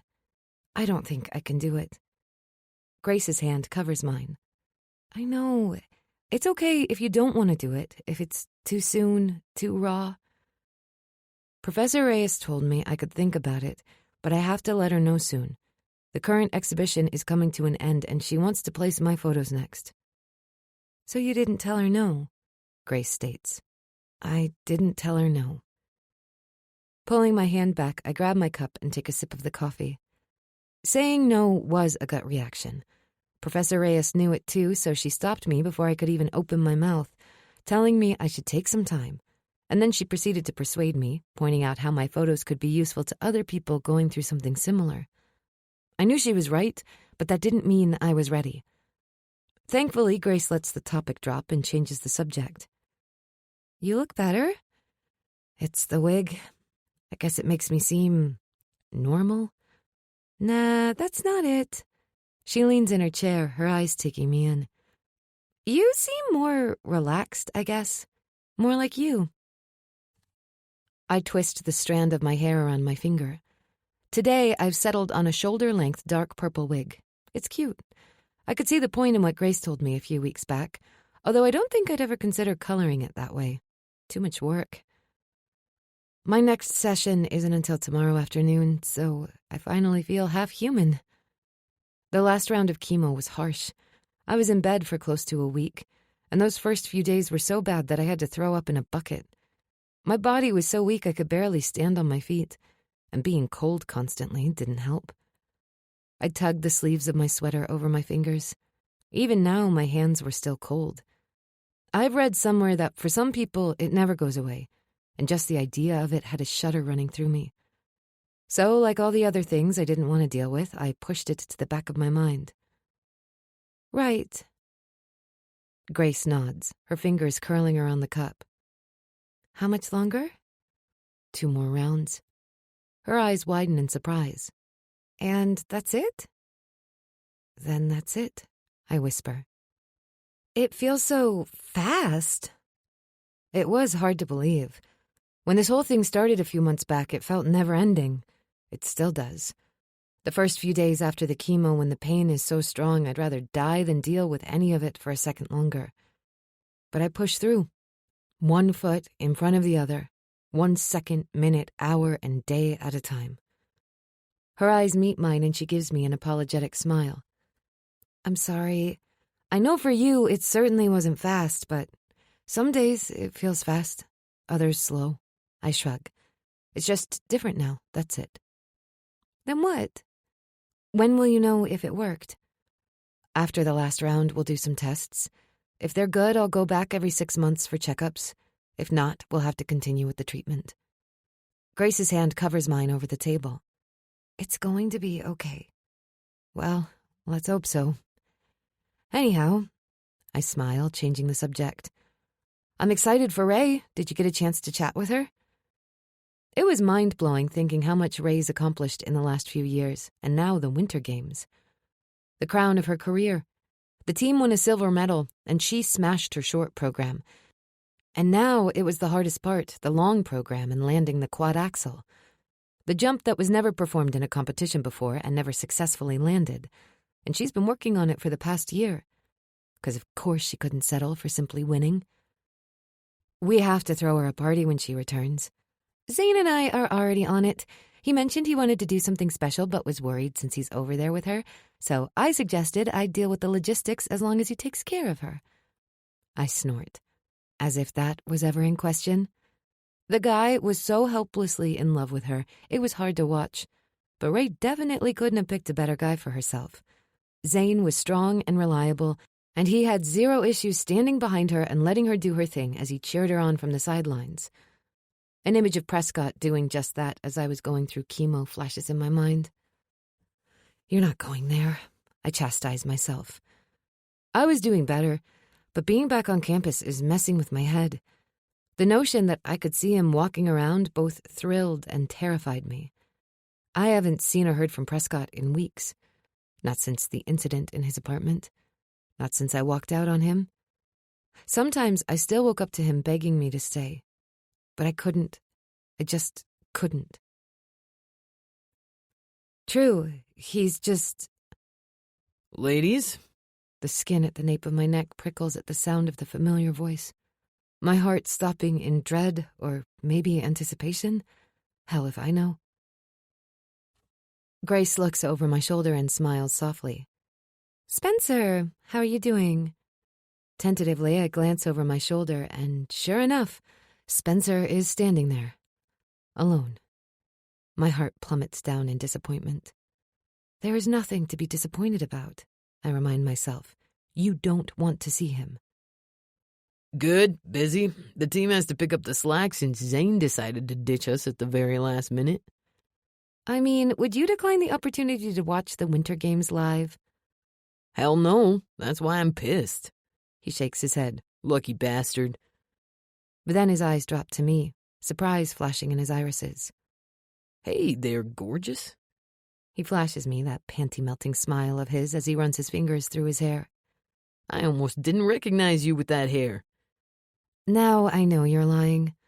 Me? He places his hand over his chest dramatically. Never. Yeah, right. He tips his chin at me. I didn't realize you were back on campus.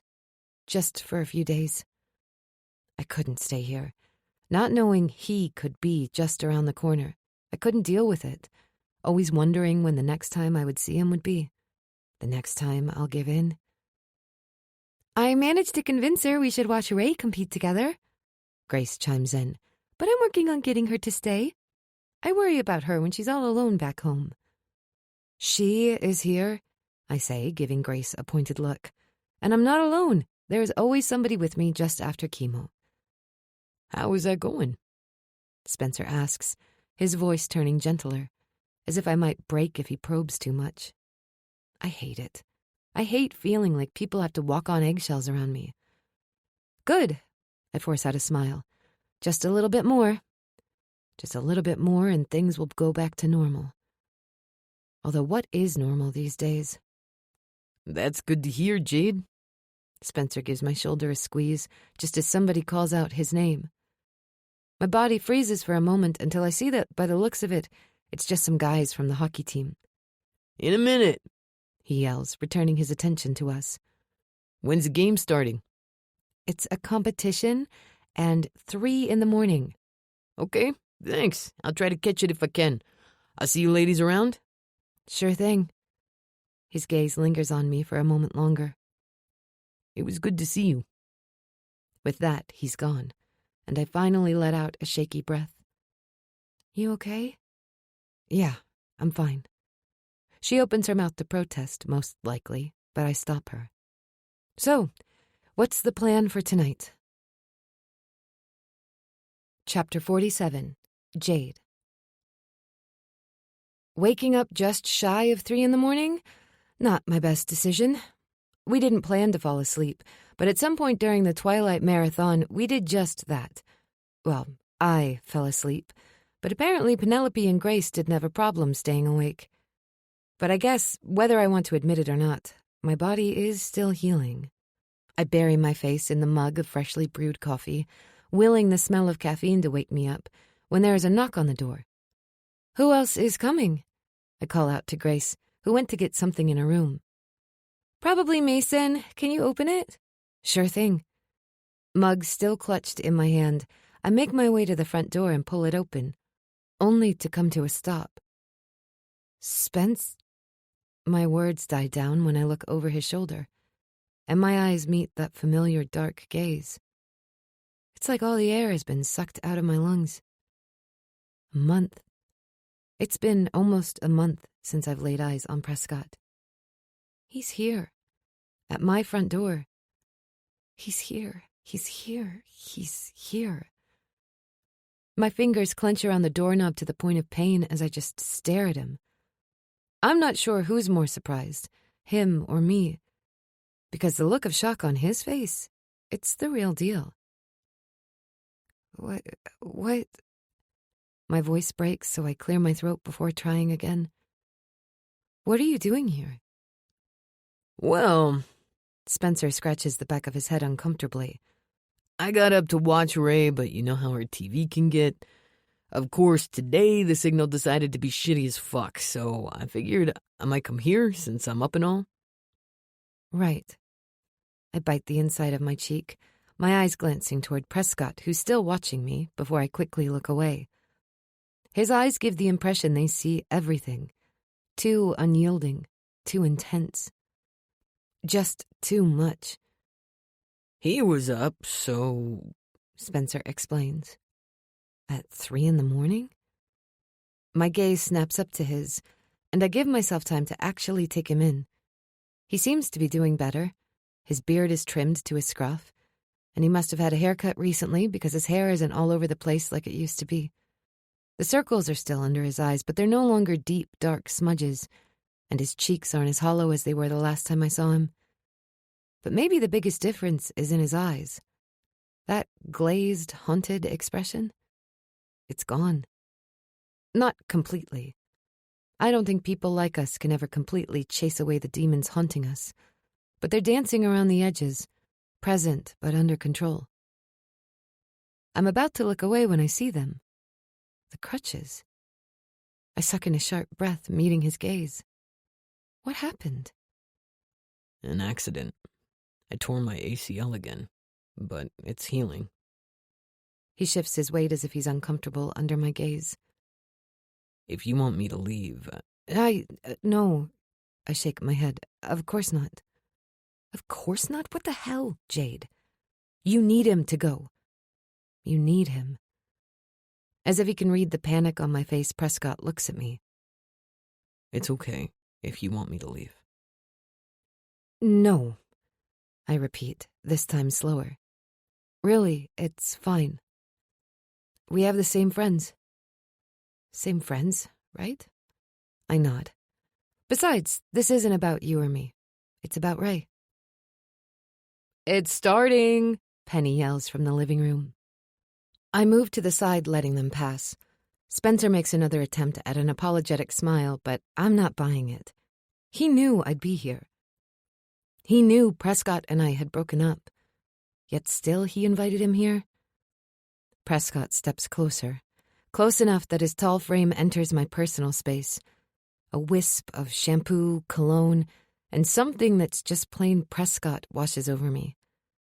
Keeping my eyes level with his chest, I inhale deeply, memorizing that fragrance, that familiar ache squeezing my heart. Damn, I missed it. I missed him. I mean it, Jade. If you'd rather... Just get inside, Wentworth, I say, my fingers digging into the doorknob to stop myself from doing something stupid, something like reaching for him, burying myself into his side and never letting go. I'm not missing Ray's performance, so either you get in or you go home. We're back to Wentworth, huh? A few heartbeats pass as we just stare at one another. Half of me wants him to go so I can finally breathe easier, but the other half, it wants to dig my fingers into him and never let him walk away. Will this ever get easier? Being around him? Will it ever feel like I'm not drowning in him? I'm here. I was just... Grace's words die when she steps into the hallway and notices Prescott and me standing together. What's going on here? Her gaze shifts to Prescott, eyes narrowing. What are you doing here? He came with Spencer. Their TV isn't working, I explain. I told him to stay. Now, if he would get his ass inside, I can finally watch Ray skate. I quirk my brow at him, putting all I have left of the bravado into that one movement. I gave him an in.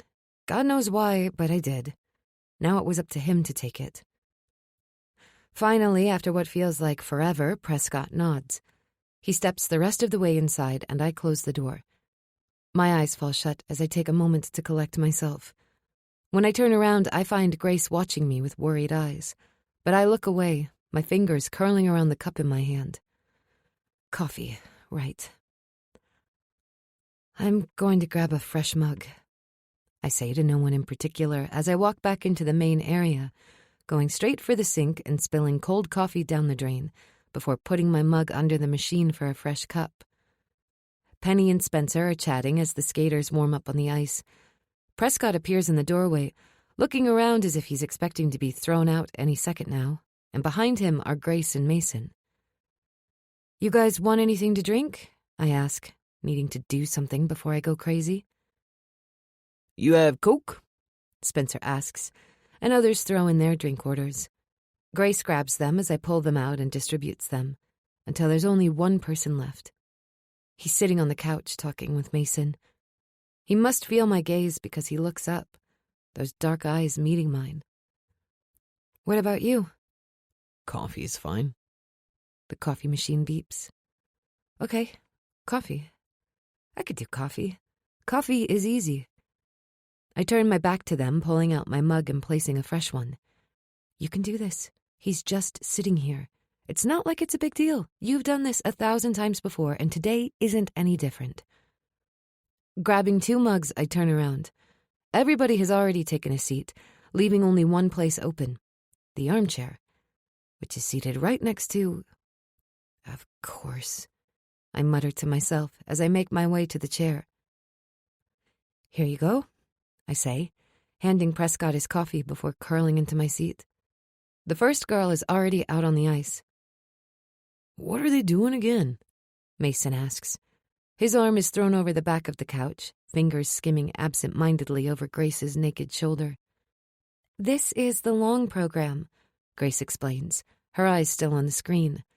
"Basically, every girl will get out on the ice and has a little over 4 minutes to perform her program in front of the judges." That's it? Prescott asks. How do you know who wins then? Tingles run down my neck at the sound of his soft, gravelly voice.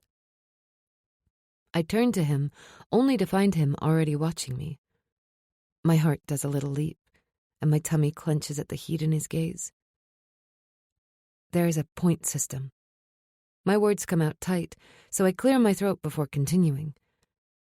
Each element wins her points, and based on the execution, the judges will give her a certain number of them. The points from the short program and long program will give her a total score that will determine her overall ranking. The understanding flashes in his eyes like I knew it would. I shift in my seat, my hand bumping against his, and even that small touch feels like I've been burned. Sorry, he whispers. It's fine. It's crazy when you think about it. Spencer leans forward, rubbing at Henry's fur. We're sitting here, and she's out there competing in the most prestigious sporting event there is. Maybe you'll be there one day, Grace says. They do have hockey, you know. Yeah, maybe. We continue chatting as the girls perform their programs, one by one until there is only Ray left. I tug my sweater over my palms, too nervous to stop fidgeting. Come on, Ray, I whisper as I watch her skate over the ice, shaking her limbs to warm up. What did she say? Is she doing a quad axel? Spencer asks, leaning his elbows against his knees. She damn well is going to try it, Grace whispers. Quad axel? It's one of the most difficult jumps, right? Penny asks. I remember Ray talking about practicing it. It is. She's been working on it for over a year now. 4.5 rotations in the air. I shake my head. I've seen Ray attempt it a few times. I've seen her fall time and time again. I've seen the beating her body took, the bruises. It's a jump that has never been landed in a competition. Hell, I'm not even sure if any of the girls have ever even attempted it. Mason's brows raise. It's that hard? It's that hard, I whisper, just as the camera lands on Ray's serious face. Sometimes it is hard to connect the person we see on TV with our friend. She landed it a few times in practice, but she herself admitted it was a frivolous jump, too hard to control. And yet she's trying it. What if she gets hurt? Mason asks. The familiar music starts, so I keep my eyes on the screen. But what if she lands it? We can avoid being hurt all we want, but there are no guarantees in life. The only thing you'll miss out on is life, and all the great things that could happen. We watch Ray skate the beginning of her routine, her body one with the beat of the song. Here it goes, The commentator says just as Ray leaps off the ice. All the air is sucked from the room as we silently watch her spin in the air. She's so fast, I don't know how anybody can count the rotations. Come on, Ray, you can do it. Fingers wrap around mine. Startled, I look down only to realize my hand is clasped in Prescott's. Or is his in mine? My head snaps up to find him watching me, our fingers still interlocked. His hand is warm, reassuring, and so damn familiar. The TV and room erupt into cheers. I shift my attention back at the screen just as the camera continues following Ray's skate across the ice. You can see the tears shining in her eyes, but she flashes a blinding smile as she continues her program. She did it! Grace yells, throwing her arms around me. Prescott's hand slips from mine as I hug Grace back. She did! You've just witnessed history, people. Ray Mitchell Nagasaki has landed a beautiful quad axel right here at the Winter Games, the commentator says, returning my attention to the screen. Ray lands every single jump after that, finishing the program with a standing ovation from the fans and skaters alike. For a split second, we even get to see Zane and that asshole of her coach waiting for her at the door as she exits the rink, only to jump right into Zane's arms. Their mouths move as they talk, and just when I think they'll cut to the commercials, the camera returns to Ray and Zane kneeling in front of her.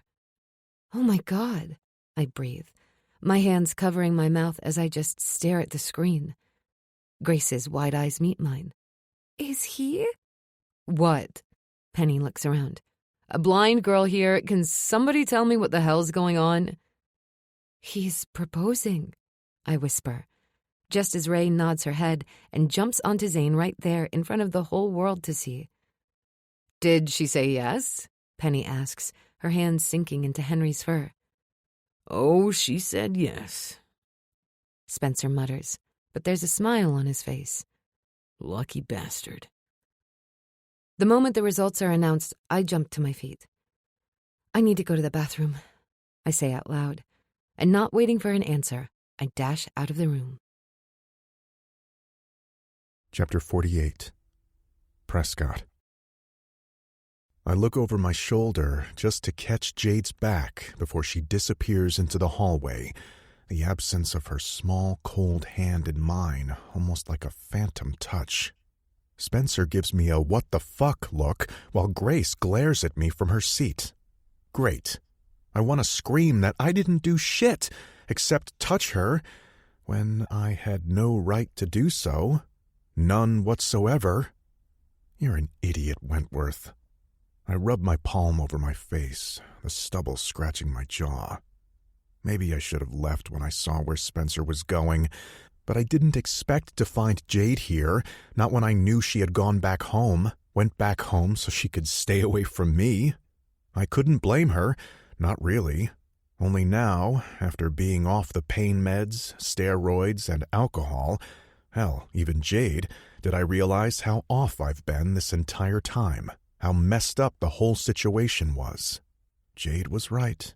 She and I, we are broken, and our pieces have started to mend together, but none of the parts fell right, and we ended up hurting each other more than we were healing. We needed to heal, both of us, in our own way. We can avoid being hurt all we want, but there are no guarantees in life. The only thing you'll miss out on is living, and all the great things that could happen. I hear her footsteps coming back and see her slipping into the kitchenette. Before I can question myself, I get to my feet and hop after her, thankful that our friends have turned their attention to the screen once again. She's standing at the counter, her fingers gripping the countertop, head bent down. Seeing her is like a punch to my gut. She really looks better. Not healthy, but like she might get there. And a part of me hates myself for not being there for her when she needed me. Jade? Her head snaps up. Those blue eyes widen when she sees me standing so close. She lifts her hand as if she wants to brush away a strand of her hair, only to remember that she doesn't have any.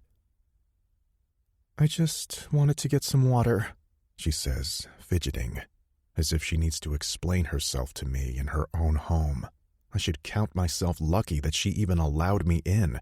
I do consider myself lucky because I got to spend this time with her, no matter how short. Slowly, I move closer. Half of me expects her to bolt. I don't know why, since Jade's never been a coward, not even close. I seriously didn't know that he was coming here. If I did, she shakes her head. I told you, it's not a problem.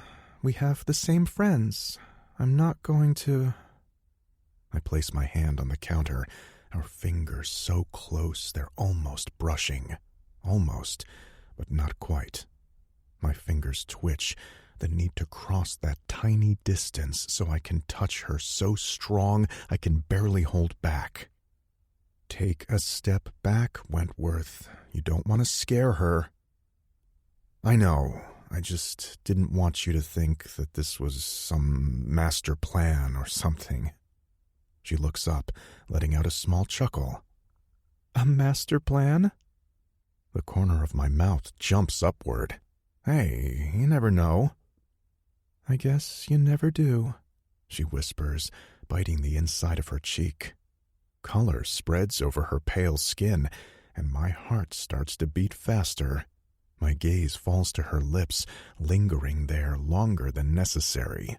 The need to press my mouth against hers, taste her so I can remind myself what she feels like, how she tastes, is almost overwhelming.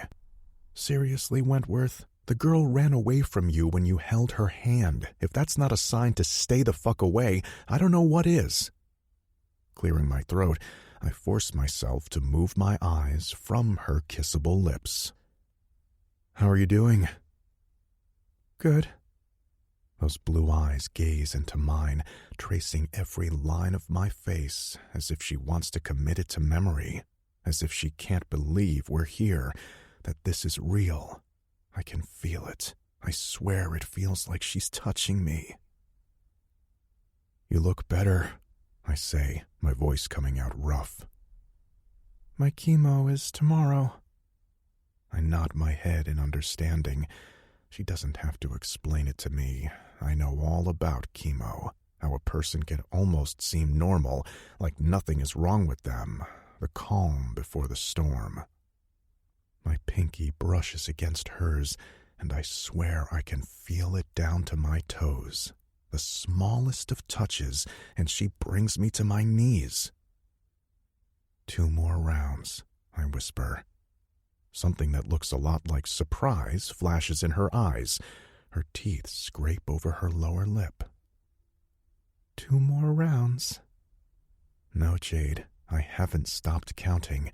I haven't stopped hoping. I never will. 2 more rounds, and then it'll be over. At least until she gets back her scans. I want to say those words out loud, but I bite back my tongue since I know they won't do us any good. Not that there is an us, but she knows. I can see it in her eyes. She knows. She has to be okay. Destiny wouldn't be so cruel to take her away from me too, not after robbing me of Gabriel. Even though she isn't technically mine, she probably never will be again, but just knowing she's out there, healthy and happy, will be enough. Will it really? It has to be enough. I move closer to her, my lips parting, but before I can say anything, Spencer yells, "Wentworth, you going? The guys are already at the gym." I close my eyes, letting out a shaky breath. "Coming," I say, opening my eyes to find Jade watching me, a worried expression on her face. "You're going to the gym? What about your—" "My leg's fine." That familiar pressure in my knee mocks me. Well, not fine, but better. The doctor told me I can still exercise as long as I don't overwork myself. And trust me, the guys don't let me overwork myself. I know, but... Her teeth sink into her bottom lip, and she shakes her head. Forget it. But what? I ask, genuinely wanting to know. Or maybe I just want to prolong this as much as possible, because if she's talking to me, I don't have to look for a reason to stay. But why the gym? Working out and pushing yourself were the reasons why you ended up like this in the first place. I guess there is that. I rub the back of my neck. But it's also the only reason why I stay sane these days. The only thing that keeps my demons at bay. Jade's eyes widen in understanding. A small smile works its way to my lips. I want to get better, Jade. I want to get better for you, but also for me too. I don't say those words because I know they won't bring anything good to either of us. So instead, I take a step back. I should go. Okay. With a nod, I turn and go for the door, but at the last second, I stop in the doorway. Jade? Yes? I place my hand against the wood. You don't have to leave again, I say slowly, weighing my words. I won't be in your way if you don't want me to. I promise. It might kill me, but I'm going to stay true to my words, because the idea of her going back home, so far away from everything and everyone, scares me shitless. At least this way she's going to be safe and surrounded by people who love her, even if that can't be me. Not giving her a chance to answer me, I push from the doorway. Spencer is talking with Grace in the hallway. They both turn toward me when they hear me come. Let's go, I mutter as I head toward the door. My gaze meets Grace's, and I give her a curt nod. Grace? With that, I leave before I do something stupid, like march back into that apartment, grab Jade, kiss her senselessly, and beg her to take me back. What has your panties in a twist? Nixon asks, eyeing me from above.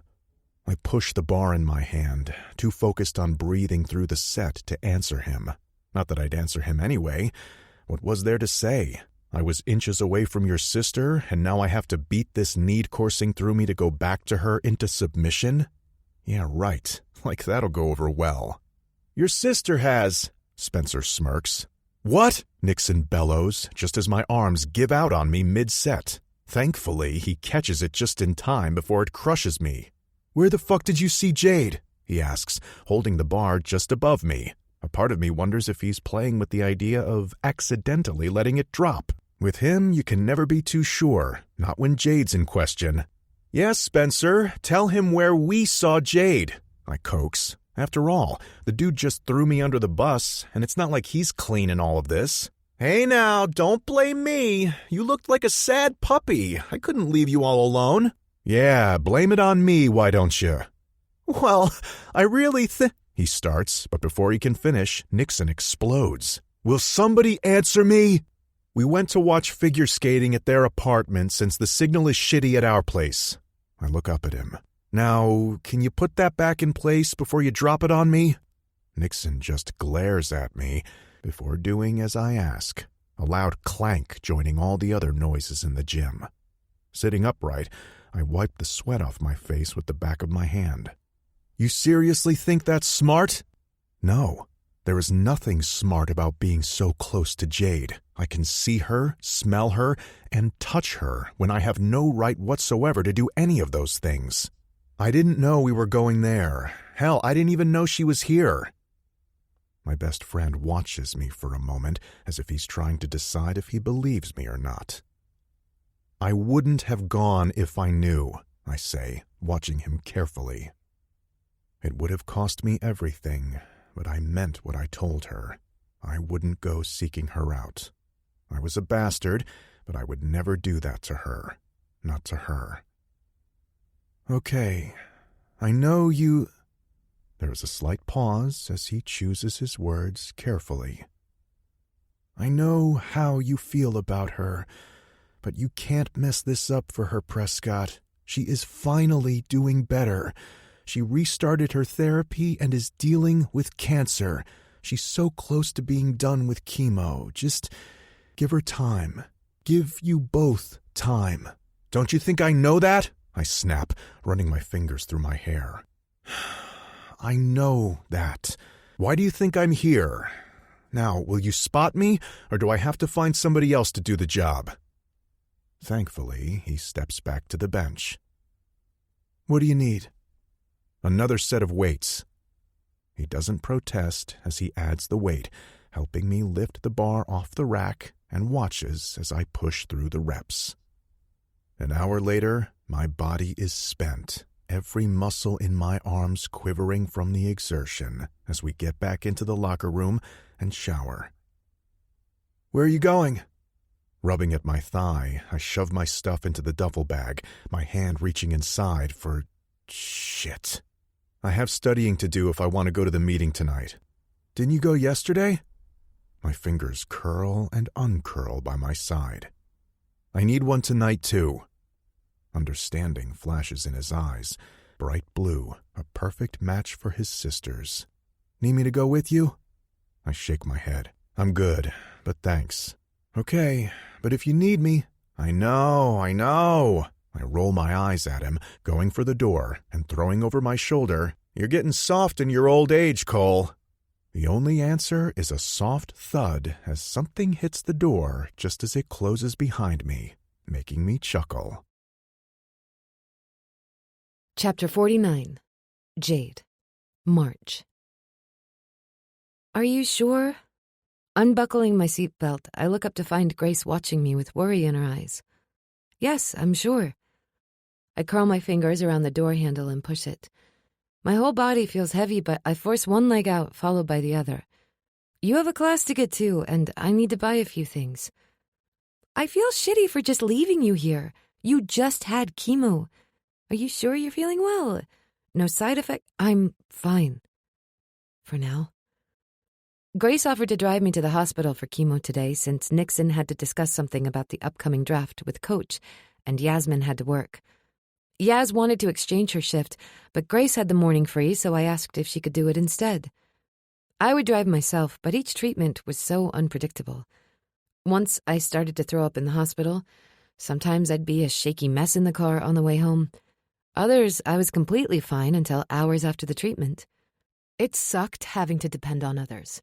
But I'd do it rather than risk getting people hurt, because I insisted on an independence I didn't really need. Besides, it's just a 5-minute walk. I'll be fine. Call me if you need help, please. Okay, now go to class. I don't want you to be late because of me. Just as I shut the door, she yells, "Text me when you get home." Fine, just go already. Pulling the strap of the backpack higher on my shoulder, I force myself to put one leg in front of the other as I make my way inside. First, I stop at the pharmacy to refill the medication I'll need in the next few days. The lady eyes me warily, but I don't have it in me enough to care. Grabbing the medicine, I go toward the exit. I can feel the headache looming just behind my temples, and my mouth feels dry, a bitter taste lingering on my tongue. Maybe I should grab a water? Walking down the aisle, I narrow my eyes, trying to see what's inside, but my vision is blurry. Is it? It looks like drinks. I'll just grab a bottle and then I'm out. I inhale deeply, trying to calm my breathing. Jade? I turn around, but the fast movement makes me dizzy. Black spots cloud my vision as my legs wobble underneath me. Shit. I extend my hand, trying to find something, anything to hold on to as my body sways, but there is nothing. Strong arms wrap around me just when I think I'll fall on my ass. My body tenses for a moment until the familiar scent reaches my nostrils. Prescott. I'm here. He whispers as he pulls me to his chest. I've got you. I let my body sink against him, knowing he won't let me fall. A shudder runs through me. I clench my fingers around his shirt, trying to hold on to some of his warmth. Are you okay? What's wrong? He moves me at arm's length, and even with blurry vision I can see the frown between his brows, the worry in his eyes. He lifts his arm and presses his palm against my forehead, which earns him another shudder. You're burning up. I guess I should have expected it. Fever wasn't one of the symptoms in those early few rounds, but the last couple of times I've had it. What are you doing here with a fever? I had to pick up some medicine, and then I figured I might grab a few things for the house. And you figured doing it with a fever is a good thing? He snaps. Well, I didn't have a fever when Grace dropped me off after chemo. It's fine. I'll just grab what I have and go home. I try to push him back, but the only thing it does is make me sway harder. You're not going anywhere on your own. You can barely walk as it is. His hand slides around my waist and he pulls me to him. Let's get you home. This time, I don't even try to protest. I let him drag me out of the store and help me into his car and buckle me in. The moment the door is closed, I lean my head against the window, enjoying the coolness of the glass on my skin, even as a shudder runs down my spine. I'm so focused on it that I barely notice the drive. Or maybe I just dozed off, because the next thing I know, the cool air is hitting my face and then Prescott's arms are around me as he pulls me to his chest. I blink a few times, trying to bring him into focus. You shouldn't carry me, I mumble as my head leans against his shoulder. Your leg. My leg is fine. Where's the key? Bag. There's a bang as the front door closes behind us. Can you get it out for me? He isn't even winded as he walks us up the stairs. With trembling fingers, I work the bag zipper and slide the keys out just as we stop in front of my apartment. He crouches down, and it takes me a few tries since my fingers are shaky, but finally I manage to slide the key in place and unlock the door. The apartment is quiet when we get inside, and Prescott takes me straight to my room. You're shivering, Prescott murmurs, his face serious as he tucks me in. It's been happening more lately. It's like my body is fighting it. Prescott presses his lips in a tight line. His brows are pulled together, creases marring his skin. I'm fine, I whisper. Really, you should go. You're in bed, shivering with a fever. You're anything but fine. I'll call Nick's. No. I grab his hand before he can pull away. What? You can't be alone when you're sick. You can't call Nixon. He has some draft stuff he's dealing with. I can't. I shake my head. I'm not going to mess this thing up for him with my disease, too. I'll be fine on my own. It's not like this is the first time. Jade. I've dealt with this, I finish, ignoring his protest. It'll be fine. Stop saying it'll be fine, Prescott yells. It's not fine, and you shouldn't be alone. Then what do you want me to do? I shout back, panting. I don't want you to be alone. I can't. Then you stay with me. The words are out before I can think them over and realize the implication. His eyes widen at the invitation, so I rush out to say, until somebody comes home, that is. The uncertainty is clear on Prescott's face. Until somebody comes home? Because he can't be here, or he doesn't want to be here. Maybe he's moved on. It's been weeks since we broke up. Maybe he found somebody else, somebody who doesn't have cancer, unlike me. Yeah, I look away. Although I'm sure you have better things. Fingers skim my jaw, the touch almost feather-like, coaxing me to turn around and look at him. My throat bobs as I swallow. This is bad. I should have never suggested it. I should never have. Nothing. He whispers, his voice unyielding. Nothing will ever be more important than you, Jade.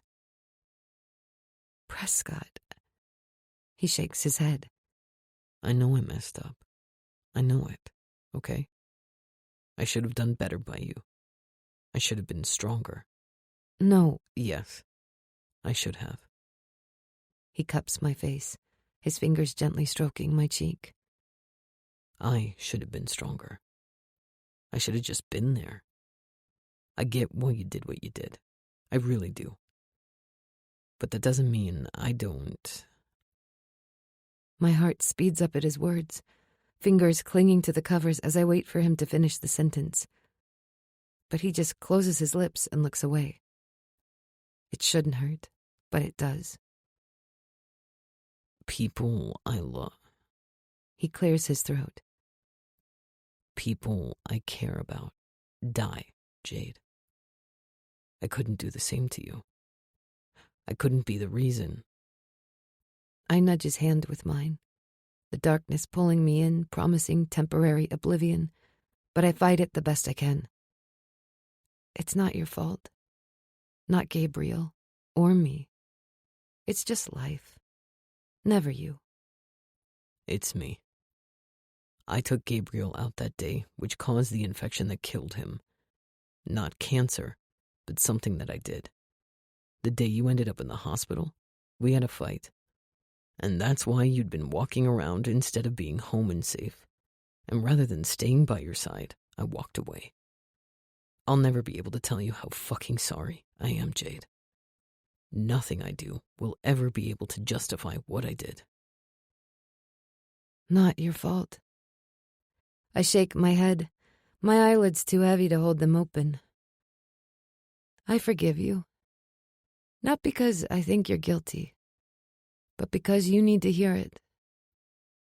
I forgive you, Prescott. And I'm pretty sure Gabriel feels the same way. It's not your fault. Never. Prescott. I forgive you. Jade's words still ring in my head as I watch her sleep, her body visibly shivering under the covers. I didn't even realize how much I blamed myself and needed to hear those words until she said them out loud. It's like a weight has been lifted off my shoulders. For the better part of my life, my parents blamed me for everything that happened to Gabriel. And while there were things I could have probably changed, ultimately, it wasn't me. It was the cancer. And even if I didn't let Gabriel convince me to take him out, he wouldn't have recovered. He would have had a little bit more time, but he would have never recovered. And Jade... "Hey, I got here as soon as I could," Nixon whispers as he enters Jade's room, his eyes moving from me to his sleeping sister. "How is she doing?" "Still feverish, although I think it went down a little. She stopped throwing up about 15 minutes ago and crashed instantly. I tried giving her some water, but she didn't want any." "Damn." Nixon goes to the other side of the bed, gently laying his fingers over her forehead. "I wanted to take her to chemo today, but my agent wanted to go over some things for the draft. Jade convinced me she was fine, and Grace was supposed to drive her. Thanks for getting her home, man. I don't even want to..." "That's not something you need to thank me for." I look up at my best friend. "Ever." Nixon nods his head, understanding flashing in his eyes. Looking away, I allow myself one last glance at Jade. My fingers itch to touch her, so I curl them into fists, pushing to my feet. "Take care of her, will you?" "Always." Pressing my lips together, I nod and get out of there without a backward glance. But instead of going to my apartment, I go straight back to my car. In hindsight, I'm not sure that was the best idea, considering Jade's scent still fills the small space. Lowering the windows, I turn the ignition and start to drive. I have no destination in my mind, just the road. For a moment, I contemplate going to the clearing, but even that doesn't have any appeal. What used to be my safe space turned into another memory connected to Jade, and going there would just hurt too much.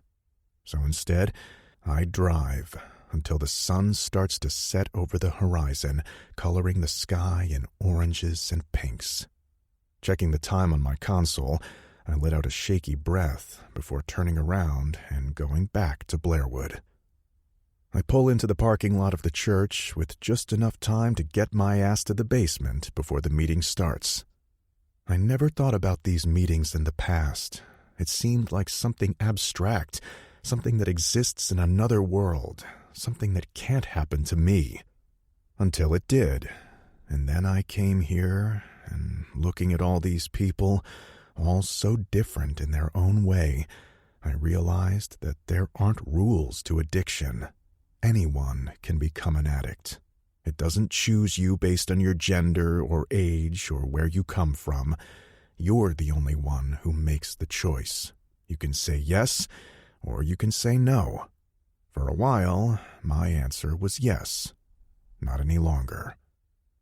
I scan the group as I go to my seat, nodding at the few familiar faces, just as Richard, our group leader, steps into the circle and offers us a kind smile. I listen as he greets everyone, and a few new people stand up to introduce themselves. Some people share their experiences, while some just say their name. Either way, it was fine. That was what I loved about these groups. There was no judgment whatsoever. We've all done things we aren't proud of, but we've made the first step toward getting better. Is there anybody who'd like to share something today? I lift my hand, and Richard's eyes meet mine. As it turns out, he was the same guy that was sitting outside when Nixon brought me here that very first time. Later on, when I asked him why he didn't try to stop me from leaving, he told me that he couldn't help me if I didn't want to help myself. So he let me go, hoping I'd come back. He nods at me, so I stand up and clear my throat. Saying these words never got easier, but still, I pushed myself to say them out loud, a reminder of what I've done, how much I've fallen, and all the things I've lost because of it. My name is Prescott, and I'm an addict. Chapter 50. Jade. I'm so sorry, Jade. I should have never left you alone. I push upright, my back muscles stiff from lying in bed for so long. It's been 2 days since my last chemo session, but I was finally starting to feel more human. You didn't leave me alone. I told you to go. You had a class to get to. Grace shakes her head. I shouldn't have listened. God knows I know better than to listen to you. She has you there. Ray chimes in from the spot next to me. Gee, thanks, you two. I'm serious. Anything could have happened to you. But it didn't, I insist, relaxing against the pillows behind me. Because Prescott was there? Ray gives me a pointed look that has the color rising in my cheeks. Right.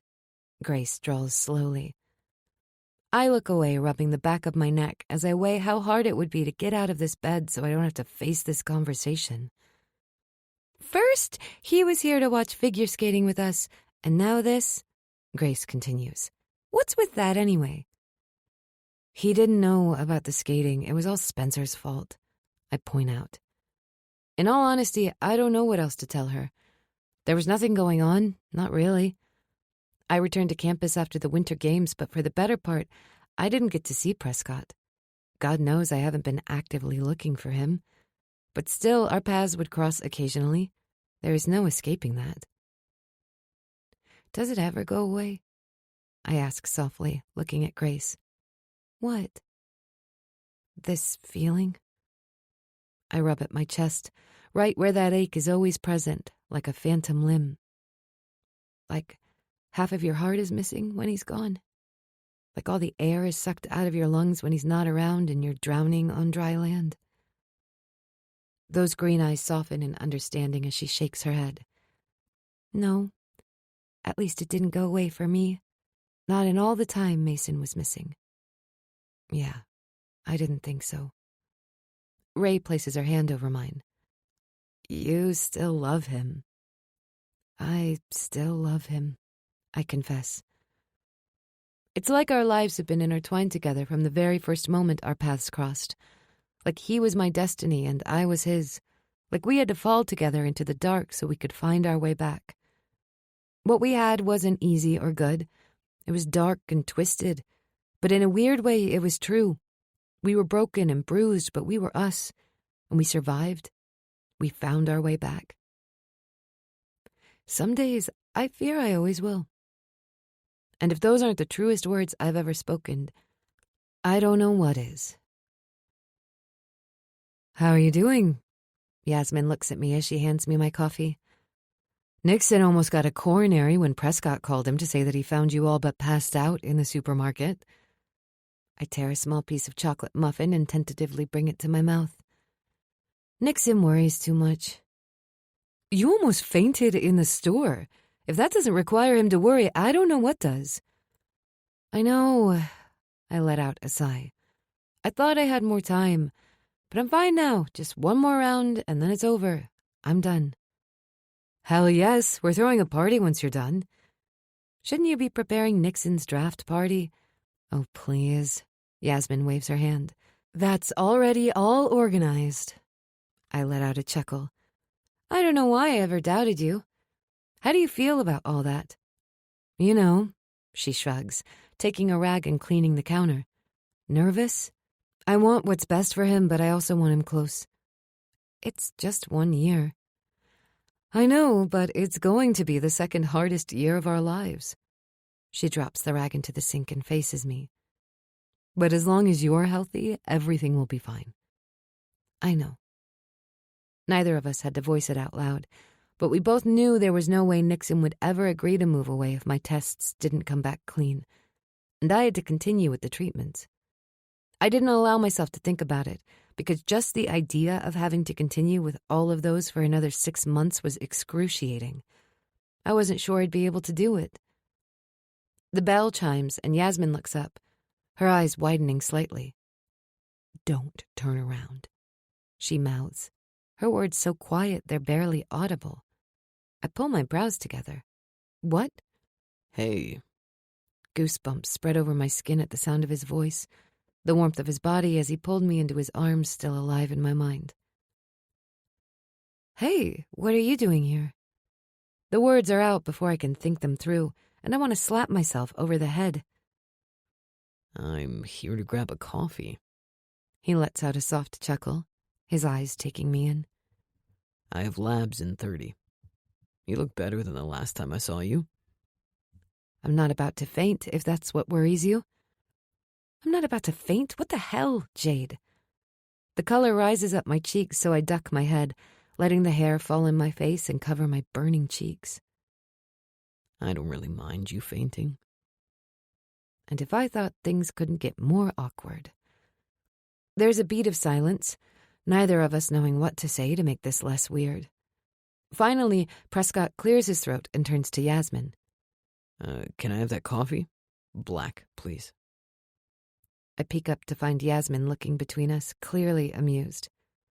1 black coffee, coming right up. I give Prescott a side glance to find him already watching me. We both look away at the same time as Yasmin places a tall cup on the counter. Here you go. Anything else? No, this is fine. Prescott places a bill on the counter and turns to me. I'm glad to see you're doing better, Jade. I sink my teeth into my lower lip, my heart beating so wildly in my chest that I'm surprised it doesn't burst out. Before I can say anything, he turns around and walks away. I keep staring after him, even once the door is closed. Sighing, I turn around, only to find Yasmin laughing her ass off, her palm covering her mouth to stifle the noise. I glare at her. Don't you dare say anything. Oh, please, you have to admit that was hilarious. It was painful, that's what it was. I press my hands against my cheeks, still feeling their warmth. I don't really mind you fainting, Yasmin says, trying to emanate Prescott's deep voice. Not that you were any better, mind you. Yasmin! I yell. How bad would it be if I launched across the counter and strangled her? Maybe Nixon wouldn't mind if I told him what happened. No, there's no way I'm telling anyone what just happened, least of all my brother. I won't hear the end of it. You're being really mean, to a girl with cancer, no less. Yasmin gives me her "who are you trying to shit" look. Does that work? Sometimes. I shrug. Try again, Missy. But seriously, you two are totally pining over one another. We're not. We broke up. A few times so far, if I'm not mistaken, and we all know how that turned out. I shake my head. This time was for good. He's been doing better since we broke up. If that wasn't a sign that we were better off without each other, I don't know what is. He is. He's been going to NA meetings. My mouth falls open. He is? Yasmin nods her head, her face serious. Sometimes Nixon goes with him. That's the only reason I know. He doesn't talk much about it, and I don't ask. No, I would guess not. That's good. I'm happy for him. A small smile spreads over my lips. That's the only thing I ever wanted for him. To be happy. Understanding flashes on Yasmin's face. I know exactly what you mean. I stay there for a little while longer, finishing my muffin and talking to Yasmin between a few other customers, until a whole bunch of people enter the cafe. Waving at Yasmin, I grab my cup as I make my way across campus toward Professor Ray's office. I knock on her open door, waiting until she looks up. Do you have a moment? Chapter 51. Prescott. How about this one? Nixon leans against the table. What's the... No. I shake my head. I'm done. I can't take it any longer. If I hear one more question, my head will explode. Dude, your MCAT is tomorrow, Spencer protests. Come on, just a few more and the... No way. I'm done. If I didn't learn it all by now, I wouldn't do it in the next few hours either. My friends have taken it upon themselves to quiz me for my MCATs any chance they got, and the more the exam neared, the more they bugged me about it. I'm grateful for their help, I really am. But damn, I'll strangle them if I don't get some breathing room. It's just... No, I push to my feet. You know what I need? Two skeptical pairs of eyes look at me. What? Nixon asks. Not to think. That's what. I grab his jacket and toss it at him. Go home to your wife. And you, I turn to my roommate, go and hook up with somebody. And what are you going to do? I'm going for a run to clear my head. I better not find you here when I get home. Before either of them can protest, I grab my earbuds and leave my room, slipping on my sneakers before I take 2 steps at a time and go outside. My leg has healed nicely, and I started going back to PT. I was still a far cry from my usual strength, but I was slowly getting there. Almost automatically, my eyes dart toward Jade's window. It's cracked open, and I feel a pang of longing at the sight. If it was any other time, if we were the people we used to be, I'd say fuck it to running and climb inside. But we weren't those people. And honestly, I didn't want to be that person any longer.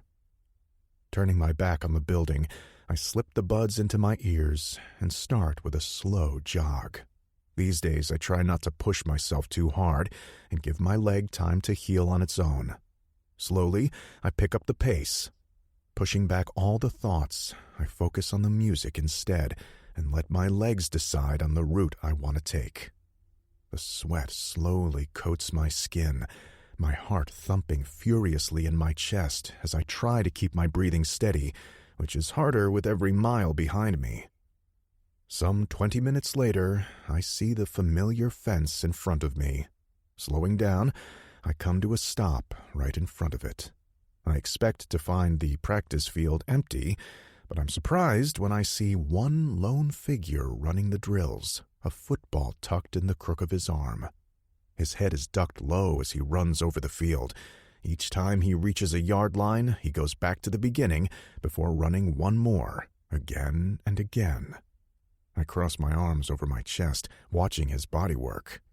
He's 20 yards away when he finally looks up and sees me. Surprise flashes on his face, and he trips over his own feet and almost face plants on the grass, but catches himself at the last second. You need to keep your eyes on your opponent, I yell, going to the door and slipping inside. How long have you been here? Sullivan asks, wiping the sweat off his forehead with the back of his hand. Enough to see that your visibility will be shit if you crouch too low.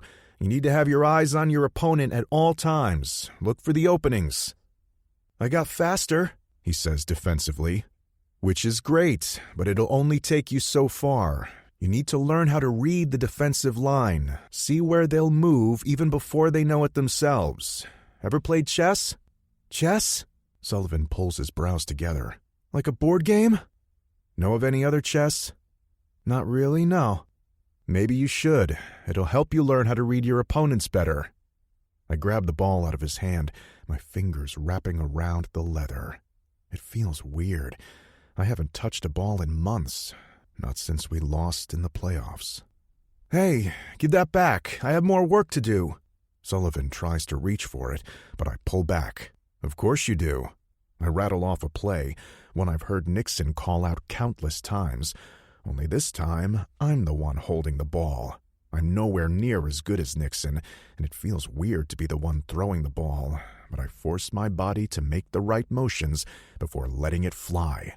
Sullivan is completely thrown off guard, so it takes him a moment to snap into action, but in the end, he manages to catch the ball. What are you doing? Helping you? He frowns at me, the distrust evident on his face. Why? Because you need help? The guy just glares at me. I don't need your help. He turns around and starts to jog away. Cursing silently, I follow after him. Sullivan, wait. I'm serious.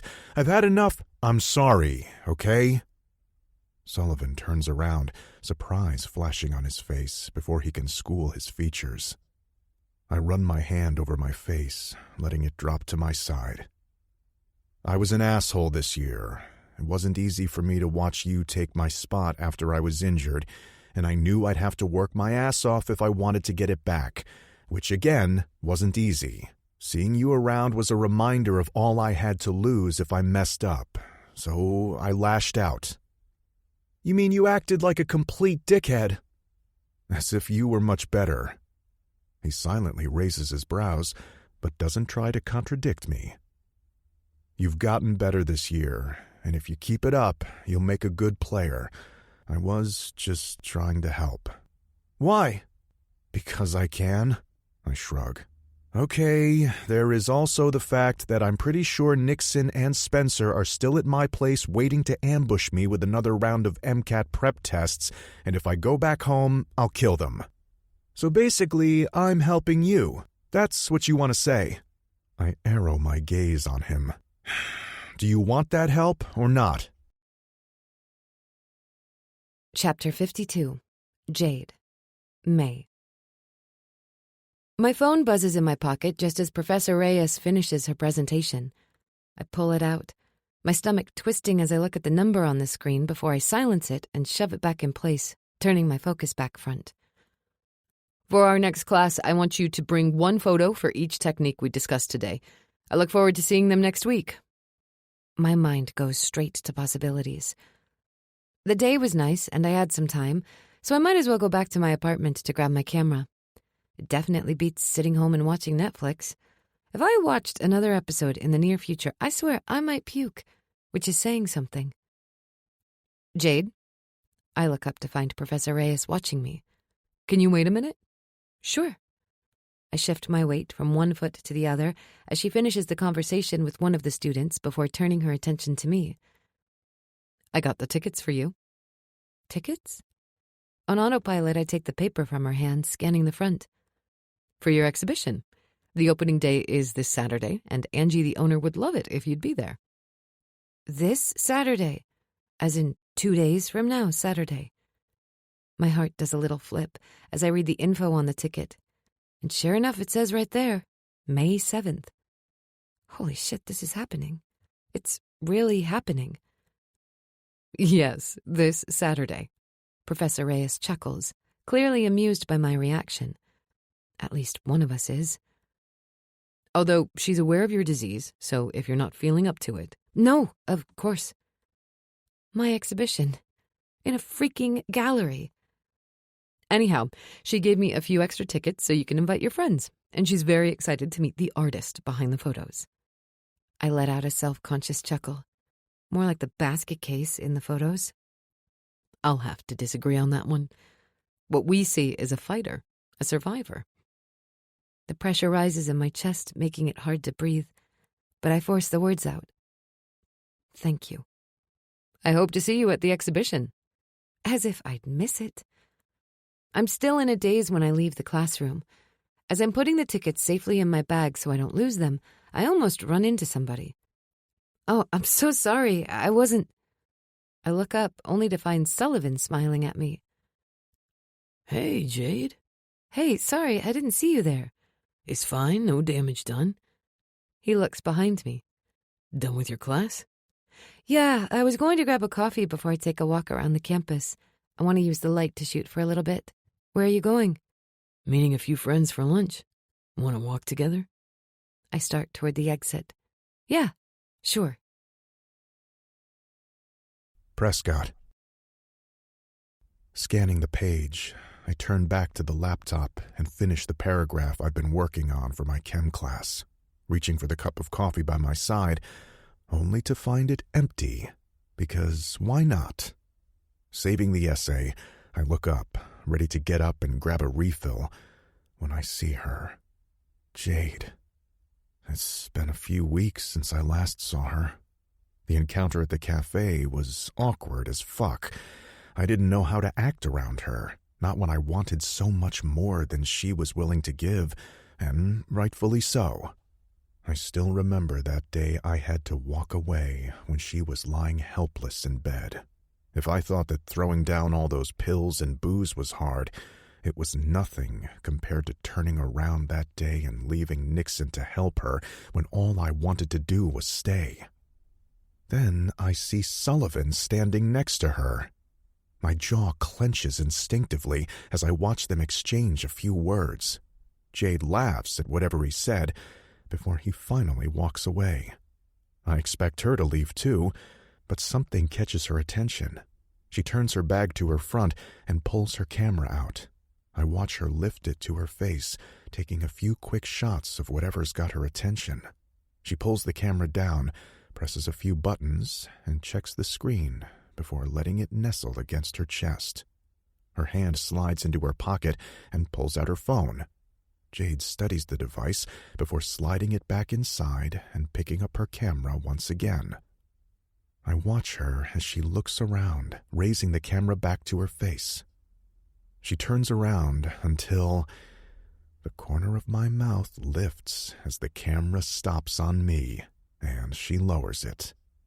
I stay in my seat and watch her debate if she should come or walk away, but finally she starts moving.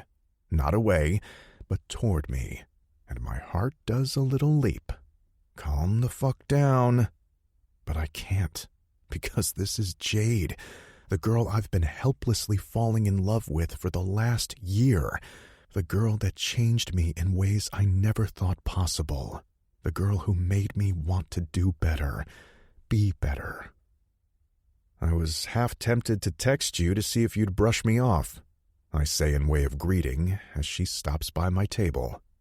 Since the weather is nicer, Cup It Up put the tables out on the terrace, but most people preferred to sit inside, so we were alone out here. Have you been watching me? Maybe, a little bit, I shrug. I promised not to seek her out. I didn't say anything about not watching when she's around. God, I missed her. I miss her something fiercely. So? So what? Would you brush me off if I texted you? Just then, the familiar buzzing sound comes from her pocket. She presses her lips in a tight line. I raise my brows. Case in point. Somebody obviously wants to talk to you. And I'm talking to you. What she's doing is avoiding. The question is, what exactly? So if I texted you, you wouldn't have ignored me? She blinks, those eyes of hers seeming bluer somehow today. I could never ignore you. And that was always the problem with the two of us. No matter how far away we were, that pull between us was always present. Somehow, some way, we always found our way back to each other, even if it destroyed us in the process. "How have you been?" I ask, drinking her in. Jade looks down, her fingers tucking a strand of her hair behind her ear. Once again, she has that long, dark brown wig close to what her natural hair used to be, only with the front 2 strands white. It looks good on her. She looks good. Healthier. "I've been good, trying to get back to work. Photography is my happy place, but I've been pushing it back because I haven't been feeling well. It feels good to be back." She shifts her weight from one foot to the other. "What about you? Studying here?" I should be." I rub the back of my neck, my gaze falling down to the envelope sitting in front of me. "I'm just pushing off the inevitable at this point." "I know something about that." My head snaps up, and I don't miss the distant look in her eyes, the flash of fear. My throat tightens, fingers curling to stop myself from physically reaching out to her. "I got my MCAT results, but I'm too scared to open them. Hell, I even asked Spencer to do it for me, but the asshole printed the results out and gave them to me sealed in an envelope." I tilt my chin at her. "What about you?" She glances over her shoulder. She's ready to bolt. "Not yet. I'm not yet ready to lose this." "Come on, doll," I whisper, trying to keep my voice light, teasing. "I'll show you mine if you show me yours." It works, because a small smile flashes on her lips before she schools her expression, and that familiar glare, the one from the beginning, is back in place. "That's so lame. What are you, 5? "Maybe," I shrug. "But it worked, didn't it?" There is a beat of silence. Jade nibbles at her lower lip, thinking. I let her have this moment to decide. So many things have been out of her power lately, and I'll be damned if I'll be one of them.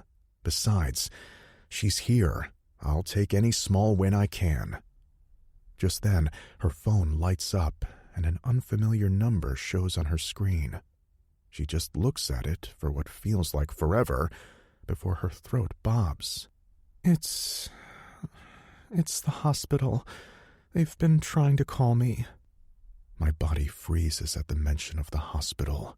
Although we haven't been talking, I've been following the days and weeks. She was done with her chemo by now, which could only mean one thing. They had her final scans. Schooling myself, I ask slowly, "Have they?"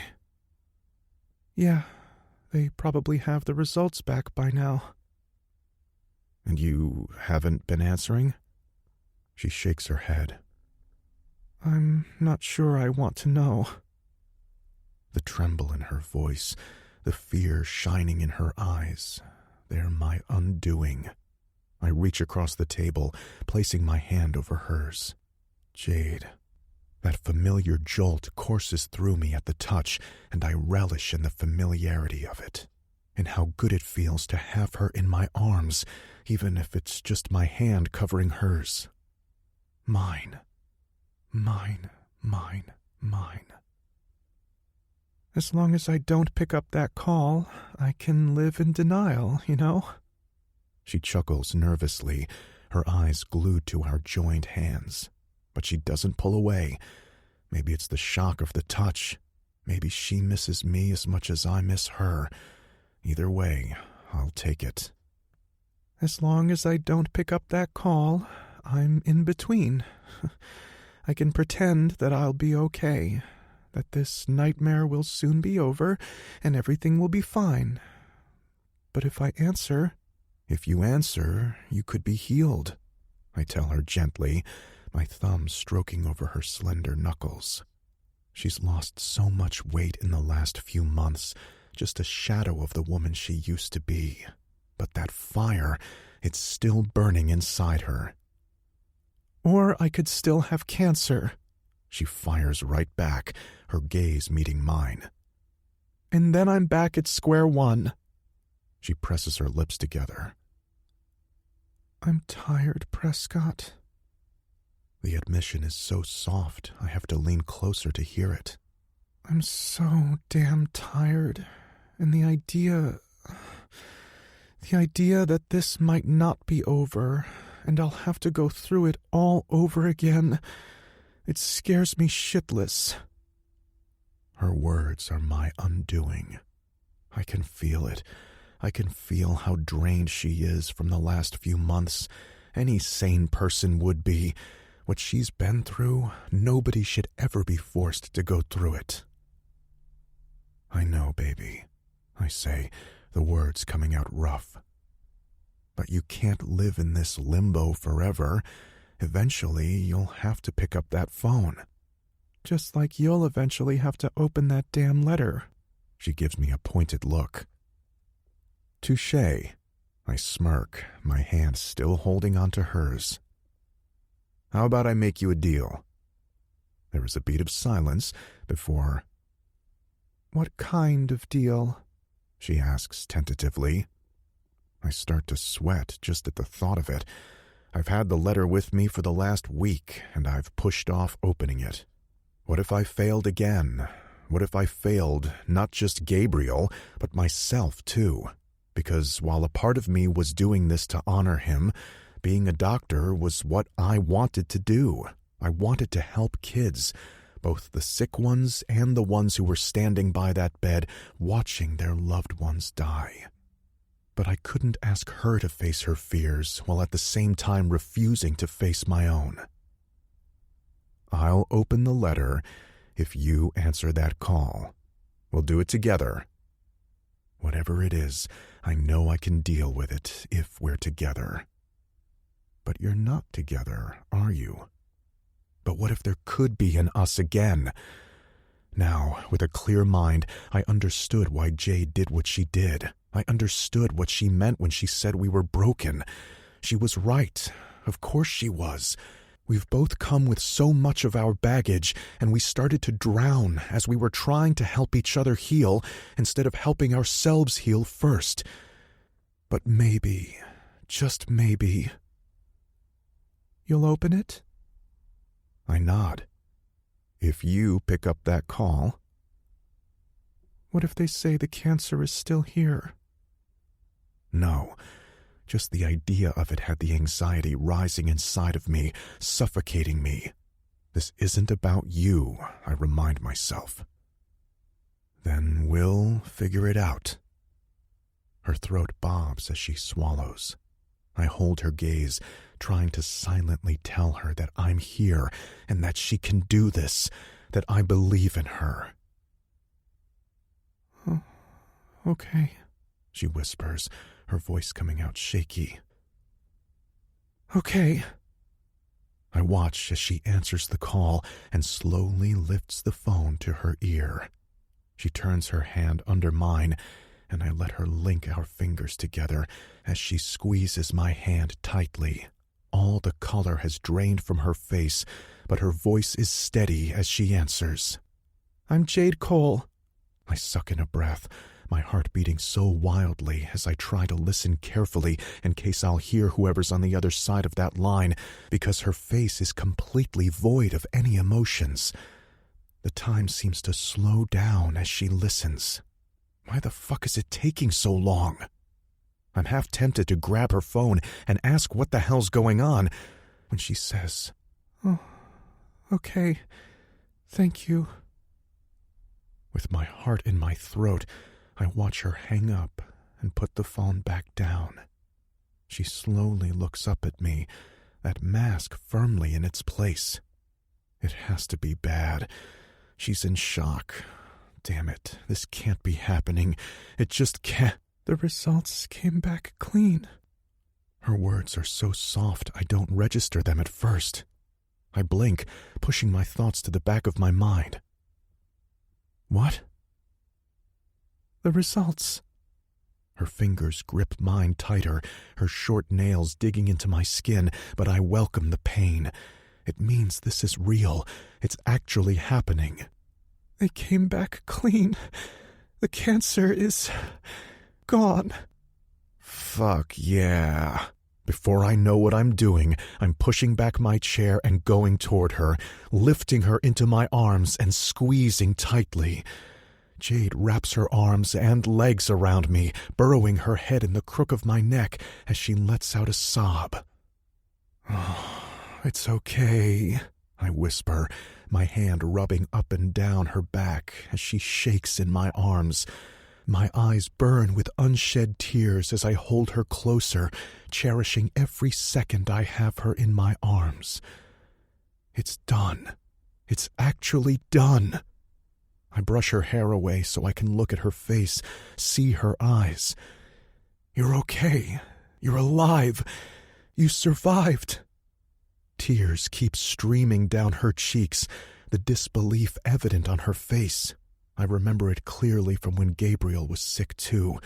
For months you're in survival mode, doing everything you can to get better. And then, suddenly, you're fine again, and you can continue with your life as if nothing happened. Only you can't. Not really.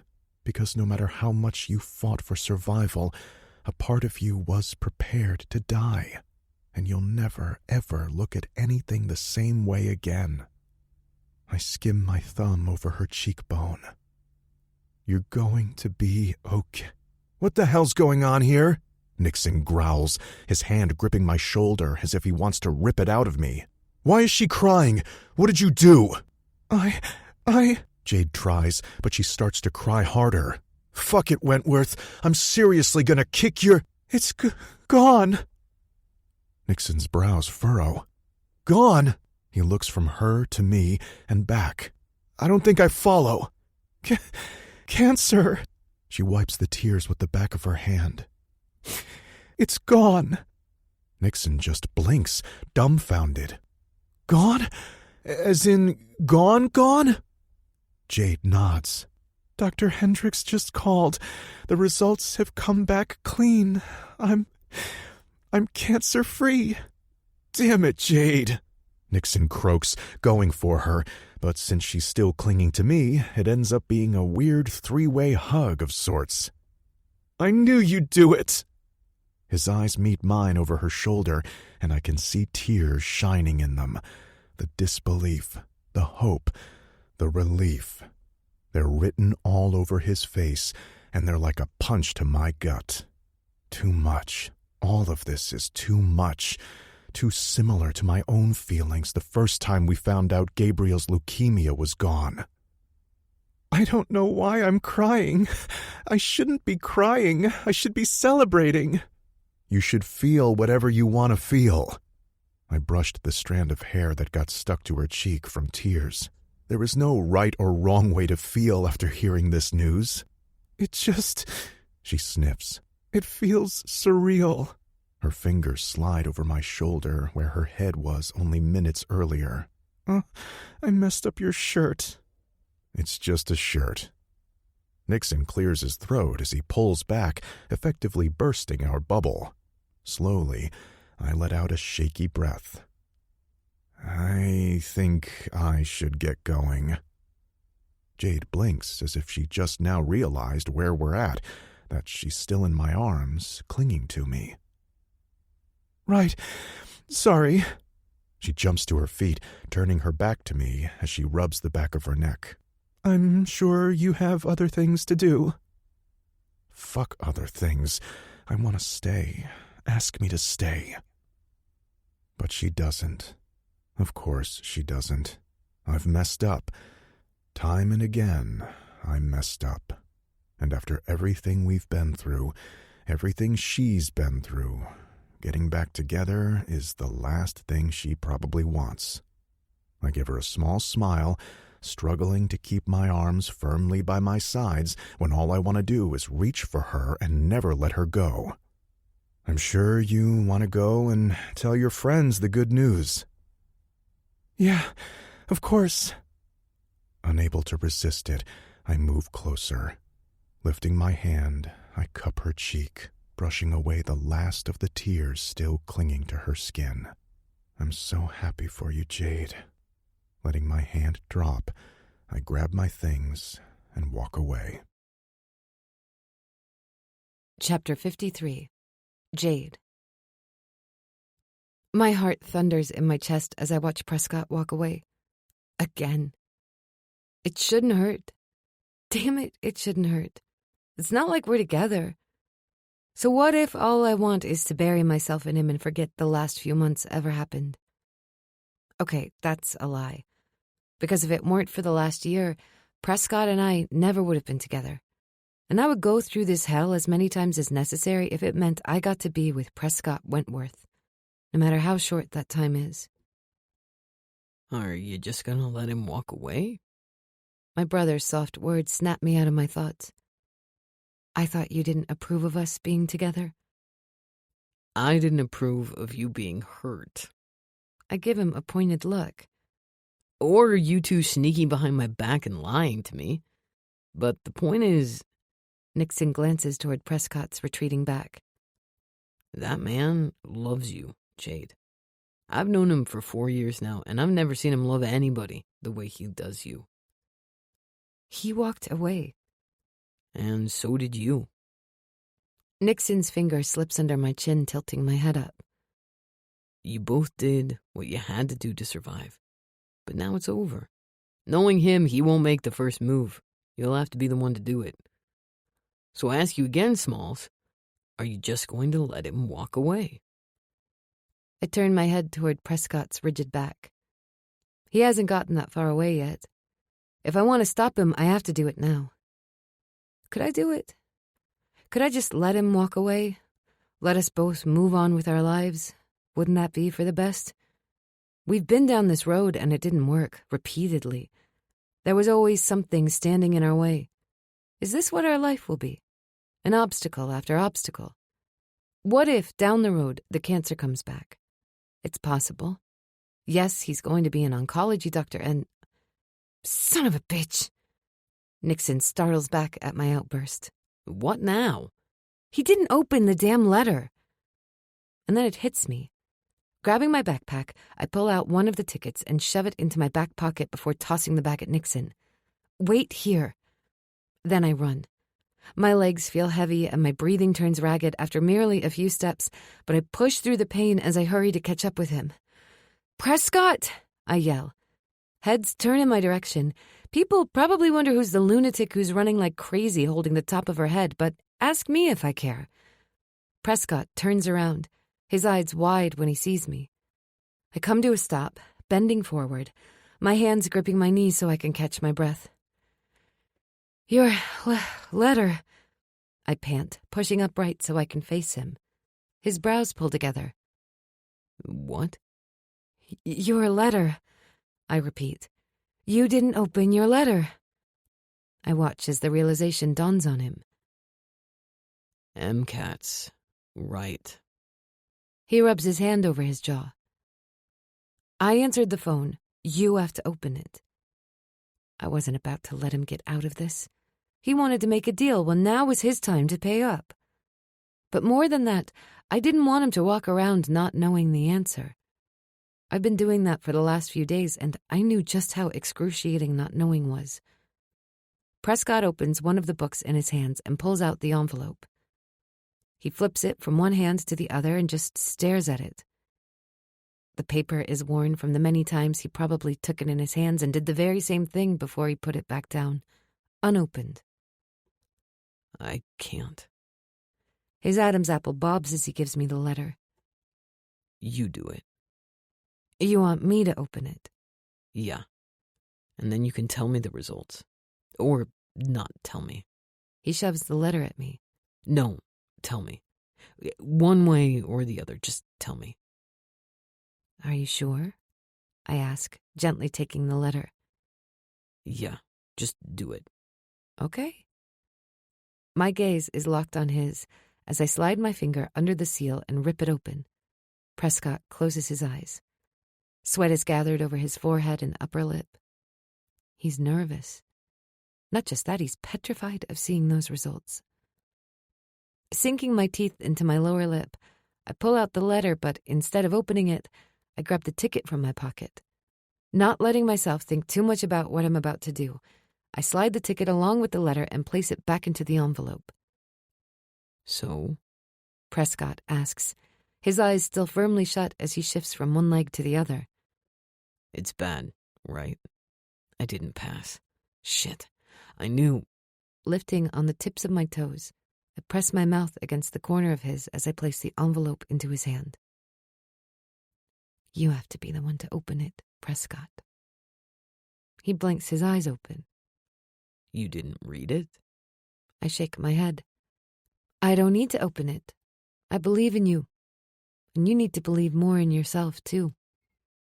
Clasping my hands over his and the letter, I smile at him. Face your demons, Prescott. What if I lose? But what if you win? My eyes are still on his. I take a step back, and another one. With the third step, I turn around and walk away, hoping this time he will follow. Nixon is still waiting for me as I make my way to cup it up, my backpack in hand. So, how did it go? I told him it was time to face his demons. Nixon opens his mouth to protest. All his demons. He has to open that letter himself, and when he does, I hope he'll come and find me. Nixon runs his hand over his face. Jade. I take my backpack from my brother's hands and grab 2 more tickets, handing them silently to him. Nixon looks at them, reading over the label before his head snaps up. His blue eyes, huge as a smile, slowly makes its way to his lips. Is this? A few weeks back, Professor Reyes asked me to do the exhibition. But you didn't win. I didn't, but the gallery owner loved my work so much, she wanted to do an exhibition with just my work. Jade, that's amazing. Nixon pushes to his feet and grabs me, picking me up and spinning me around like crazy. Nixon, I protest, laughing. Put me down or I'll puke on you. I don't care. But I care. Put me down now. Finally, this time, he listens. He puts me down on the ground, his hands landing on my shoulders to help steady me after all the spinning. Making sure my wig's in place, I look up only to find Nixon watching me, a soft smile on his mouth. What? You're laughing. I pull my brows together. Yeah, so? By the way he says it, you'd think I'm some kind of Grinch or something. Nothing. It's good to see you laugh. I haven't seen you so happy since... Since cancer? Before, really? There weren't many reasons to laugh when you were fearing if you were going to make it to the next day. Nixon. He shakes his head and throws his hand over my shoulder, pulling me closer. That's good, Smalls. It feels good to see you happy. Healthy. I slip my hand around my big brother's waist and lean my head against his chest. I think I'm far from healthy, but I'm getting there. One day at a time, right? One day at a time. He agrees as we start walking. So this gallery thing, you gave Prescott an invite? I left it in his letter. I thought you didn't open the letter. I opened it, but in the end, I decided against reading it. When he's ready, he'll find it. But the exhibition is this weekend. We come to a stop in front of Nixon's car, so I let go of him. Then he better be ready fast. I turn to Nixon and give him a warning glare. And do not tell him. He has to do this on his own, Nix. Fine. He lets out a sigh. Where are you going? Want me to give you a ride? Actually, yes. I want to stop by the store and surprise the girls with the good news. Hell, why don't you call Yaz and tell her to come too? We can make a party out of it. I might not know what's in store for me down the road, but today was a good day, and I damn sure planned to make the most of it. Chapter 54. Prescott. Are you ever planning to actually open this thing, or are you just going to stare at it? Spencer asks as he makes his way to the fridge. He pulls out a carton of orange juice, leans against the counter, and drinks straight from it. Face your demons, Prescott. I flip the letter, willing it to reveal its secrets to me, but the damn thing is quiet. Seriously, how can you not know? It would drive me insane by now. It's better than knowing you failed, I mutter, my head still on that conversation with Jade, on her words. Besides, I gave you a chance to do it, but you didn't look at the results either. Because it should be you who opens the damn thing. What if I lose? But what if you win? I could still feel the taste of her soft lips against mine, smell that sweet scent that's just her. I wanted to do it. I wanted to know, damn it. But there was always a but of some sort. Just open it and be done with it. You've either passed or failed and have to get your ass to work once again if you want to go to med school, like you've been talking about from the first day I met you. Seriously, Wentworth, I didn't take you for a wuss. With a shake of his head, he goes toward the door. Grateful that he's finally leaving me alone, I turn the letter over, my eyes fixing on the broken seal. Face your demons, Prescott. See? Even Jade's doing better than you. Going out on dates and... What? I sit upright, the letter falling to my lap as I stare at Spencer. Jade's going on a date? My heart bangs against my chest as Spencer's words ring in my mind, mixing with the vision of Jade going out, sitting across from another man, holding hands, kissing, and more. So much more. A man that's not me. Spencer turns his attention from the window to me. She's all dressed up, so I guess she is. Why would she wear a dress otherwise?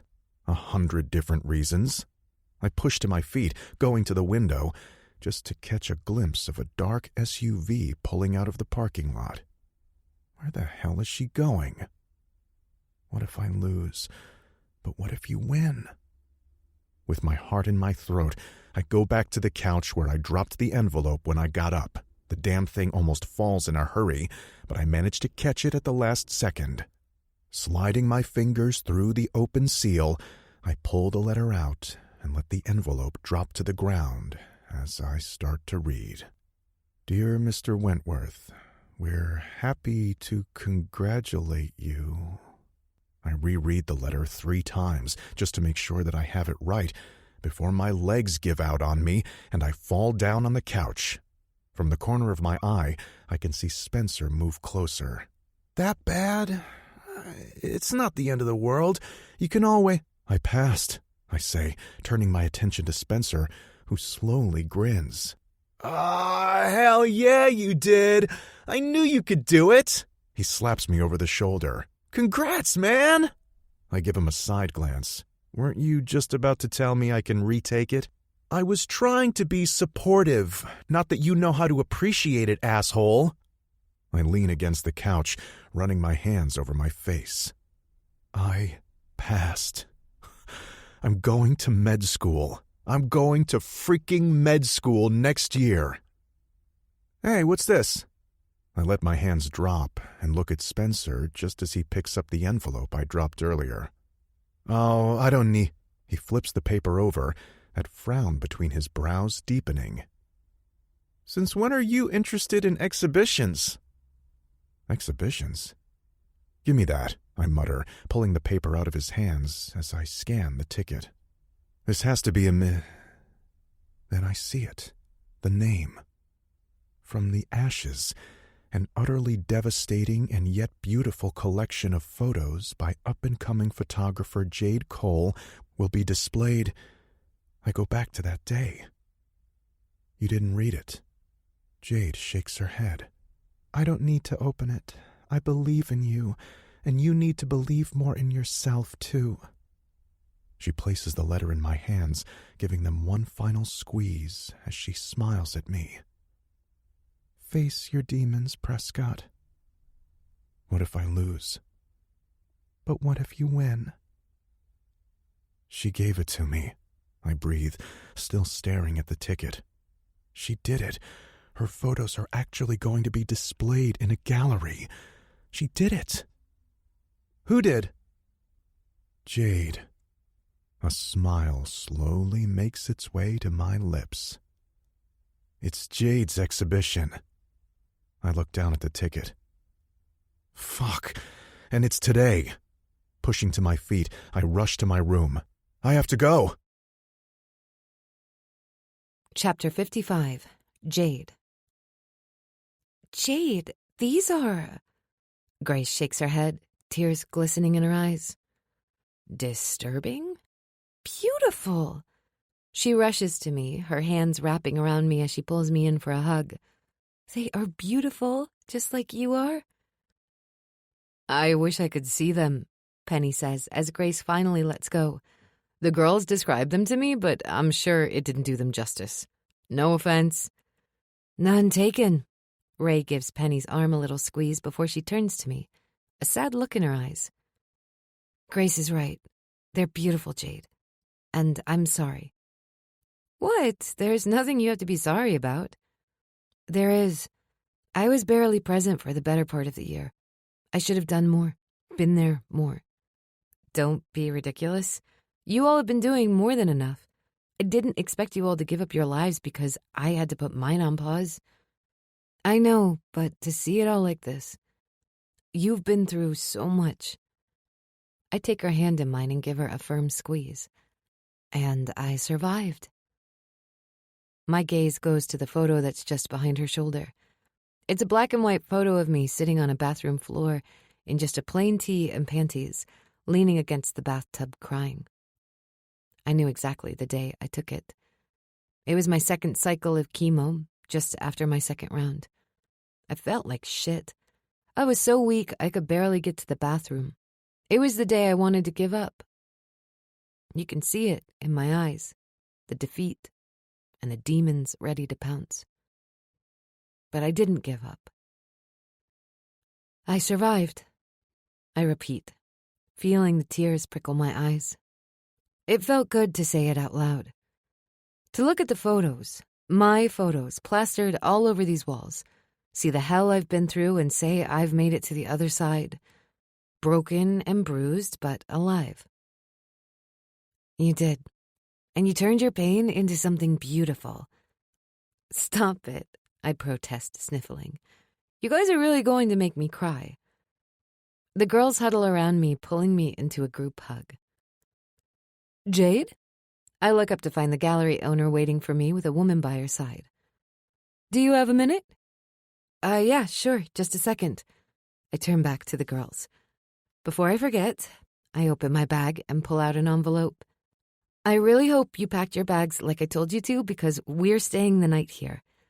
Taking Penny's hand in mine, I place the envelope into her hand.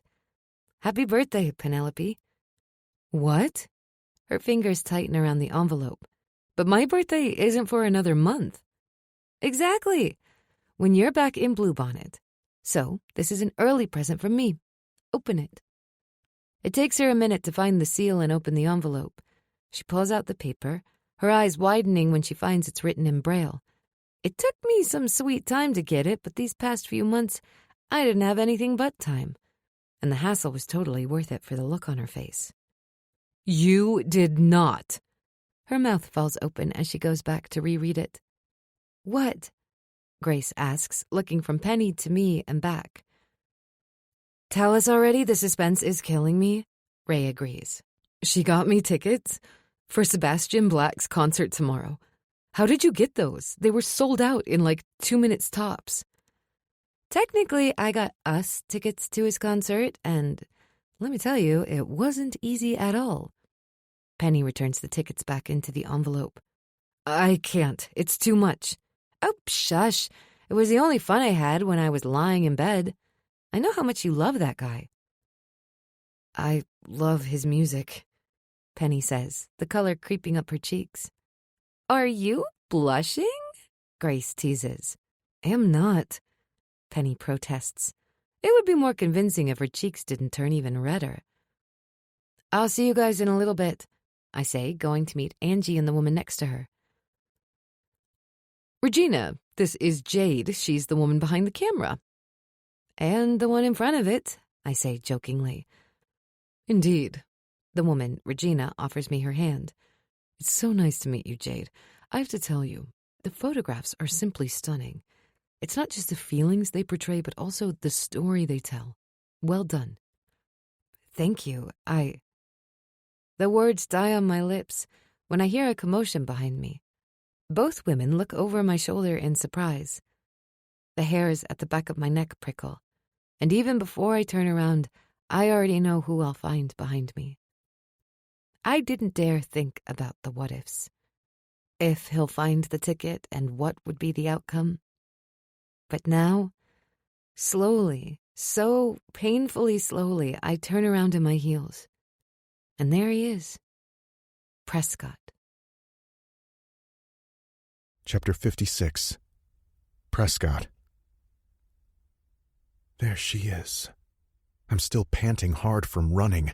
The parking lot was full, and I couldn't find a single spot in a 5-block radius. I was half tempted to just leave my car by the curb and call it a day when I spotted somebody pulling out. I snatched that spot faster than you can blink, and then I started to run. Now my knee is killing me, and I'm a sweaty mess in a monkey suit, but it's so damn worth it because I've made it. With my eyes glued on Jade's, I smooth my shaky hand over my jacket as I make my way to her. God, she looks stunning. She has on a tight black dress that falls to her mid-thigh and a killer pair of heels that give her a few extra inches. Today she forewent the wig and settled on a delicate black scarf with some flower pattern on it instead. Her makeup was minimal, but it made her look healthier. I drink her in, my heart aching at her beauty, at the peace that seems to surround her as I finally come to a stop not even a foot away. "You came," she whispers, as if that was ever a question. "I'll always come for you." Her lips part almost as if in surprise. I take a step forward, my hand itching to reach for hers, and it takes everything in me not to do it. "I mean it, Jade. You call, and I'll answer. Anytime, any place. It doesn't matter what we are or how we left things before. I will come for you." "Prescott, But before she can say whatever she wants to, Nixon and Yasmin come to us, Jade's friends behind them. "Hey, Smalls, the crowd is slowly clearing, so we'll head out too." He looks from Jade to me and back. "Need something before we leave?" Jade shakes her head. "I'm good. I'll see you at the hotel later." Nixon pulls her into a hug. "Brunch tomorrow morning to celebrate before we leave for campus?"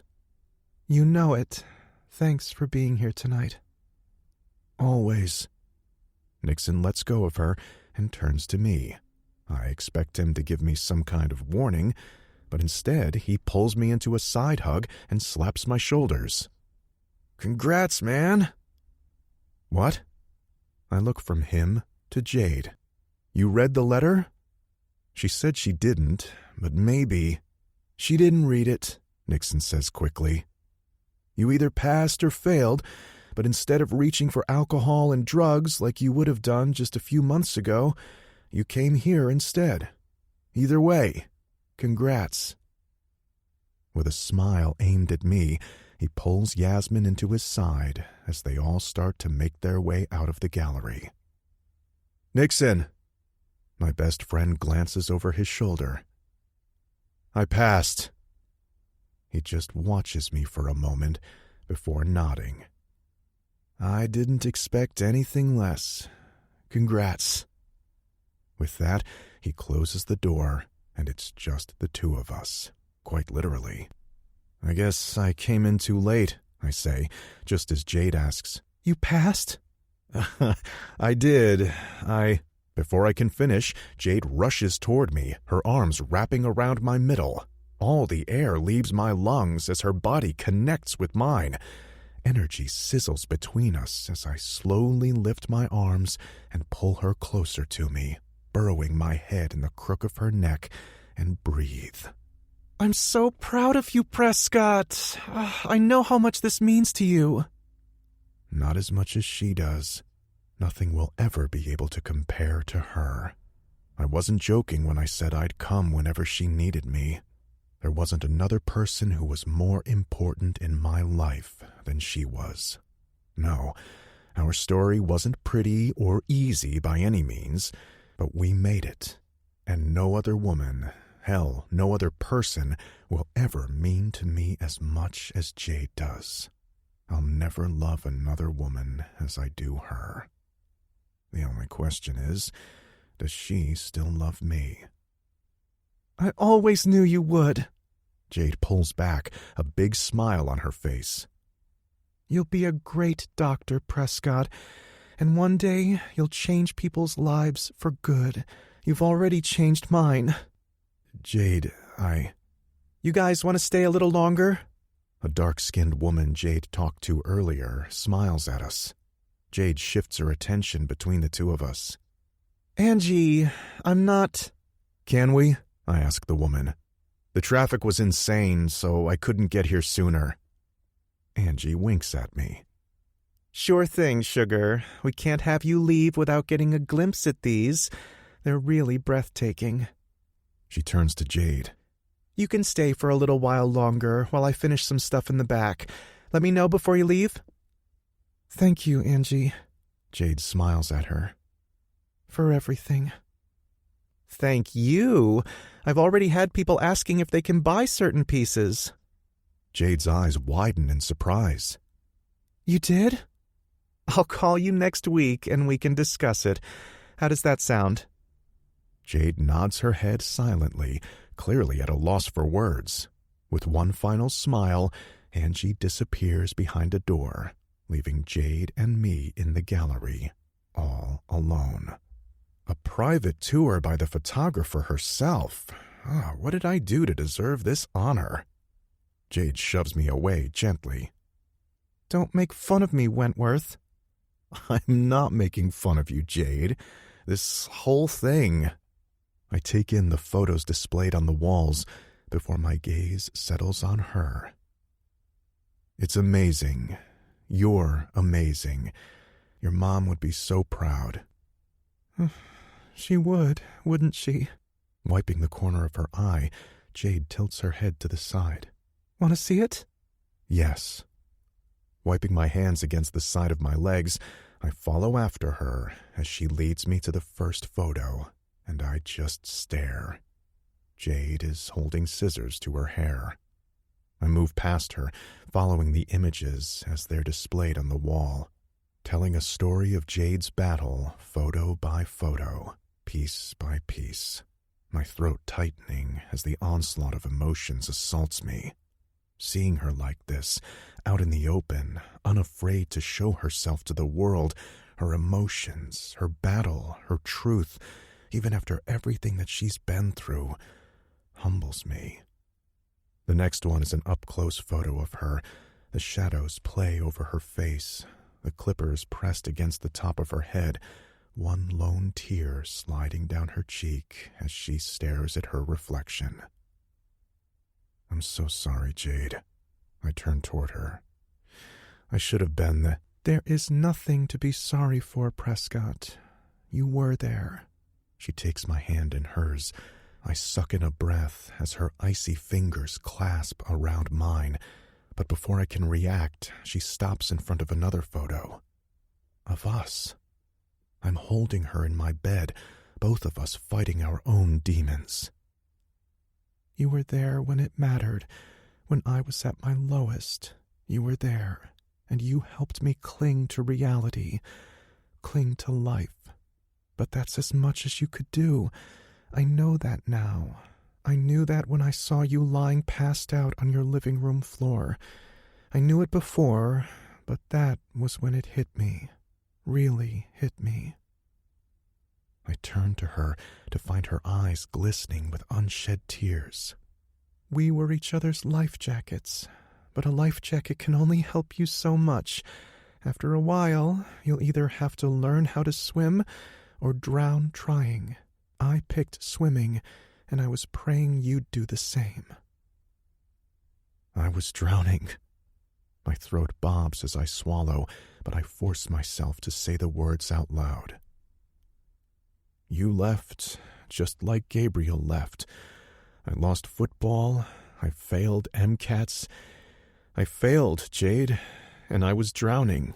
It wasn't until I almost made the stupidest mistake of my life that I realized how far I'd sunk, and that if I wanted to make things right, I'd have to fight.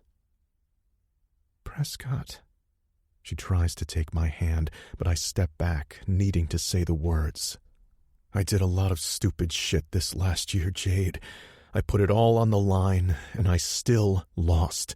I lost it all, but I'll never regret anything as much as I regret losing you. There are a lot of things I'd do differently if I could, but not our story, not you. We went through hell, and we've made it out, and I'd do it as many times as I'd need to if it would mean I got to have you for only a second longer. Prescott, you... I shake my head. Let me finish.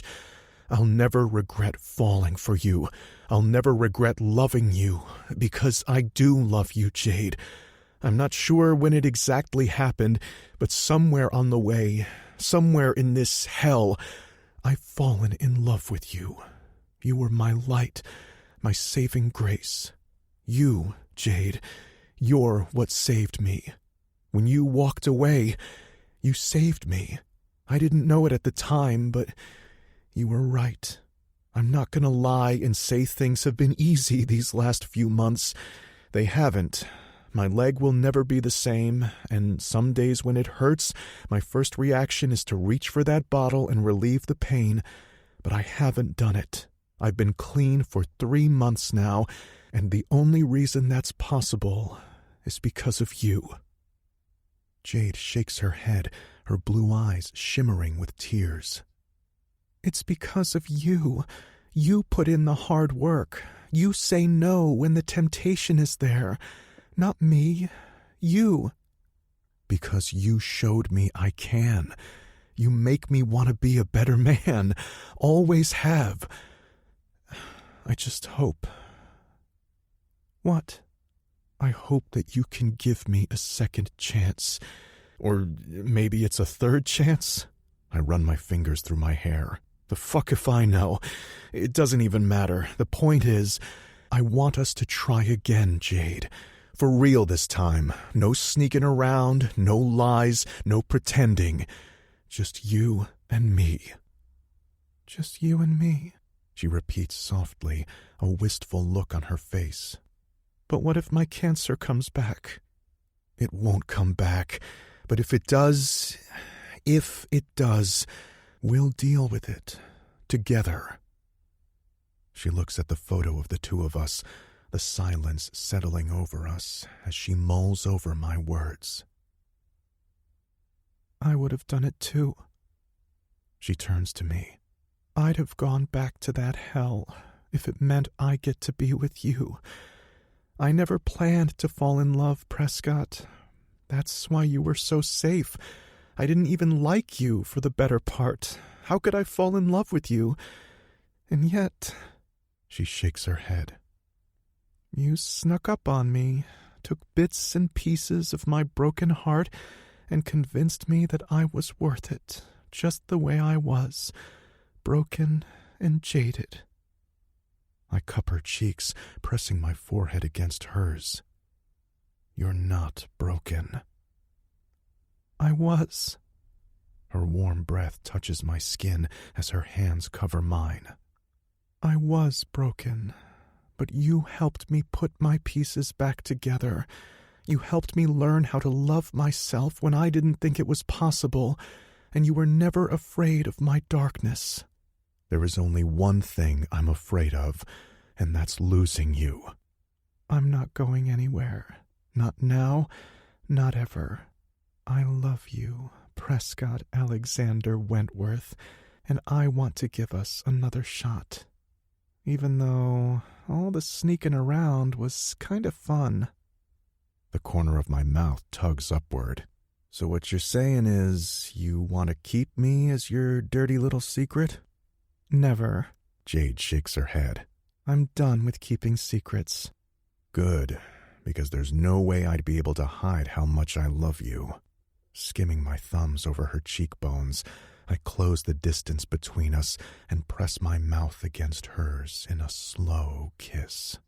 My mouth glides against hers, and it feels like I've come home. Here in the middle of the gallery that tells her story, our story, the story of love and loss, heartbreak and darkness, and we're still standing strong, together. Breaking the kiss, I press my forehead against hers. Let's get you home. And with her hand in mine, we walk out into the light. Epilogue. Jade. Late August. Give me that. I clasped my hands tighter around the chair, looking up to meet a pair of narrow, dark eyes. Are we seriously going to do this again? We wouldn't have to if you'd just be a good girl and hand it over. I'm quite capable of carrying that myself. I thought we established that last year. We did, but you also have a big hunk of a boyfriend who can carry it for you, so why not use me? Prescott wiggles his brows, and I can feel my belly tightening at the innuendo. Because I have way better ways of using you? You do. He presses a hard kiss to my lips, leaving me breathless, which gives him just enough time to steal the chair out of my hands as he pulls back. But you'll start with that chair. Chair stealer? I yell after him. He looks over his shoulder, a big grin on his face. But you love me. I do. Oh, how I do. Grace nudges me with her elbow.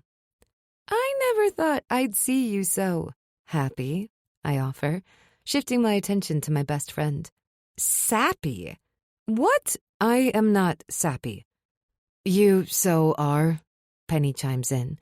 She's sitting on the floor packing my clothes into suitcases. But it looks good on you. You guys seem so happy.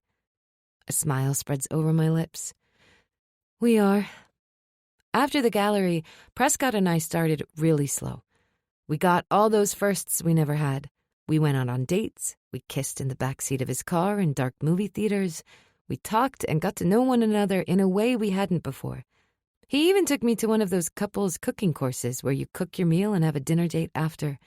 A miserable failure on our part, but we ended up laughing our asses off afterward. I think we both needed it, this time to help us heal and get to know one another as we are now. And then last weekend he took me for a weekend getaway, just the two of us, in a small cottage on the beach to celebrate my birthday. And it was beautiful. That's when he asked me to move in with him. The question threw me completely off guard. I'm not even sure why. I knew Spencer had graduated and was drafted to the pros, and Prescott would eventually need to find a roommate now that he was accepted to the med school here at Blairwood. But it never crossed my mind that roommate could be me. Then there were the girls. Zane and Ray found a small one-bedroom apartment not that far away for the two of them, now that they're engaged. He enrolled into a physical therapy program and plans to work alongside Dr. Snow until he gets his master's. And Mason finally convinced Grace to move in with him at his place, which meant I'd have this big-ass apartment all for myself. It made sense, and I wanted it. I hadn't even realized how much until he asked. I wanted to live with him.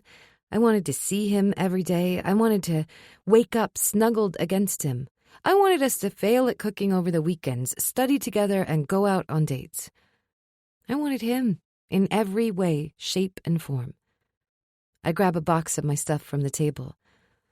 I'm going to take this over, I say to the girls before getting out of the apartment. Late August heat slams into me the moment I get outside, the bright afternoon sun blinding me. That's why it takes me a moment to realize Prescott is standing out in the parking lot and talking to a woman. And not just any woman, his mother. I watch them for a moment, unsure of what to do. Should I go there and save him? Should I sneak back inside and let them talk? But before I can overthink it, Prescott turns around, his eyes landing on mine. His smile is stiff as he motions me over. Hey, what's up? I ask, as I slide into his open arms and look up at him. Jade, this is my mother, Molly Wentworth. Mom, this is my girlfriend, Jade. The woman offers me her hand, which I take, giving it a firm shake as her eyes go to my short hair. My hair started growing 1 month after I was done with chemo, and just recently it grew enough for me to go to the hair salon and have it cut into a cute pixie style. "It's so nice to meet you, Jade," she says, a soft smile on her lips. "Are you moving?" Prescott's arm tightens around me. She's moving in with me. "Oh, that's nice. So you've been dating for how long?" A year now. Prescott meets my gaze. He must read the question on my face because he says, Mom left Dad. She's moving to Boston to live with her sister until she finds her own place. "She left him? Talk about a curveball." "I just wanted to stop by and check in on Prescott, see how he's doing." "That's nice of you." What it is long overdue. Sadness creeps in her eyes for a moment, but she blinks it away. "Maybe we could have dinner sometime, after I'm settled in?" I rub Prescott's back as he processes her words. I know he hasn't talked to either of his parents since he walked out on them for Christmas. Turning his back on his family was hard, but it was the right thing to do since they treated him the way they did. Yeah, maybe. He finally rasps. I give him a squeeze, letting him know I'm here. His mom smiles and nods. "I'd love that. I want a chance to get to know you, Prescott. I missed out on so much, but I'm here now. And I'm sorry." She wipes under her eyes, her attention switching to me. "And you, Jade, of course." "That's fine. I'm sure you two have a lot to catch up on." "Too much." She tucks a strand of her hair behind her ear. "Anyhow, I'll let you continue with your work, but I'll talk to you soon, Prescott." Sounds good. "Okay." She shifts from one foot to the other. I can see it on her face. She wants to come in and hug him, but Prescott doesn't let go of me. So, in the end, she settles for a nod. "I'll see you soon." We stay in our spot as we watch her walk to a black sedan and drive off. I hold on to Prescott, giving him time to process what just happened. Well, I'll be damned. Didn't see that one coming? Not in 100 years. Letting my hand drop, I turn around so we're face to face. "Do you know what you're going to do about it?" Prescott runs his hand over his face. His eyes were still fixed on where his mom had disappeared. I have no fucking idea. I've been doing so good. Hey. I cup his cheek, returning his attention to me. "You don't have to decide now. Hell, you have every right not to return her call and not to agree to meet her. Not if you're not ready. Not if that's not what you want to do. It's your choice." You'll still love me if I don't meet her? Always. I pull him down, brushing my mouth against his. I'll love you. Always. Penelope. A slobbery wet ball is shoved into my palm. "You're such a good boy, Henry," I praise, wrapping my fingers around the tennis ball. I lift my hand in the air, tossing the ball once again. There is the familiar sound of Henry's feet as he dashes after the ball, so I wait. Soon enough, he's back, his furry body brushing against the side of my leg as he lies down on the ground next to me, panting hard. Tired? At 10 years old, Henry is still a pretty active dog, and he doesn't show any signs of slowing down in his older age. It's something that I don't take for granted, considering he's been my best friend and companion for the past 8 years as he has worked as my guide dog. I place my hand on Henry's head, scratching between his ears. His fur is thicker, so I make a mental note to give him a good brush tomorrow morning, because things will get hectic once classes start on Monday. Although we come early every year to campus so we can learn the best routes to my classes before the orientation week starts, things are always crazy these first few days as we both reacquaint ourselves with the pandemonium that's beginning of the semester. "You ready to go home, buddy?" The mention of home has his head snapping up with interest, as it always does. I let out a soft chuckle, grabbing his harness off the bench where I had left it earlier. "Come on. You earned your dinner." Henry slips into his harness easily, and I secure it before getting to my feet. The walk back to our apartment is short. There are a lot of reasons why I loved this apartment. The 3 best-selling factors were that it's dog-friendly, close to campus, and has a dog park just around the corner so Henry can get enough playtime where he can just be a dog and not my eyes, even if it's only for a moment. As we come to a stop before the front door, I slide my hand into my pocket, pulling out a key, when I hear the soft notes of a guitar playing in the air. I suck in a breath, my whole body going still as I stand and listen. The dark, haunting melody is unfamiliar, but so beautiful it makes my heart ache. Who is playing that? This is the first time I've heard anybody playing here, and I would have known because this is my 3rd year living in my building. Usually, I was the one playing on my keyboard. Did somebody new move in? I don't think it's anybody from my class. I've heard their stuff, and it's nothing like this. It has to be somebody new, somebody different. Just as suddenly as the music starts, it dies down. I stand there and listen, hoping whoever is playing will continue to do so, but they never do. Maybe it was just a radio? Shaking my head, I let out a shaky breath and push open the door. Apartment, Henry. This concludes Kiss to Salvage by Anna B. Doe, narrated by Samantha Brentmore and Stephen Dexter. Copyright 2022 by Anna B. Doe. This unabridged audiobook is published by arrangement with Anna B. Doe and was produced in the year 2024 by Tantor Media Incorporated, a division of Recorded Books, which holds the copyright thereto. Please visit tantor.com for more information on our growing library of unabridged audiobooks.